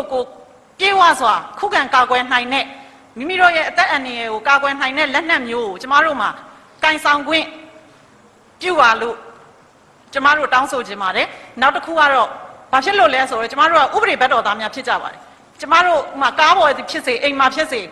ဒီလက်နက်တစ်ခုခုကိုကင်ဆောင်ထားရင် ကျမတို့ကအဖမ်းခံရမှာပါကျမတို့တွေဒီအဖမ်းခံရမှာပါဒီအတွက်ကိုကျမတို့အခုကိုင်ဆောင်ခွင့်ပြုပါလို့တောင်းဆိုပေမဲ့ဗိုလ်ချုပ်တို့ကိုတောင်းဆိုပေမဲ့ဥပဒေမဲ့လို့ဖြစ်နေပါတယ်ဒီပွဲကြီးမှာကျမဒီဟာကိုပြောပြတဲ့အတွက်ဒါမဲ့အမြန်လမ်းမှာဗိုလ်ချုပ်အနှင်းရင်နဲ့အမြန်ရင်မှာအနှင်းရင်တက်မောင်းဝင်မပေးထားပါဘူးဒီလမ်းမို့အနှင်းရင်နဲ့ကျမတို့ကားနဲ့ဖြစ်စီတိုင်းမိတဲ့အခါမှာဘလို့ပဲလမ်းကြောင်းမှန်နေပါစေအနှင်းရင်ရဲ့အလွန်ပါပဲအဲ့ဒီတာရကလေးရကျမတို့ဒီလောလောဆယ်မိမိကိုမိမိအသက်အန္တရာယ်ကိုခုခံပါကွယ်ပိုင်ခွင့်အရာဒီလက်နက်ကိုလက်အပြည့်အဝကာကွယ်နိုင်တဲ့လက်နက်တစ်ခုကိုပေးကင်ခွင့်ပြုလို့ရမရအောင်ကျမတို့သိချင်ပါတယ်ရေးတကြီးဒီကတော့ကျွန်တော်တို့ဟိုပါပေါ့ဥပဒေအရာအကာအကွယ်ပဲယူမှာဖြစ်ပါတယ်ရာဇကြီးဥပဒေရတော့ဒါရာဇကြီးဥပဒေဒါပုပ္ပ100လောက်မှရှိတာပေါ့နော်အဲဒီဟာနဲ့ပတ်သက်ပြီးမိမိကိုယ်ကိုကာကွယ်ခုခံပိုင်ခွင့်လူတိုင်းမှာရှိပါတယ်မိမိကိုယ်ကိုကာကွယ်ခုခံပိုင်ခွင့်ကနေပြီးကြာလွတ်တယ်မိမိကိုယ်ကိုကာကွယ်ခုခံပိုင်ခွင့်အရာလှုပ်ဆောင်မှုတွေကလည်းပြစ်မှုမမြောက်စေရဆိုတဲ့ဟာမျိုးရှိပါတယ်သို့တော့အဲ့မိမိကိုယ်ကိုကာကွယ်ခုခံပိုင်ခွင့်မှာစီမင်းတွေရှိပါတယ်ခုနတို့လိုအကြမ်းဖက်ပေါ့နော် CRPH NUG အကြမ်းဖက်သမားတွေကနေမှမိမိအသက်အန္တရာယ်ကိုရန်ရှာလို့မိမိနဲ့မိမိပတ်ဝန်းကျင်ကိုရန်ရှာလို့ခုခံကာကွယ်ခြင်းကတော့ကျွန်တော်တို့ဒီရာဇကြီးဥပဒေအရတော့ဒါပြစ်မှုမြောက်เสียကျွန်တော်တို့အကြောင်းလည်းမရှိပါဘူးပြစ်မှုလည်းမမြောက်ဘူးလို့ကျွန်တော်တို့ဒါပြောလိုပါတယ်ဒါတော့ဥပဒေအရအကာအကွယ်ဒီရခင်ကအတိုင်းကျွန်တော်တို့ရရှိပြီးဖြစ်ပါတယ်နောက်တစ်ခုကတော့ကျွန်တော်တို့ခုနပြောလို့ကျွန်တော်တို့အနေနဲ့လည်းဒီအတန်တွေကိုအများအားကြားရပါတယ်ဒီထောက်ခံသူတွေပေါ့တမတော်ထောက်ခံသူတွေလို့ပြောတာလည်းရှိတယ်ပြီးရင်တမတော်နဲ့ဒီပြည်ခိုင်ဖြိုးနဲ့ရင်ပြည်ခိုင်ဖြိုးပါတီဝင်တွေပေါ့နော်ပြည်ခိုင်ဖြိုးပါတီဝင်တွေပြည်ခိုင်ဖြိုးထောက်ခံသူတွေပြောတယ်ပြီးရင်တော့ကျွန်တော်တို့ဒီအမျိုးသားရေးသမားတွေလည်းပြောတယ်သူတို့အနေနဲ့အသက်အန္တရာယ်ရှိတဲ့အကြောင်းအသက်အန္တရာယ်ပြုခံရတဲ့အကြောင်းဒါအန္တရာယ်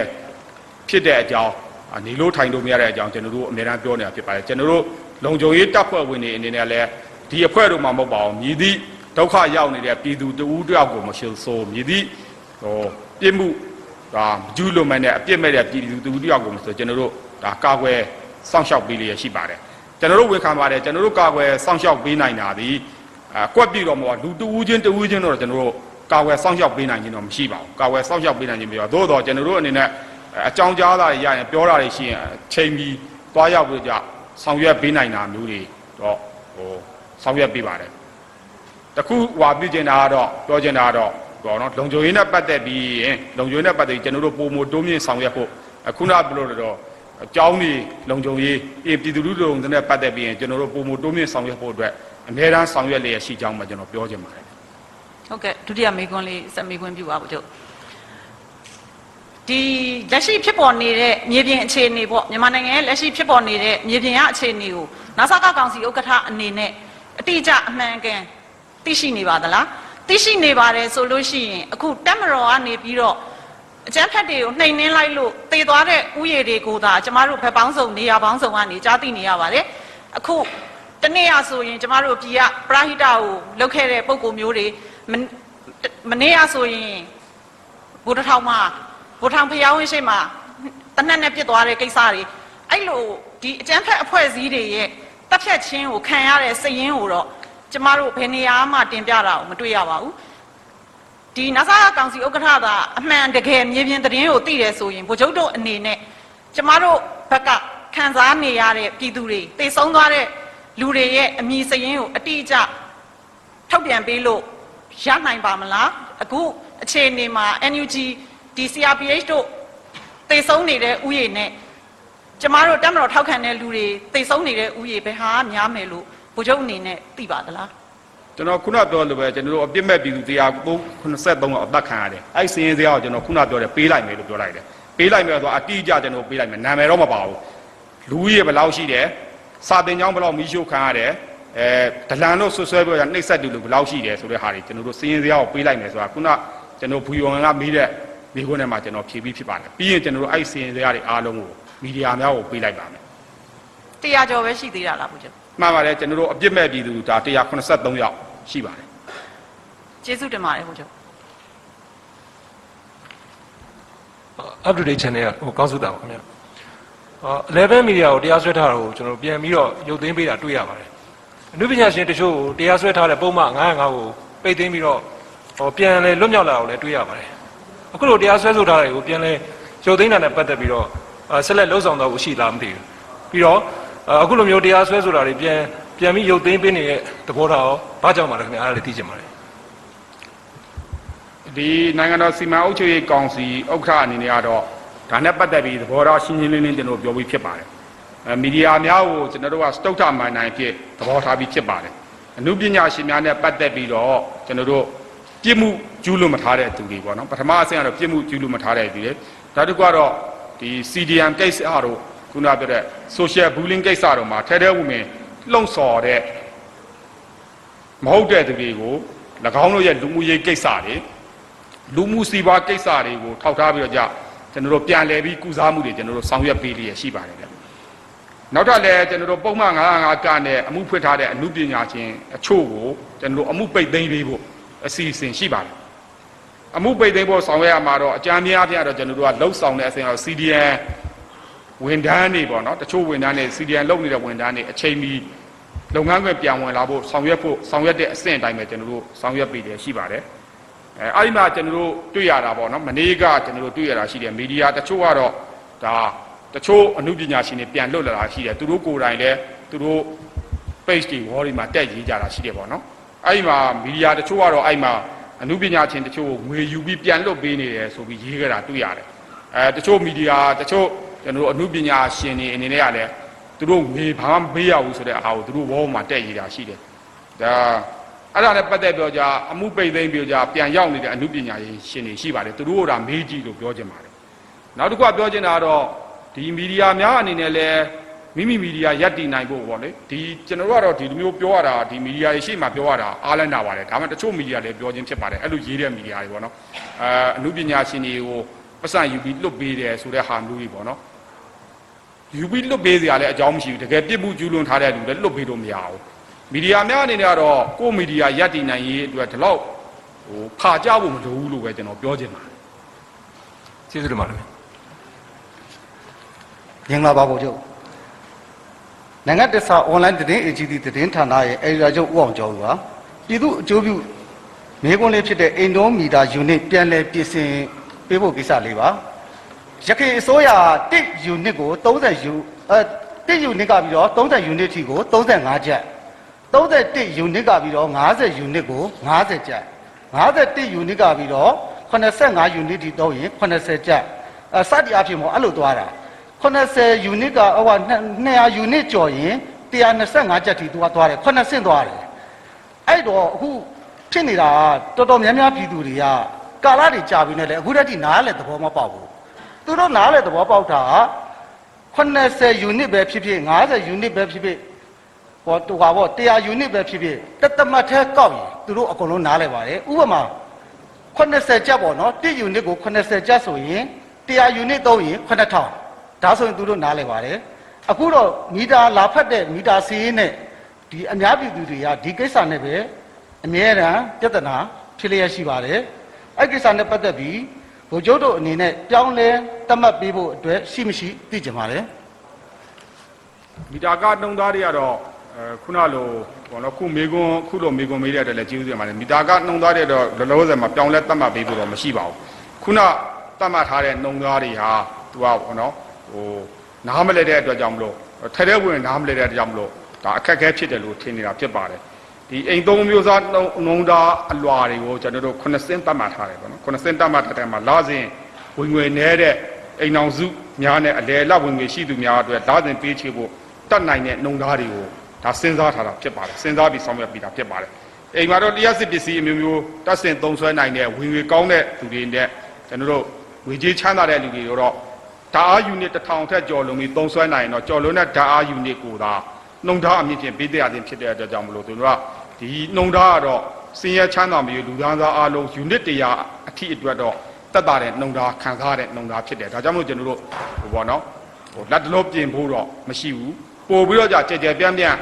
သိမြင်အောင်ပေါ့နော်ပို့ပြီးကြဲကြဲပြန့်ပြန့်သိမြင်အောင်ဆောင်ရွက်ဖို့ပဲရှိတယ်ဒီလိုလုပ်တဲ့အခါမှာလည်းခုလိုမီဒီယာများနေတဲ့ အခုလိုမေကွန်းမေးပြတာလဲကျေးဇူးတင်ပါတယ်ပြီးရင်တော့ကျွန်တော်ဒီဇယားပေါ့နော်ဒီလျှက်စစ်တာကောက်ခံတဲ့ဇယားတွေနဲ့ပတ်သက်ပြီးရင်ကျွန်တော်မီဒီယာများကိုလည်းပေးလိုက်ပါမယ်အဲ့မှာလည်းပြည်သူများကိုလည်းပြန်ပြီးတော့ဒါအသိပေးပေးဖို့ပေါ့နော်ပြန်ပြီးအသိပေးပေးဖို့ပြောလိုပါတယ်ဒီ COVID-19 ကပ်ရောဂါကာလမှာ2020ဧပြီလကနေပြောကြ2022မတ်လအထိ12လတာအတွင်းမှာအိမ်သုံးအမျိုးအစားဓာတ်အားသုံးစွဲသူတွေအတွက်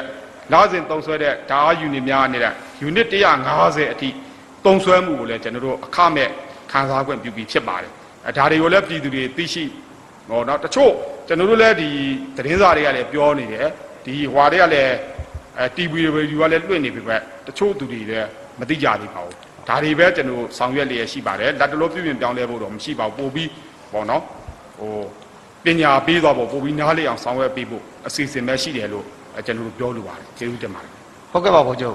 းဒုတိယမေးခွန်းလေးကတော့နိုင်ငံတော်စီမံအုပ်ချုပ်ရေးကောင်စီအနေနဲ့ကျွန်တော်တို့မီဒီယာတွေကိုသတင်းမှန်ခေါ်ပြပေးစေချင်တာကိုလည်းကျွန်တော်တို့သိပါတယ်ဒါပေမဲ့စာတင်ကျောင်းမှာဘုံပေါက်ကွဲတာပဲဖြစ်ဖြစ်နေအိမ်မှာဘုံပေါက်ကွဲတာပဲဖြစ်ဖြစ်အစိုးရအဆောက်အဦမှာဘုံပေါက်ကွဲတာပဲဖြစ်ဖြစ်တခုခုဖြစ်ပွားခဲ့ရင်လုံခြုံရေးအဖွဲ့အစည်းကကျွန်တော်တို့မီဒီယာတွေကိုသတင်းယူတာမှာတားဆီးပိတ်ပင်တာမျိုးတွေရှိနေပါတယ်ကျွန်တော်တို့အဲ့လိုမျိုးတားဆီးပိတ်ပင်တဲ့အချိန်မှာ fake account လို့ခေါ်တဲ့အကောင့်တူတွေက line ပေါ်မှာ100လောက်ပြန်သွားပြီ200လောက်ပြန်သွားပြီ1000လောက်ပြန်သွားပြီကျွန်တော်တို့သတင်းမှန်ရတဲ့အချိန်မှာမှတ်မိတော့ဘူးအဲ့ဒီအခက်အခဲလေးတွေရှိနေပါတယ်ဗိုလ်ချုပ်တို့အနေနဲ့ဘယ်လိုများဆောင်ရွက်ပေးမလဲဆိုတာလေးသိချင်ပါတယ်မနေ့ကလည်းကျွန်တော်တို့ဒါမြန်မာနိုင်ငံသတင်းမီဒီယာကောင်စီတွေနဲ့ဒီသတင်းတုတွေကိုမထုတ်လုပ်ကြဖို့သတင်းမားတွေမရေးကြဖို့ဒါသတင်းမီဒီယာများကိုမေတ္တာရပ်ခံတဲ့ကြေညာချက်ကျွန်တော်မနေ့ကထုတ်ပြန်ခဲ့တာလည်းတွေ့ရပါတယ်ဒါနဲ့အတူကျွန်တော်ပြန်ကြားရေးဝန်ကြီးဌာနနဲ့သတင်းမီဒီယာကောင်စီအနေနဲ့လည်းဒီသတင်းမီဒီယာများကိုဒါသတင်းမီဒီယာကတ်ပေါ့နော်သတင်းမီဒီယာကတ်တွေတိုက်လိုက်ကတ်တွေမဟုတ်ဘဲနဲ့သတင်းမီဒီယာကတ်တွေဆောင်ရွက်ပေးနိုင်ဖို့ကျွန်တော်ဆောင်ရွက်လျက်ရှိပါတယ်ဒီသတင်းမီဒီယာကတ်တွေကျွန်တော်ဆောင်ရွက်ပြီးတဲ့အခါမှာတော့ဒီအတိမတ်ပြုထားတဲ့သတင်းမီဒီယာများအနေနဲ့ကခုနပြောတဲ့လုံခြုံရေးရကန့်တတ်ထားတဲ့နေရာပေါ့နော်လုံခြုံရေးရကန့်တတ်ထားတဲ့နေရာဆိုတော့ခွင့်ပြုထားတဲ့နေရာတွေသတင်းရယူနိုင်တဲ့နေရာတော့အလွယ်တကူဝင်ဆက်နိုင်အောင်ကျွန်တော်တို့ဆောင်ရွက်လျက်ရှိပါတယ်စီစဉ်ဆောင်ရွက်လျက်ရှိပါတယ်မကြာခင်မှာကျွန်တော်တို့ဖြစ်ပေါ်လာလိမ့်မယ်လို့မျှော်လင့်ပါတယ်အခုလောဆယ်မှာတော့အဲ့ဒါမဖြစ်ခင်ကာလအတွင်းမှာတော့ကျွန်တော်တို့ကဒီဘောနော်လုံခြုံရေးရဆောင်ရွက်မှုတွေကိုတော့ကျွန်တော်တို့ဒီပြန်ကြားရေးဝန်ကြီးဌာနနဲ့ပြန်ကြားရေးနဲ့ပြည်သူ့ဆက်ဆံရေးဦးစီးဌာနမျိုးနယ်ရုံးတွေနဲ့ကျွန်တော်ဆက်သွယ်ပြီးတော့ဒါဘယ်လောက်ထိခွင့်ပြုပေးနိုင်မယ်ဆိုတော့ကျွန်တော်စုံစမ်းစစ်ဆေးပေးပါမယ်ခုနပြောလို့ကတ်တွေနဲ့သတင်းမီဒီယာကောင်စီနဲ့ကျွန်တော်တို့ဆောင်ရွက်ပြီးရင်တော့ဒီလွတ်လပ်ခွင့်တွေပို့ပြီးတော့ရရှိလာနိုင်မယ်လို့ကျွန်တော်ပြောချင်ပါတယ်ဟုတ်ကဲ့ပါဘုရားကျေးဇူးတင်ပါတယ်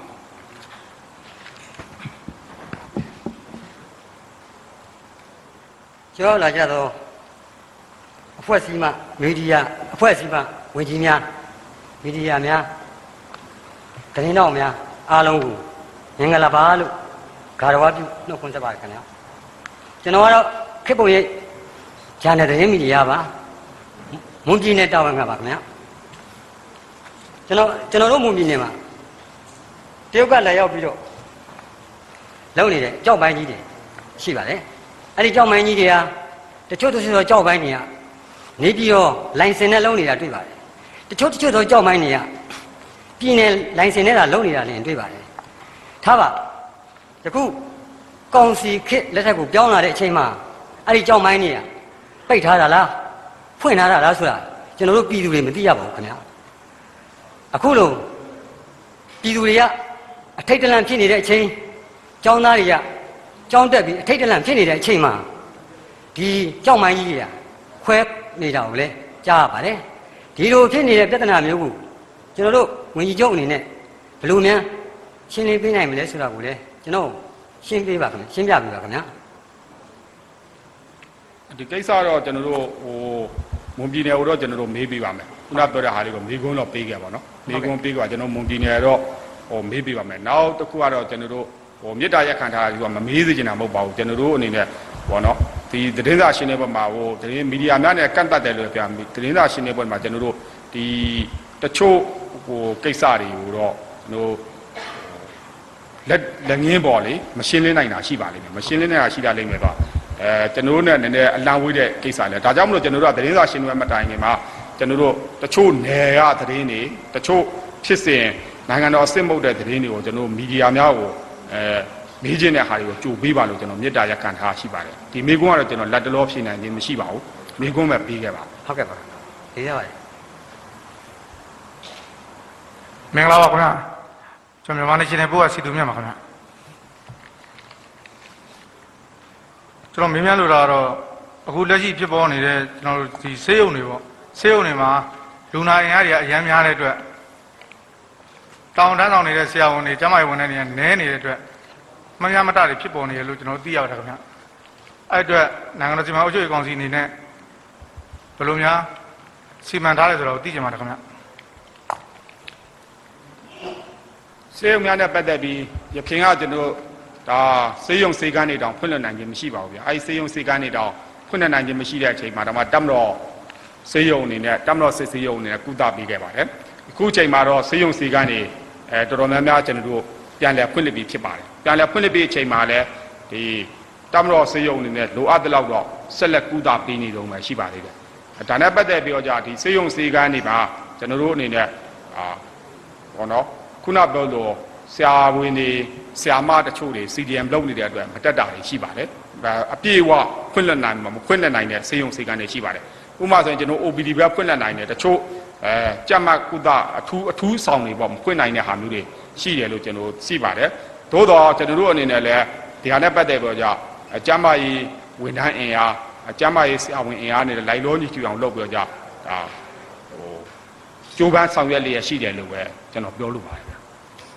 ဟုတ်မိကုန်းနံပါတ်1ပါခင်ဗျာအခုလက်တော်ဖြစ်နေတယ်ကျွန်တော်တို့ပို့ချုပ်ရမှုတွေရမရဖတွေအခုကျွန်တော်ဒီအကြမ်းဖက်သမားတွေရဲ့တိုက်ခိုက်မှုတို့ခံနေရတယ်မန္တလေးမှာဆိုရင်ဒါရဲ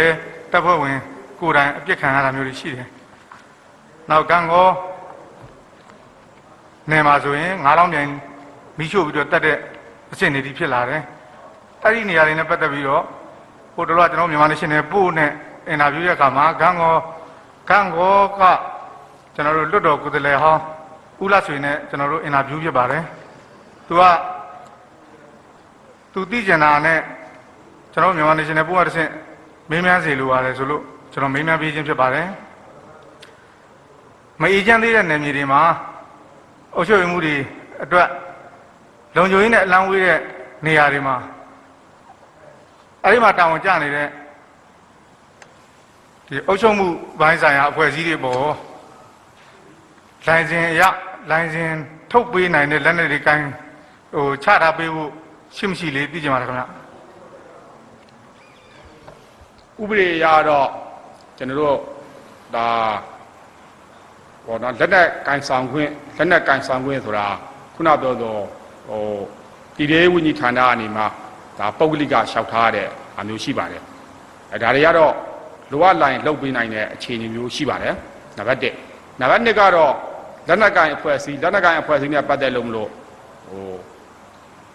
အကြမ်းဖက်မှုကြောင့်ပဲဖြစ်ဖြစ်တောင်းကြမှုကြောင့်ပဲဖြစ်ဖြစ်လိုအပ်လာလို့ရှိရင်ဒေသဆိုင်ရာပြည်သူ့စစ်များဖွဲ့စည်းခွင့်ရှိပါတယ်ဒေသဆိုင်ရာပြည်သူ့စစ်ဖွဲ့စည်းတဲ့မှာပြည်သူ့စစ်အရန်ပြည်သူ့စစ်ဒါဘူလာဆိုပြီးကျွန်တော်တို့ဖွဲ့စည်းနိုင်ခွင့်ရှိပါတယ်ဒါတွေကတော့နယ်မြေဒေသအခြေအနေတကယ်လိုအပ်မှုရှိမရှိဆိုတာတွေကိုသုံးသပ်ပြီးမှကျွန်တော်တို့ဆောင်းမှာဖြစ်ပါတယ်ခုနပြောတဲ့နှစ်ချက်လုပ်ပေးနိုင်တယ်ဆိုတာကဥပဒေအရရှိတယ်လုပ်ပေးနိုင်တယ်လို့ပြောခြင်းဖြစ်ပါတယ်လုပ်ပေးမယ်လို့ပြောခြင်းမဟုတ်ပါဘူးလုပ်ပေးနိုင်တယ်လုပ်ပေးလို့ရတယ်ဆိုတော့ရှိပြီးသားဆိုတာပြောခြင်းဖြစ်ပါတယ်ကျွန်တော်တို့အခြေအနေရကိုသုံးသပ်ပြီးတော့လှုပ်ဆောင်ပေးနိုင်မယ်လို့ကျွန်တော်တို့ပြောလိုပါတယ်ဗျနောက်ဆုံးမေးခွန်းပါဘုရားအခုလက်ရှိစာသင်ကျောင်းတွေမှာဖြစ်ပေါ်နေတဲ့ကျွန်တော်တို့ကျောင်းသားမိဘတွေကတချို့ကျောင်းသားမိဘတွေကကျောင်းကိုလာပြီးတော့အပ်ပြီးတော့အခုအကြမ်းဖက်တောင်းချမ်းသူတွေကလေလိုင်းပေါ်မှာလည်းပြောနေတယ်လက်ရှိလည်းတကယ်လည်းမီးရှို့နေတယ်တကယ်လည်းဒီဘုံတွေနဲ့ပြစ်နေတယ်ဆီယာမတွေကိုလည်းပြဿနာရှာနေတဲ့ကိစ္စတွေဖြစ်နေတဲ့အတွက်တချို့ကကျောင်းအပ်ထားတော့လဲသူကလေးလုံယုံရေးအရာသူကလေးတွေကိုစိုးရိမ်တဲ့အတွက်ကျောင်းကိုလာမပို့နိုင်သေးဘူးဖြစ်နေတယ်ခင်ဗျာအဲ့ကိစ္စတွေပတ်သက်ပြီးတော့ကျောင်းကိုလာမပို့နိုင်သေးတဲ့မိဘတွေအပေါ်မိဘတွေကိုကျောင်းကိုပို့ကျင်တဲ့စိတ်ဖြစ်အောင်ကျောင်းကိုပို့ကျင်လာအောင်နိုင်ငံတော်စီမံအုပ်ချုပ်ရေးကောင်စီအနေနဲ့ဘ ပါများပြောပြလို့ရမလားမသိဘူးခင်ဗျ အဓိကတော့စုပေါင်းအင်အားလုပ်တာပေါ့နော်ခုနပြောလို့လေလိုင်းဘွားနဲ့ချင်းချောင်းနဲ့တော့မပို့နိုင်ဘူးမပို့ဘူးဆိုတဲ့လူတွေများလာရင်ဒါဖြစ်သွားမလဲလက်တွေဘုံပေါက်ခွဲဖို့အတွက်ကြောင်ဝိုင်းနဲ့ဝင်လာပြီးဘုံပေါက်ခွဲတဲ့ဖြစ်စဉ်ရှိတာပဲထီးကြိုင်ဖြစ်စဉ်ခင်ဗျားတို့မြင်ဘူးမှာပဲဟောနော်ကျွန်တော်တို့ဒီဟွာပြုတ်နေလို့ပြောတာမဟုတ်ဘူးလုံခြုံရေးတပ်ဖွဲ့ဝင်တွေပဲဟိုအကုန်လုံးတာဝန်ရှိတယ်တာဝန်မရှိဘူးမဟုတ်ပါတာဝန်ရှိပါတယ်လုံခြုံရေးတပ်ဖွဲ့တွေမှာတာဝန်ရှိမြန်မာနိုင်ငံကာကွယ်ရေးအတွက်ပြည်ပရန်ကာကွယ်အတွက်တပ်မတော်မှာတာဝန်ရှိတယ်အဓိကတာဝန်ရှိတယ်ပြည်တွင်းမှာကျွန်တော်တို့ဒါခုနပြောနေတဲ့အကြမ်းဖက်မှုကာကွယ်ရေးအတွက်မြန်မာနိုင်ငံရဲတပ်ဖွဲ့မှာအဓိကတာဝန်ရှိတယ်။သို့သောပြည်တွင်းပြည်ပနေရာလုံးမှာတော့လက်နက်ကိုင်လုံခြုံရေးတပ်ဖွဲ့တွေမှာတာဝန်ရှိတယ်ဆိုတာကျွန်တော်တို့ခံယူပြီးလည်းဖြစ်တယ်။ခံယူပြီးလည်းဖြစ်တယ်။ဒီတိုင်းလည်းလုံနေသေးပဲဖြစ်တယ်။သို့တော့ခုနပြောဆိုပေါ့နော်ဟိုချင်းချောက်မှုတိုင်းကိုကြောက်ပြီးတော့じゃလိုက်ပြီးလုံနေမယ်ဆိုရင်တော့ကျွန်တော်တို့အလုံးမဖြစ်နိုင်ဘူး။ထီးကြိုင်ဖြစ်စဉ်ကိုရှိပါကျွန်တော်ဥပမာပေးတာပေါ့နော်။ဘုံပြစ်သွားတယ်ဟွာပြတဲ့ဝိုင်းဖမ်းတဲ့လူပထမဆုံးဖမ်းတဲ့လူကအမျိုးသားလားအမျိုးသမီးလားခင်ဗျားတို့သိချာကြည့်လားအဲ့တော့နေရာတကာတိုင်းမှာမြန်မာနိုင်ငံမှာလူကြီး54တန်းရှိပါတယ်လက်နက်ကိုင်တပ်ဖွဲ့ဝင်အင်အားဘယ်လောက်ရှိမလဲဘယ်လိုပဲပြောတိုင်းပြည်ရဲ့အချိုးအရာလက်နက်ကိုင်တပ်ဖွဲ့ဝင်အင်အားသည်နော်ဒီလူကြီးရဲ့အချိုးထက်2%ဆိုတာအမြင့်ဆုံးပဲဘယ်နိုင်ငံမှာ2%, 3%ဆိုတာ3%ဆိုတာဟိုဘက်တကယ်စစ်ဟိုပေါ့နော်စစ်ပုံစံတွင်းထားတဲ့ militarization country တောင်မှအဲ့လောက်မရှိဘူးအဲ့ဒါကြောင့်မလို့အဲ့လောက်ပဲရှိနိုင်တယ်အဲ့လောက်ပဲရှိနိုင်တဲ့လူကဒီလိုမျိုးပေါ့နော်တယောက်ချင်းအတွက်ကျွန်တော်တို့လိုက်လုပ်ပေးနိုင်တာပါစဉ်းစားဖို့ပြောချင်ပါတယ်တာဝန်မရှိဘူးမဟုတ်တာဝန်ရှိတယ်တော့ခံယူတယ်တာဝန်လည်းအများဆုံးရှိတယ်သို့တော့ဒီနေရာမှာတော့ကျွန်တော်တို့ပြည်သူများပါဝင်မှရမယ်လို့ကျွန်တော်ပြောချင်တယ်ဖြစ်ပါတယ်အဲ့တော့မြန်မာနိုင်ငံရှိတဲ့ရက်ွက်ကြီးရွာအုပ်စုပေါင်းဘယ်နှခုရှိတယ်ဆိုတာတွက်ကြည့်လိုက်ပါနော်ရက်ွက်ကြီးရွာအုပ်စုပေါင်းဘယ်နှခုရှိတယ်မြို့နယ်ပေါင်းဘယ်နှခုရှိတယ်ဆိုတာတော့အကုန်လုံးသိပြီးသားဖြစ်ပါတယ်ဒါကြောင့်မလို့ဒီနေရာတွေမှာပြည်သူပူးပေါင်းပါဝင်ဖို့လိုတယ်လို့ကျွန်တော်တို့ပြောလို့ပါတယ်ဒါကြောင့်မလို့လဲပြည်သူပူးပေါင်းပါဝင်ခဲ့လို့လဲဒီထီးကြိုင်လို့ဖြစ်စဉ်မျိုးနေရာမျိုးမှာရရှိကြတာဖြစ်တယ်ဒါအပြင်ဒီပြနေရာတွေမှာအားလုံးပူးပေါင်းပါဝင်နေတော့လဲဘုံဖောက်ခွဲဖို့အတွက်နော်လာတဲ့လူတွေကိုတားဆီးနိုင်တာရှိတယ်ဘုံဖောက်ခွဲဖို့အတွက်ရတဲ့လူတွေကိုလှုပ်ဆောင်နိုင်တာရှိတယ်ဒါတွေကတော့အားလုံးပူးပေါင်းပါဝင်မှရနိုင်မယ်လို့ကျွန်တော်ပြောချင်ပါတယ်ကျေးဇူးပါခင်ဗျာဟုတ်ကဲ့ပါဒူဝင်ကြီးရှင်မြန်မာအတန်နဲ့ရုံမြင့်တန်ကြားပါမိကုန်းလေးတစ်ခုမေးချင်လို့ပါရှင်ဟုတ်လက်ရှိမြန်မာနိုင်ငံမှာပေါ့နော်နိုင်ငံတော်စီမံအုပ်ချုပ်ရေးကောင်စီအစိုးရနဲ့ NUG အစိုးရဆိုပြီးတော့ဒီမှာပြောနေကြတာရှိပါတယ်ရှင် NUG အနေနဲ့ရောနိုင်ငံတကာအသိမှတ်ပြုရေးအတွက်လည်းဆောင်ရွက်နေရတော့တွေ့ပါတယ်တချို့မီဒီယာသတင်းတွေအရဆိုလို့ရှိရင်ဘယ်နိုင်ငံဘယ်လွှတ်တော်ဘယ်အဖွဲ့အစည်းတွေကနေအသိမှတ်ပြုရဲဆိုပြီးတော့လည်းပြောနေရရှိပါတယ်ရှင်ဒါနဲ့ပတ်သက်ပြီးတော့ဘယ်လိုသုံးသပ်ချက်တွေဘယ်လိုတွေပြောလို့ရမလဲဆိုတာသိချင်ပါတယ်ရှင်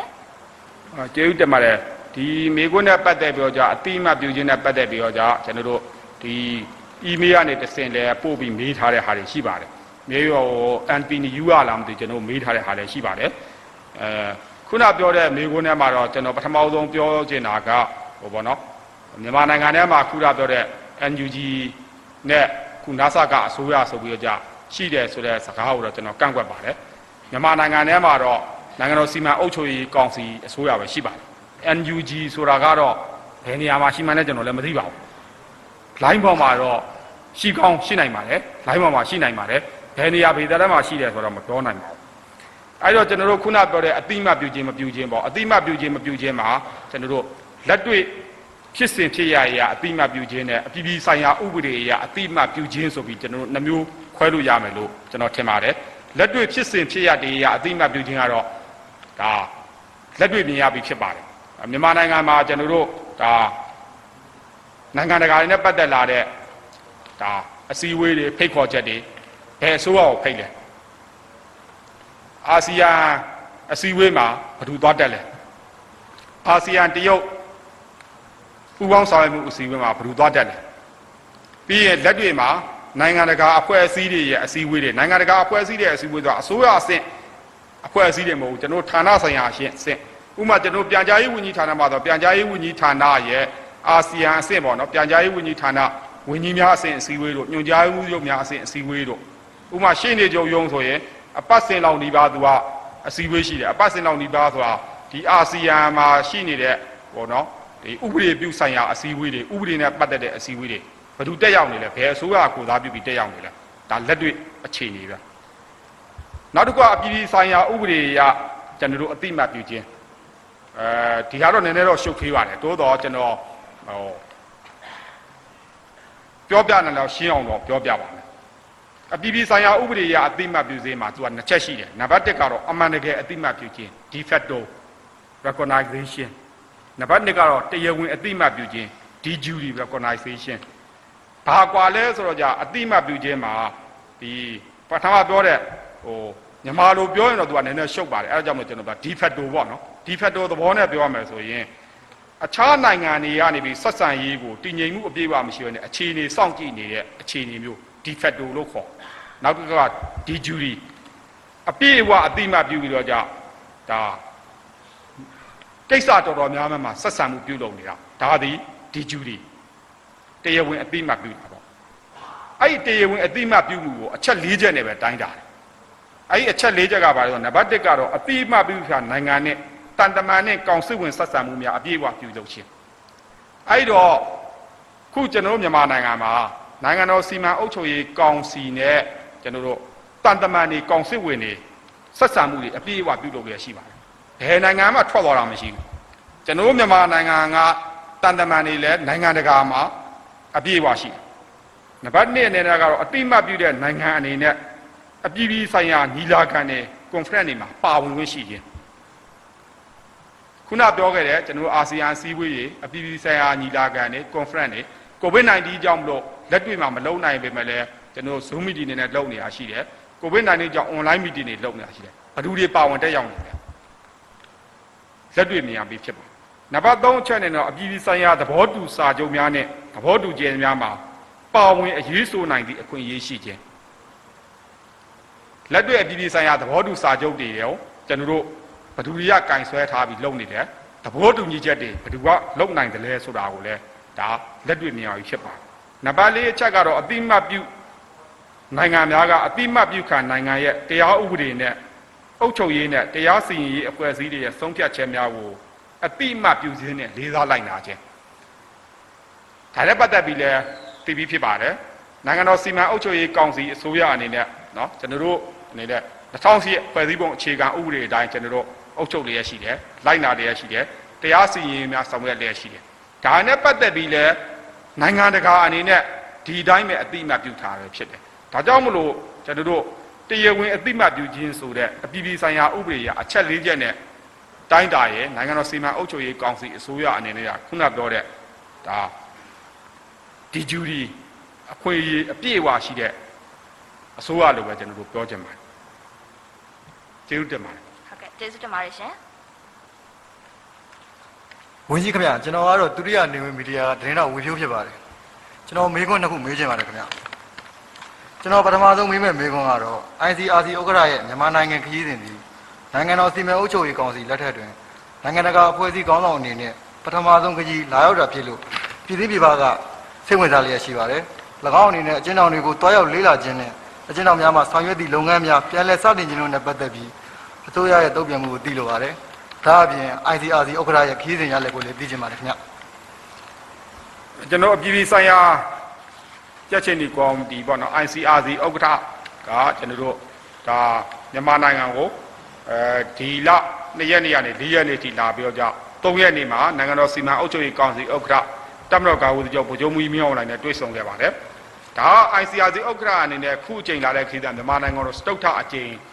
လာရောက်တဲ့ခရီးစဉ်ဖြစ်ပါတယ်သူက2013ခုနှစ်မှာတစ်ကြိမ်2019မှာတစ်ကြိမ်2018မှာတစ်ကြိမ်3ကြိမ်လာရောက်ပြီးဖြစ်တယ်အဲ့ခရီးစဉ်တွေမှာတော့2019 2018မှာကျွန်တော်တပ်မတော်ကာကွယ်ရေးချုပ်နဲ့တွေ့ခဲ့ပြီးဖြစ်ပါတယ်ဒ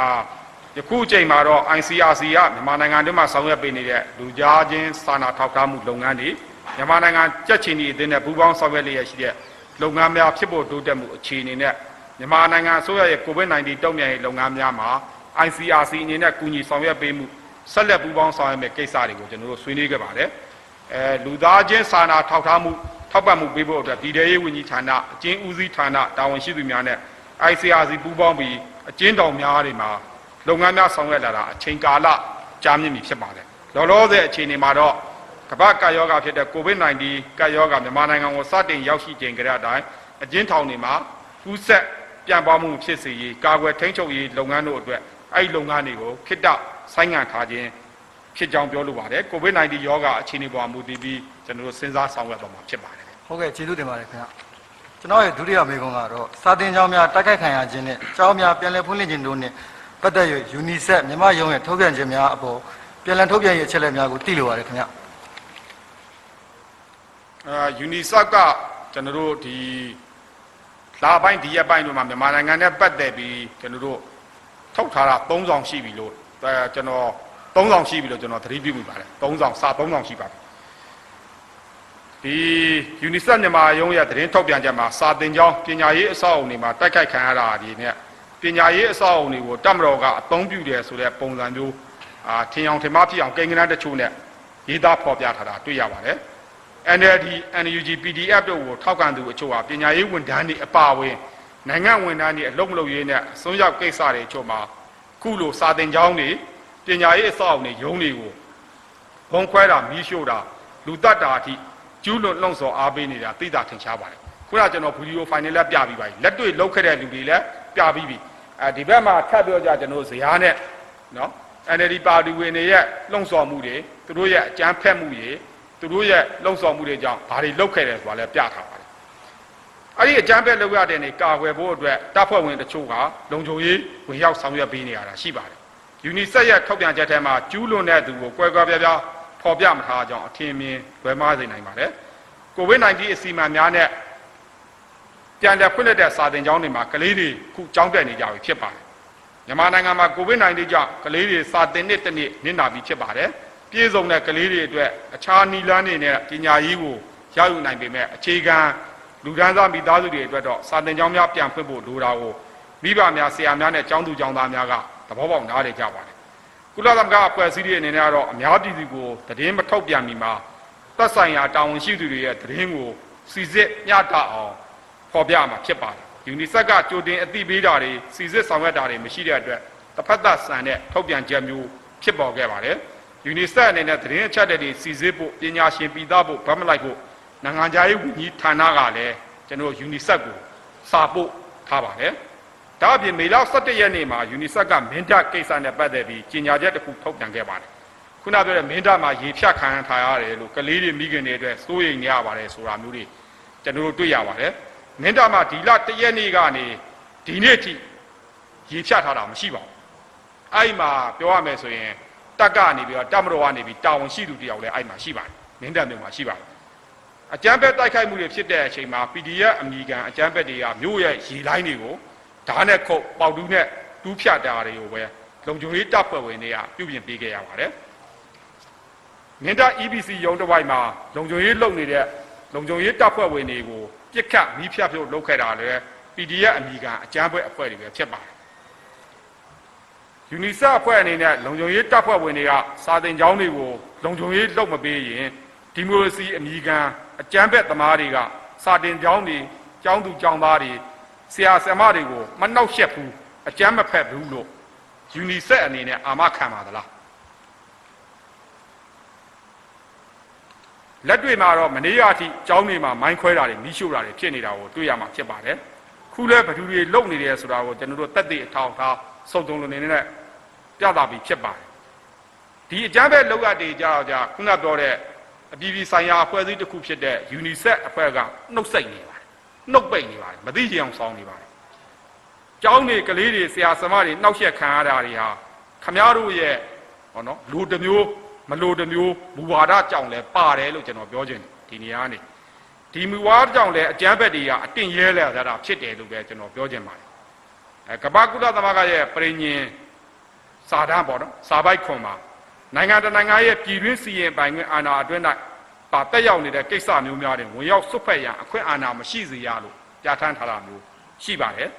ဒါတွေကိုဂရုပြုဖို့လိုပါတယ် UNICEF အဖွဲ့အနေနဲ့ကတော့ကုလသမဂ္ဂအဖွဲ့နိုင်ငံတကာအဖွဲ့အစည်းပြီးကျင့်ဝတ်သိက္ခာတွေကိုလိုက်နာသင့်တယ်လို့ ကျွန်တော်တို့ပြောလို့ပါတယ်တိတ်ခါမဲ့တဲ့လောက်ရတယ်မမြင်ပါရစေနဲ့လို့ပဲကျွန်တော်တို့ပြောလို့ပါတယ်ကျေးဇူးတင်ပါတယ် ဟုတ်ကဲ့ကျေးဇူးတင်ပါတယ်ခင်ဗျာ ကိုကျော်ခင်ဗျာကျွန်တော်97 မီဒီယာသတင်းတောက်ချုပ်နန္ဒာလင်းတဝဲဖြစ်ပါတယ်ကျွန်တော်ပထမဦးဆုံးမေးချင်တဲ့မေးခွန်းကတော့ relief flight တင်တဲ့ပတ်သက်တဲ့ကိစ္စပါ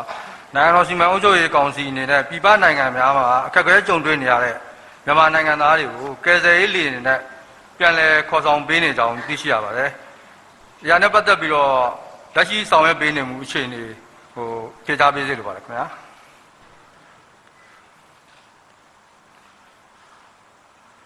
ကျွန်တော်တို့ဒီ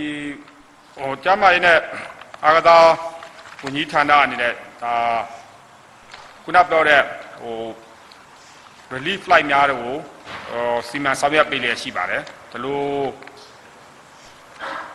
စီမံဆောင်ရွက်ပေးတဲ့နေရာမှာကျွန်တော်တို့ဒီသတင်းထုတ်ပြန်ထားရလဲရှိပါမယ်ဗျသတင်းထုတ်ပြန်ထားရလဲရှိလိမ့်မယ်အခုနောက်ပိုင်းဆောင်ရွက်ပေးနေတာအစ္စရေးကနေပြောကြဂျော်ဒန်မှာသွားလုပ်နေတဲ့ဒါအဖွဲ့တွေကိုကျွန်တော်တို့ခေါ်ဆောင်ပေးတဲ့ကိစ္စမျိုးတွေရှိပါတယ်ကျန်တဲ့နိုင်ငံတွေမှာလည်းကျွန်တော်တို့ခေါ်ဆောင်ပေးတဲ့ကိစ္စမျိုးတွေရှိပါတယ်ရင်ခင်အပတ်တုန်းကတော့ကျွန်တော်တို့အိန္ဒိယကနေပြောကြအိန္ဒိယမှာစီစဉ်ဆောင်ရွက်ပေးတဲ့ဟာမျိုးတွေကျွန်တော်တို့ရှိပါတယ်ဒါနဲ့ပတ်သက်ပြောကြပေါ့လေစည်ရင်စရာပေါ့စည်ရင်စရာကိုတော့ကျွန်တော်ပြီးရင်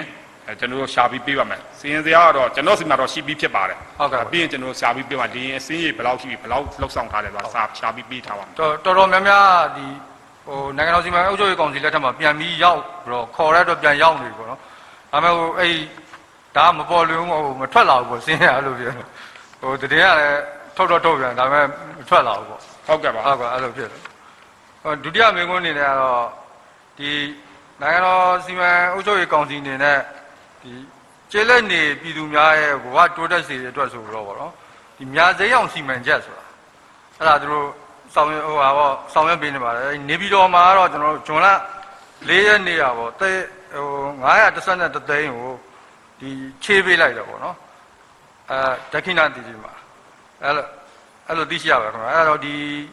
တောင်သူကြီးတွေရဲ့ဘဝအတွက်ပေါ့နော်တိုးတက်ရဆောင်ရွက်နေတဲ့ဒီမြားစိမ်းအောင်စီမံကိန်းနဲ့ပတ်သက်ပြီးတော့လက်ရှိဆောင်ရွက်မှုအခြေအနေကိုလည်းဖြေကြားပေးစေလိုပါတယ်ခင်ဗျာဒီမြားစိမ်းအောင်စီမံကိန်းကတော့ကျွန်တော်ဒီ2021ဧပြီလရန်ကုန်ဝေလည်ပတ်မှုအခြေအနေကတော့ဒီစိုက်ပျိုးရေးလုပ်ငန်းဆောင်ရွက်သူပေါ့အိမ်အောင်စုကျွန်တော်တို့6သိန်းကျော်အတွက်ငွေကျပ်တန်းပေါင်းကျွန်တော်တို့2သိန်း3000ကျော်ပေါ့ဝင်းမြူရေးလုပ်ငန်းအတွက်ကတော့ကျွန်တော်တို့ငွေကျပ်တန်းပေါင်း3သိန်း1တန်းကျော်3သိန်း1000ကျော်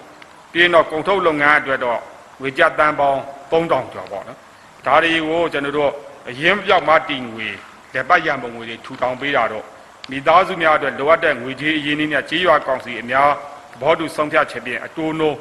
3.5 ရာခိုင်နှုန်းကနေပြီးတော့1.5 ရာခိုင်နှုန်းနဲ့တက်မှထုတ်ချီးပေးလျက်ရှိကြောင်းကျွန်တော်သိရပါတယ်ဒီ2021ခုနှစ်ဗဏ္ဍာရေးနှစ်ထိနိုင်ငံတော်ရန်ပုံငွေကနေကြေးရွာ100အတွက်ကျပ်တန်း30နှုန်းဖြင့်စုစုပေါင်း298.11 ဘီလီယံအသုံးပြုလျက်ရှိပြီးတော့ကြေးရွာ400 ယူနစ်ဆောင်ရွက်လျက်ရှိရမှာတော့ကျွန်တော်တို့စုစုပေါင်းကြေးရွာယူနစ်9930အသုံးပြုကြေးရွာ12085ရွာနဲ့စီမံကိန်းလုံခြုံမှုရာခိုင်နှုန်း19.1 ရာခိုင်နှုန်းဖြစ်တယ်ဆိုတာတော့ကျွန်တော်တို့တွေ့ရှိရပါတယ်ဒါဧပြီလအထိတော့မြို့နယ်250မြို့နယ်ကြေးရွာ2398ရွာတို့ရဲ့စီမံကိန်းအတိုးရငွေ50ရာခိုင်နှုန်းကနေပြီးငွေကျပ်19.4 ဘီလီယံပြည်သူထည့်ဝင်ငွေ10.5 ဘီလီယံပေါင်း29.9 ဘီလီယံနဲ့ကြေးရွာဖွံ့ဖြိုးရေးလုပ်ငန်းတွေဖြစ်တဲ့လန်ဒတာ1448ခုရေရရှိရေး165ခုဘီလီယံ981ခုပညာရေး123ခုစာကြည့်တိုက်17ခုကျန်းမာရေး9ခုခမ်းမဆောင်153ခုလိုက်မရေးနဲ့ပြင်ပန်းနဲ့ကျွန်တော်ပြီးရင်ဒီစီးရင်ပေးလိုက်မယ်ဟုတ်ကဲ့ကျွန်တော်လည်းမသိဘူးဒီစီးရင်မဲ့ဖတ်ပြအမှန်တိုင်းပြောအဲ့တော့ကြအဲ့စီးရင်ကိုကျွန်တော်ပေးလိုက်ပါမယ်ဘာပြောတော့ကြလိုက်ရင်စီးရင်မှားပါနေကျွန်တော်ပေးလိုက်ပါမယ်ပြီးရင်တော့အခြား144ခုစုပေါင်း2823ခုကိုအကောင့်ထဲပေါ်ဆောင်ရွက်နိုင်ကြကြောင်းကျွန်တော်တို့တွေ့ရပါတယ်တင်ပြချက်တွေကတော့ဆက်လက်ပြီးလဲဆောင်ရွက်သွားမယ်လို့ကျွန်တော်တို့သိရှိရပါတယ်ခင်ဗျကျေးဇူးတင်ပါတယ် ကျေးဇူးတင်ပါတယ်ဗျာမင်္ဂလာပါဘိုလ်ချုပ်ကျွန်တော် NHP ကသတင်းအေဂျင်စီက area ချုပ်ဝင်းဦးပါ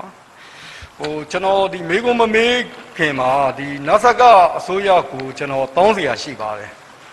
ဒီပထမပြီးခဲ့တဲ့9ချိန်မြောက်မှာကျွန်တော်ဒီထောက်ပံ့ငွေပေါ့နော်ပြည်သူတွေကိုထောက်ပံ့မှုတောင်းထားတဲ့ငွေကြေးရှိခဲ့ပါတယ်အဲ့ဒီမှာကျွန်တော်ရှိကိုဘယ်လိုမျိုးဥစားဝင်လာလဲဆိုတော့ဒီအဲ့အချိန်လုံးကဒီလက်စားမှုတွေရှိခဲ့တယ်ပေါ့နော်အဲ့ဒီဥစ္စာတွေကိုဒီအရေးယူပေးနိုင်ဖို့ဥစားဖြစ်တာလေးတွေလည်းသူတို့ကဒီမေးတာရှိပါတယ်နောက်တစ်ခုကဒီအခုဒီဥစားပေါ့ဒီကိုဗစ်စင်တာတွေမြို့နယ်တချို့မှာပြန်ပြီးတော့လုပ်နေတာရှိပါတယ်ပြီးခဲ့တဲ့ NLD အစိုးရလက်ထက်မှာလုပ်ခဲ့တဲ့ကိုဗစ်စင်တာတွေမှာအဂရိမှုတွေရှိခဲ့တာတွေလည်းကျွန်တော်ရှိအလားတူပဲအဲ့လိုမျိုးပဲပြောလာတာရှိပါတယ်အဲ့ဒါလေးကတော့အသိပေးတာပါကျွန်တော်ဒီတောင်းဆိုချင်တာကတော့ဒီNASA လက်ရှိပေါ့နော်လက်ရှိချိန်မှာ NASA ကအစိုးရအနေနဲ့အချမ်းသာဆုံးကမြေယာတွေပေါ့အဲ့တော့ကျွန်တော်တို့ပြည်သူတွေမှာဒီနေထိုင်မှုအတွက်အခက်အခဲတွေကရှိနေတယ်အဲ့မှာအငှားအိမ်ယာဖော်ဆောင်ပေးဖို့အတွက်ပေါ့နော်ဒီလက်ရှိလဲ NASA ကကောင်စီမှာအဖွဲ့ဝင်ဖြစ်နေတဲ့ဒီဆရာဦးသိန်းညွန့်ဆိုလို့ရှိရင်ပထမချိန်လွှတ်တော်မှာလဲသူပြည်သူ့လွှတ်တော်မှာအဆိုတင်သွင်းခဲ့တာအောင်မြင်ထားတာရှိတယ်အဲ့ဒီမှာသူက unit 3 သန်းလားမသိဘူးသူတင်သွင်းတာဒါပေမဲ့ unit 1 သန်းကိုခွင့်ပြုခဲ့တယ်ဒါအငှားအိမ်ယာတွေတန်ဖိုးနဲ့အိမ်ယာတွေနဲ့ပတ်သက်ပြီးတော့ဒါပေမဲ့အဲ့ဒီဥစ္စာကလည်းဒီထင်သလောက်အခုချိန်ဒီအကောင့်ထဲပေါ်ခဲ့တာမမြင်ရဘူးပေါ့နော်အဲ့ဒီဥစ္စာကိုဒီမြေယာတွေအဓိကဒီချမ်းသာနေတဲ့ဒီ NASA ကအစိုးရအနေနဲ့ဒါလေးတွေကိုအကောင့်ထဲပေါ်ပေးနိုင်မယ်ဆိုလို့ရှိရင်ဒီကျူးကျော်ကိစ္စတွေလည်းပပျောက်သွားနိုင်တယ်လို့ဒီအငှားအိမ်ငှားနေရတဲ့ပြည်သူတွေအတွက်လည်းဒီတော်လေးကိုတော်ကြီးကိုအဆင်ပြေလာမှာဖြစ်ပါတယ်ဒါကကျွန်တော်ဒီတစ်ချိန်မှာအငှားအိမ်ဟာတောင်းဆိုတာပါကျွန်တော်ဥစားပေါ့မေကွန်းအနေနဲ့ကတော့ဒီအရှိမပေါ့ဒီဘက်ကျွန်တော်တို့ဒီမိုကရေစီခေတ်ပြောင်းကာလမှာကျွန်တော်တို့ဒီtripartite meeting ဆိုပြီးတော့အလုပ်ရှင်အလုပ်သမားတွေရဲ့ဒီအနေဆုံးဒုက္ခလသာစာအတွက်ကိုဒီအစည်းအဝေးတွေလုပ်ခဲ့တာရှိတယ်ဒီပြီးခဲ့တဲ့ NLD အစိုးရလက်ထက်မှာဒီကိုဗစ်ဒီစီးပွားရေးကျဆင်းတာကြောင့်တစ်ချောင်းကိုဗစ်ဖြစ်ပွားတာကြောင့်တစ်ချောင်းအဲ့ဒီဥစ္စာကိုအကောင့်ထဲမဖော်နိုင်ခဲ့တာမလုပ်နိုင်ခဲ့တဲ့ဥစ္စာကဒီအခုဆိုလို့ရှိရင်ဒီ၄နှစ်ထဲလောက်ရောက်ပြီလို့သိရပါတယ်အဲ့ဒီဥစ္စာကိုပြန်ပြီးတော့ဒီဗိုလ်ချုပ်တို့ဒီအနေနဲ့ပြန်ပြီးတော့လုပ်ပေးဖို့အစီအစဉ်ရှိမရှိသိကျင်ပါတယ်သူကဘာလို့ဆိုလိုအောင်များအလုသမားဒုက္ခလာစာအနေဆုံးဒုက္ခလာစာမှာလည်းလောက်ခလာစာကိုဥပဒေအရ2နှစ်တစ်ကြိမ် review ပြန်လုပ်2နှစ်တစ်ကြိမ်မှန်တယ်2နှစ်တစ်ကြိမ် review ပြန်လုပ်မှာဖြစ်ပေမဲ့ကျွန်တော်တို့တချို့ပေါ့နော်သိရတော့ကျွန်တော်ပြောပြပါတယ်တချို့အလုသမားတွေနဲ့အလုရှင်ကြားမှာပဲဖြစ်ဖြစ်အစိုးရနဲ့အလုရှင်ကြားမှာဖြစ်အစိုးရနဲ့အလုသမားတွေကြားမှာဖြစ်နားလည်မှုလွဲနေတာကဘာလို့ဆို2နှစ်တစ်ကြိမ်လောက်ခလာတာတိုးပြရမယ်လို့နားလည်မှုလွဲနေရတယ်ရှိပါတယ်အဲ့ဒါတော့မဟုတ်ပါဘူး2နှစ်တစ်ကြိမ်ကိုက်ညီမှုရှိမရှိ review ပြန်လုပ်ရတော့ဖြစ်ပါတယ် review ပြန်လုပ်ရပြကျွန်တော်တို့အနေနဲ့ကတော့ပြောနိုင်တာကတော့ဒီအလုသမားကိစ္စတွေနဲ့ပတ်သက်ပြီးတော့ကျွန်တော်တို့တတ်နိုင်မြဒါဆောင်ရွက်လျက်ရှိပါတယ်ခုနပြောတဲ့ဟောနော်2နှစ်တစ်ကြိမ် review ပြန်လုပ်တယ်ဆိုတဲ့ကိစ္စတွေတဲ့သူကဒါဥပဒေကြောင်းအရာကောခုနပြောတဲ့အလုသမားအဖွဲ့အစည်းတွေရောဒါပူးပေါင်းဆောင်ရွက်ဖို့လိုပါတယ်ဒီဟာတွေကိုတော့ကျွန်တော်တို့ကိုက်ညီတဲ့အချိန်မှာတော့ပြန်လဲလှုပ်ဆောင်ပေးနိုင်နိုင်မယ်လို့ပဲကျွန်တော်ပြောလိုပါတယ်ဟုတ်ကဲ့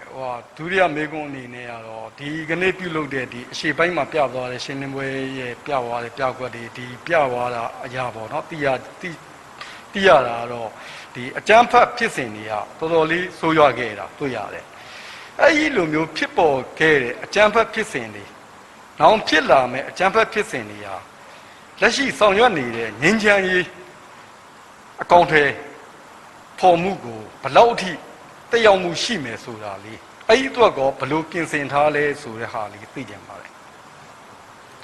ခုနကကျွန်တော်တို့ပြောသပေါ့နော်ဒီအကြမ်းဖက်ကိစ္စနဲ့ပတ်သက်ပြီး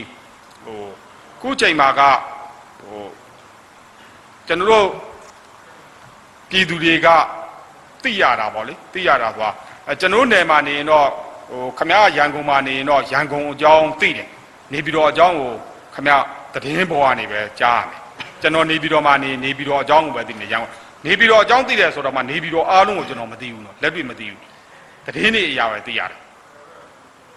သတင်းတွေဖြစ်ပေါ်တဲ့ပုံစံကိုကျွန်တော်အကြမ်းမြင်လေးကျွန်တော်ရှင်းပြလိုပါတယ်နံပါတ်1ကပထမအဦးဆုံးမှာကျွန်တော်တို့ဆန္ဒပြမှုတွေဖြစ်ကြတယ်ဆန္ဒပြမှုတွေဖြစ်ပြီးနောက်ပိုင်းမှာဒီစူပူဆန္ဒပြမှုအသွင်ကိုကူးပြောင်းသွားတယ်စူပူဆန္ဒပြမှုအသွင်ကူးပြောင်းသွားပြီးနောက်မှာအဲ့ဒါနဲ့မရှင်းတော့မှာပဲကျွန်တော်တို့ဒီတချို့ကျွန်တော်ပြတဲ့ဗီဒီယိုဖိုင်ထဲမှာသတိထားမိမှာတင်နန်းသွားတက်တဲ့လူတွေဒီတချို့တင်နန်းသွားတက်တဲ့လူတွေဒီတိုင်းသားလက်နက်ကိုင်ဖွဲ့စည်းမှာတင်နန်းသွားတက်တဲ့လူတွေဒီဘယ်ချိန်တော့မှတင်နန်းတက်တော့မတ်လလောက်ကြာရင်တင်နန်းတက်ပြီးဖြစ်တယ်တချို့လည်းပြန်ဆင်းလာပြီမက်ဆာလောက်ကြာပြန်ဆင်းလာပြီဖြစ်တယ်အဲ့ဒီချိန်မှာကတိုင်းဖောက်ခွဲဖျက်ဆီးမှုတွေရှိပါတယ်ဖောက်ခွဲဖျက်ဆီးမှုတွေရှိတယ်ကျွန်တော်တို့ကစည်ရင်စရာနဲ့ပြတဲ့အခါမှာဖောက်ခွဲဖျက်ဆီးမှုတွေကသတင်းအရာတော့တော်တော်များများကတော့မသိကြဘူးဘာလို့မသိကြလဲဆိုတော့အဲ့ဒီအချိန်မှာသူတို့လှုပ်ဆင်နေရသည်ဘာလို့တော့သူတို့ဆန္ဒပြမှုတွေအေးချမ်းချမ်းပဲလှုပ်ရှင်နေပါတယ်ဆိုတာပဲပြောတဲ့အတွက်ဆန္ဒဒီဖောက်ခွဲဖျက်ဆီးမှုတွေကိုမလွင့်ကြပါမတ်လနဲ့ဧပြီလအတွင်းမှာတနေ့မှာပေါ့နော်မြန်မာနိုင်ငံအတွင်းမှာတနေ့မှာဖောက်ခွဲဖျက်ဆီးမှုပေါ့နော်ဒီလိုမျိုးအောင်မြင်တဲ့ဟာလည်းရှိတယ်မအောင်မြင်တဲ့ဟာလည်းရှိတယ်အတန်ပိုင်းလည်းရှိတယ်ဖောက်ခွဲဖျက်ဆီးမှုပေါ့ပြန်မြကျွန်တော်တနေ့ကို10ချိန်အထက်မှာရှိပါတယ်10ချိန်နဲ့15ချိန်အထက်မှာရှိတယ်ဒါမဲ့သတင်းမဖော်ပြဘူးသတင်းမဖော်ပြဘူးဆိုတာဒီ lobby လုပ်နေတဲ့လူတွေဒီလူတွေမဖော်ပြဘူးဘာလို့မဖော်ပြလို့ဆိုတော့ခုနပြောတဲ့ဟာကိုအကောင့်ထဲပေါ်ကျွန်တော်ဖြစ်တယ်အခုနောက်ပိုင်းမှာတော့ပြောလာတယ်တဏ္ဍာငါလုံးမငြိမ်သက်ဖြစ်ပြီးငြိမ်သက်ဖြစ်နေတယ်ဆိုတော့သူတို့ပြသလို့လည်းတော့တတ်တာလည်းရှိတယ်ခုနပြောတဲ့မိုင်းထောင်မိုင်းခွဲလောက်တာလည်းရှိတယ်အရေးအတွက်ကိုကျွန်တော်ပြောပါမယ်ပြန်မြမေလနဲ့ဂျွန်လအတွင်းမှာပေါ့နော်မေလရဲ့နောက်ဆုံးပတ်နဲ့ဒီဂျွန်လအတွင်းမှာမေလရဲ့လတဲ့အကျော်နဲ့ဒီဂျွန်လအတွင်းမှာခုနပြောတဲ့ဖောက်ခွဲဖျက်ဆီးမှုတွေမရှိသေးတော့ရှိပါတယ်ခုနပြောတော့တနေ့မှာကျွန်တော်တို့ပြန်မြအကျဉ်းကြီးပေါ့နော်ပြန်မြအကျဉ်းကြီးတွေခုနမတ်လနဲ့ဧပြီလမှာဖြစ်ခဲ့တဲ့ပြန်မြအကျဉ်းကြီးတဲ့အများကြီးရောက်ပါတယ်သို့တော့ဘာလို့မလို့ဖော်ပြနေလဲဆိုတော့တနိုင်ငံလုံးမငြိမ်သက်ဖြစ်နေတယ်ဆိုတာကိုသူတို့ဖော်ပြခြင်းလို့ဖော်ပြနေတယ်ဖြစ်ပါဒါဒီလဲကျွန်တော်တို့ရိပ်မိအောင်ပြောပြခြင်းပဲဖြစ်ပါတယ်အခုနပြောတော့ကျွန်တော်တို့အနေနဲ့ကတော့ဒီဖောက်ခွဲဖျက်ဆီးမှုတွေနဲ့ပတ်သက်ပြီးတော့ငြိမ်းချမ်းရေးနဲ့ပတ်သက်တဲ့အဆက်ဆက်ပေါ့လေမဖြစ်အောင်ဆိုလို့ကျွန်တော်တို့သတိပေးနေခြင်းဖြစ်ပါတယ်ခုသတိနဲ့သတင်းစာရှင်းလင်းပွဲမှာကျွန်တော်တို့ပုံနေနဲ့ထုတ်ပြခဲ့တာလေတင်နန်းပေးနေတဲ့တင်နန်းကျောင်းတွေရဲ့နေရာတွေ EAO အဖွဲ့တွေကြားထဲမှာတင်နန်းပေးနေတဲ့တင်နန်းကျောင်းတွေရဲ့နေရာအတိအကျတွေနဲ့ကျွန်တော်တို့ပြောခဲ့ပါတယ်ဘယ်နေရာမှာတင်နန်းတက်ခဲ့တယ်ဆိုတာတင်နန်းတက်ခဲ့တဲ့လူတွေနဲ့အတိအကျပြောနေဖြစ်ပါတယ်ဒါတွေကိုကျွန်တော်တို့ပြောနေခြင်းဒီဒါ NCO ကိုလိုက်နာအောင်ဆိုငြိမ်းချမ်းရေးအတွက်အနောက်ရှက်မဖြစ်နိုင်အောင်ဆိုပြောနေခြင်းဖြစ်ပါတယ်ခုနကျွန်တော်ပြောတဲ့စကားထဲမှာထည့်ပြောခဲ့ပါတယ်ခင်ဗျားတို့ဒီ EAO အဖွဲ့တွေအကုန်ပါတာမဟုတ်ဘူး EAO အဖွဲ့အစည်းကြီးတွေကမှတချို့တပ်မဟာတချို့နဲ့တချို့တိုက်ရင်အချို့ဟာတွေလှုပ်ဆောင်နေတာပြတ်ပါတယ်ဒါကြောင့်မလို့ခင်ဗျားတို့လှုပ်ဆောင်ပေးနေတယ်ခင်ဗျားတို့လှုပ်ဆောင်ပေးလိုက်တဲ့တင်ပေးလိုက်တဲ့ခင်ဗျားတို့ရဲ့တပည့်တွေဟာဒီနိုင်ငံနဲ့ဒီထက်မှမြို့ထဲမှာဝင်ပြီးကျောင်းတွေကိုဘုံခွဲနေတယ်စာသင်ကျောင်းတွေကိုဘုံခွဲနေတယ်အများပြည်သူနဲ့သက်ဆိုင်တဲ့နေရာတော့ဘုံခွဲနေတယ်ဆိုတာကျွန်တော်အသိပေးလိုက်ခြင်းဖြစ်ပါတယ်ကျေးဇူးတင်ပါတယ်နောက်မေးခွန်းတစ်ခုကတော့ဒီတဘာဝဘေးအန္တရာယ်ပေါ့နော်အခုကျွန်တော်တို့ဒီမိုးရင်းကာလရောက်လာပြီဆိုမြန်မာနိုင်ငံမှာက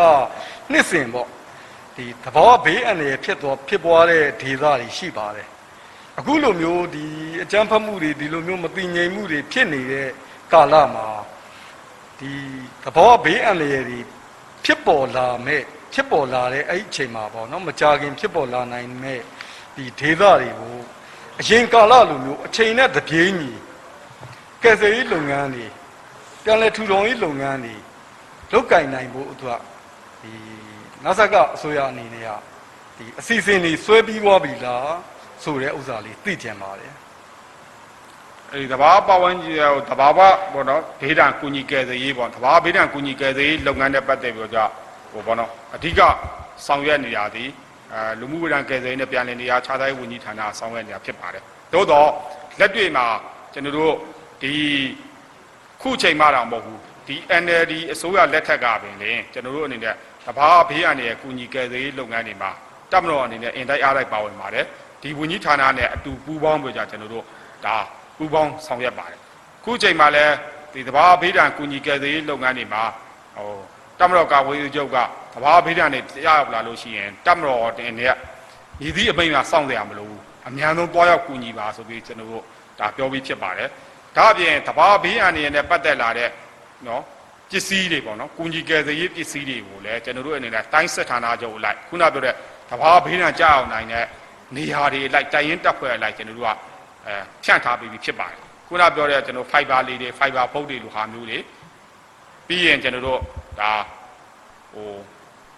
စားနပ်ရိက္ခာတွေဒါတွေကအစကျွန်တော်တို့ကလိုအပ်တဲ့နေရာတွေမှာပို့ဆောင်ပြီးဖြစ်ပါတယ်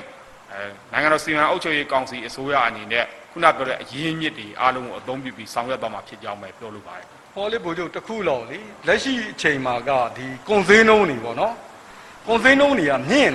လာတာကအခြေခံစားကုန်တွေမဟုတ်ဘဲနဲ့ဒီအဖက်ဖက်ကနေပြီးတော့ကုန်စည်နှုန်းတွေကမြင့်တက်လာတာတွေဖြစ်နေပါတယ်အဲ့ဒီကုန်စည်နှုန်းတွေကိုပြန်ပြီးတော့ထိန်းချုပ်နိုင်ဖို့အတွက်ကောဒီနောက်ဆက်ကအစိုးရအနေနဲ့ဆောင်ရွက်ဘယ်လိုဆောင်ရွက်သွားနိုင်မလဲဆိုတာပေါ့နော်ပြန်ပြီးကြဆင်းဖို့အတွက်ကိုပထမဆုံးကျွန်တော်တို့ဆောင်ရွက်နေရတော့ဝင်ငွေထွက်ငွေပေါ့ဝင်ငွေထွက်ငွေမှာကုန်သွယ်ရေးဘေးလင်းမှာညီဖို့အတွက်ကျွန်တော်တို့ဆောင်ရွက်နေပါတယ်ဆောင်ရွက်နေရတော့မလိုအပ်တဲ့နိုင်ငံခြားသုံးငွေတွေမရှိနိုင်သေးဖို့အတွက်ကျွန်တော်တို့ဆောင်ရွက်လျက်ရှိပါတယ်နောက်တစ်ခုကတော့ဒီအခြေခံစားကုန်များကျဆင်းနိုင်ရေးအတွက်ကတော့ကျွန်တော်တို့ဒါတည်ယူပို့ဆောင်ရေးပေါ့အဓိကတော့တည်ယူပို့ဆောင်ရေးရဲ့73စီဈေးနှုန်းမြင့်လာတယ်73စီဈေးနှုန်းကတော့ကျွန်တော်တို့ထိန်းချုပ်လို့မရအောင်73စီဈေးနှုန်းကတော့သူ့ရဲ့ကမ္ဘာဈေးနဲ့သူ့ရဲ့ကုန်သွယ်မှုနဲ့အရာတော့ဖြစ်သွားမှာကျွန်တော်တို့ထိန်းချုပ်လို့ရတော့ဒီအခြေခံစားကုန်တွေကိုစားသုံးသူလက်ဝယ်ကိုဓာတ်ရိုက်ရောက်ရှိရေးကျွန်တော်တို့ဆောင်ရွက်လို့ရပါတယ်ဒီလုပ်ငန်းတွေကိုကျွန်တော်တို့ဆောင်ရွက်လျက်ရှိတယ်လို့ပြောချင်ပါတယ်ကျေးဇူးပါကျွန်တော်တို့မြန်မာတန်တော်စင်းသတင်းဌာနအေဒီတာဥက္ကုကိုကြီးပါကျွန်တော်မေးခွန်းလေး၃ခုမေးချင်ပါတယ်ကျွန်တော်တို့မျိုးသားဒီမိုကရေစီဖွဲ့ချုပ်ဒုတိယဥက္ကဋ္ဌဒေါက်တာဇော်မြင့်မောင်ဟာကျွန်တော်ပုံမှန်905ခနဲ့မန္တလေးအိုးတော်မှာထိမ့်သိမ်းထားပါတယ်အဲ့ဒီပုဂ္ဂိုလ်ဟာကျွန်တော်တို့သွေးကင်ဆာရောဂါခံစားပြီးတော့နိုင်ငံခြားမှာ3လလောက်ဆေးသွင်းခဲ့ရတာပေါ့အဲ့တော့ထောင်ထဲမှာသူ့ရဲ့ကျန်းမာရေးဆောက်ရှောက်မှုရဲ့သူ့ရဲ့ဆေးတွေတင်သွင်းခွင့်ရမရဆိုတာလေးသိကြပါလိမ့်မယ်ကျွန်တော်မန္တလေးဘိုးအကျဉ်းထောင်မှာထိမ့်သိမ်းထားရှိတဲ့ဒေါက်တာဇော်မြင့်မောင်ရဲ့လက်တလောကျန်းမာရေးအခြေအနေကတော့ကျွန်တော်သွေးကင်ဆာစီးကြိုသွေးတိုးနဲ့နှလုံးသွေးကြောချင်းယောဂါတွေရှိတယ်ဆိုတော့ကျွန်တော်သိရပါတယ်ပြင်ပမှာကြတဲ့အတိုင်းခံစားနေရတဲ့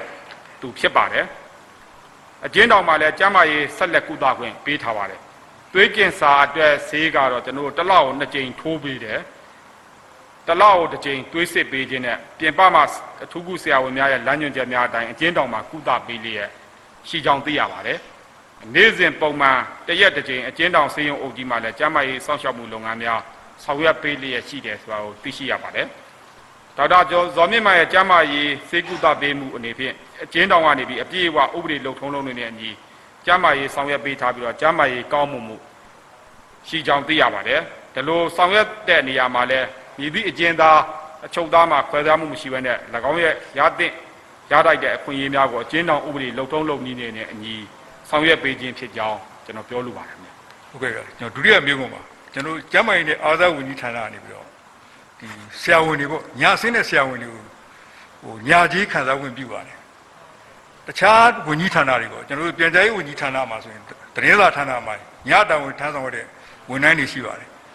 အဲ့ဒီတခြားဝန်ကြီးဌာနတွေလည်းအဲ့လိုပဲညာကြီးခံစားဝင်ပြုနိုင်ရဆောင်ရွက်ပေးနိုင်ခြင်းရှိမရှိသိကြပါကျွန်တော်လည်းဆိုင်တဲ့ဝန်ကြီးဌာနတော့ပြောနိုင်တယ်ပြန်ကြားရေးဝန်ကြီးဌာနတော့မရှိဘူးညကသတင်းစာလုပ်ငန်းကသူကညလောက်ရမယ်လုပ်ငန်းဖြစ်တော့သူ့လုပ်ငန်းသူညအတွက်ဆောင်ရွက်တာဖြစ်တော့မရှိဘူးကြံတဲ့ဝန်ကြီးဌာနတွေတော့ကျွန်တော်မသိသေးပါဘူးမင်းများပြီးပြောပြပါမယ်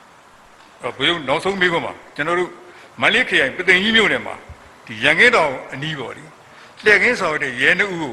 ကျွန်တော်တို့ဖိုးဝီးမတော်ရင်နဲ့တိုက်ထွက်ပြေးပါတယ်အဲ့ဒီမှာပါလာတဲ့လူ9ဦးကတင်တဲ့နဲ့ပြစ်ပြီးတော့ရဲနှုတ်ကြဆုံးသွားခဲ့ပါတယ်အဲ့ဒီဆက်နဲ့အိမ်တွေကိုလိုက်ရှာတဲ့အခါမှာ M60 လက်နဲ့ဆယ်လောက်တွေ့ပါတယ်အဲ့ဒီအကြမ်းဖက်အဖွဲ့အစည်းကဘယ်ကလူတွေလဲဘယ်တင်တန်းဆင်းနေလဲအခုမိပြီလားဆိုတော့နောက်ဆုံးအခြေအနေလေးသိကြပါမယ် သူတို့နဲ့ဆက်ဆက်ပြီးတော့ကျွန်တော်တို့ရရှိသူတို့နဲ့ဆက်ဆက်တဲ့လက်နက်ပစ္စည်းတွေတင်စီရရှိတယ်ရှိပါတယ်အဲ့မှာတစ်တာနှလုံးရခဲ့ပါတယ်တစ်တာတစ်လုံးကတော့လွတ်နေသေးဖြစ်ပါတယ်တစ်တာတစ်လုံးလွတ်နေသေးဖြစ်တယ်ကျွန်တော်တို့စုံစမ်းနေသေးဖြစ်ပါတယ်အဆက်တော့ရပါပြီမကြခင်ဒါရရှိပါလိမ့်မယ်ကျွန်တော်အနေနဲ့လည်းဒီလောက်ပဲပြောသင့်တယ်တော့ဒီလောက်ပဲပြောပါမယ်ဒီဟာတွေဒီကျွန်တော်တို့ရခင်ခုကျွန်တော်တို့ဗီဒီယိုဖိုင်ပြသွားတာရှိတယ်ဒီတမူကနေပြီးတော့လက်နဲ့လာပယ်တဲ့လူတွေရသွားတာရှိတယ်အဲ့တမူကနေလက်နဲ့လာပယ်တဲ့လူတွေနဲ့အဆက်ဆက်တွေဖြစ်ပါတယ်အဆက်ဆက်တွေဆိုတာဒီလက်နဲ့တွေနဲ့အဆက်ဆက်တွေဖြစ်ပါတယ်ဝင်လာတဲ့လမ်းကြောင်းကလည်းတလမ်းကြောင်းလည်းပဲဖြစ်တယ်ရောင်းတဲ့သူကလည်းတလမ်းကြောင်းတစ်ခုလည်းပဲဖြစ်ပါတယ်ဒီလောက်ပဲကျွန်တော်ဖြေပြရကျေးဇူးတင်ပါတယ်ကဲအားလုံးကျေးဇူးတင်ပါတယ်ဗျာ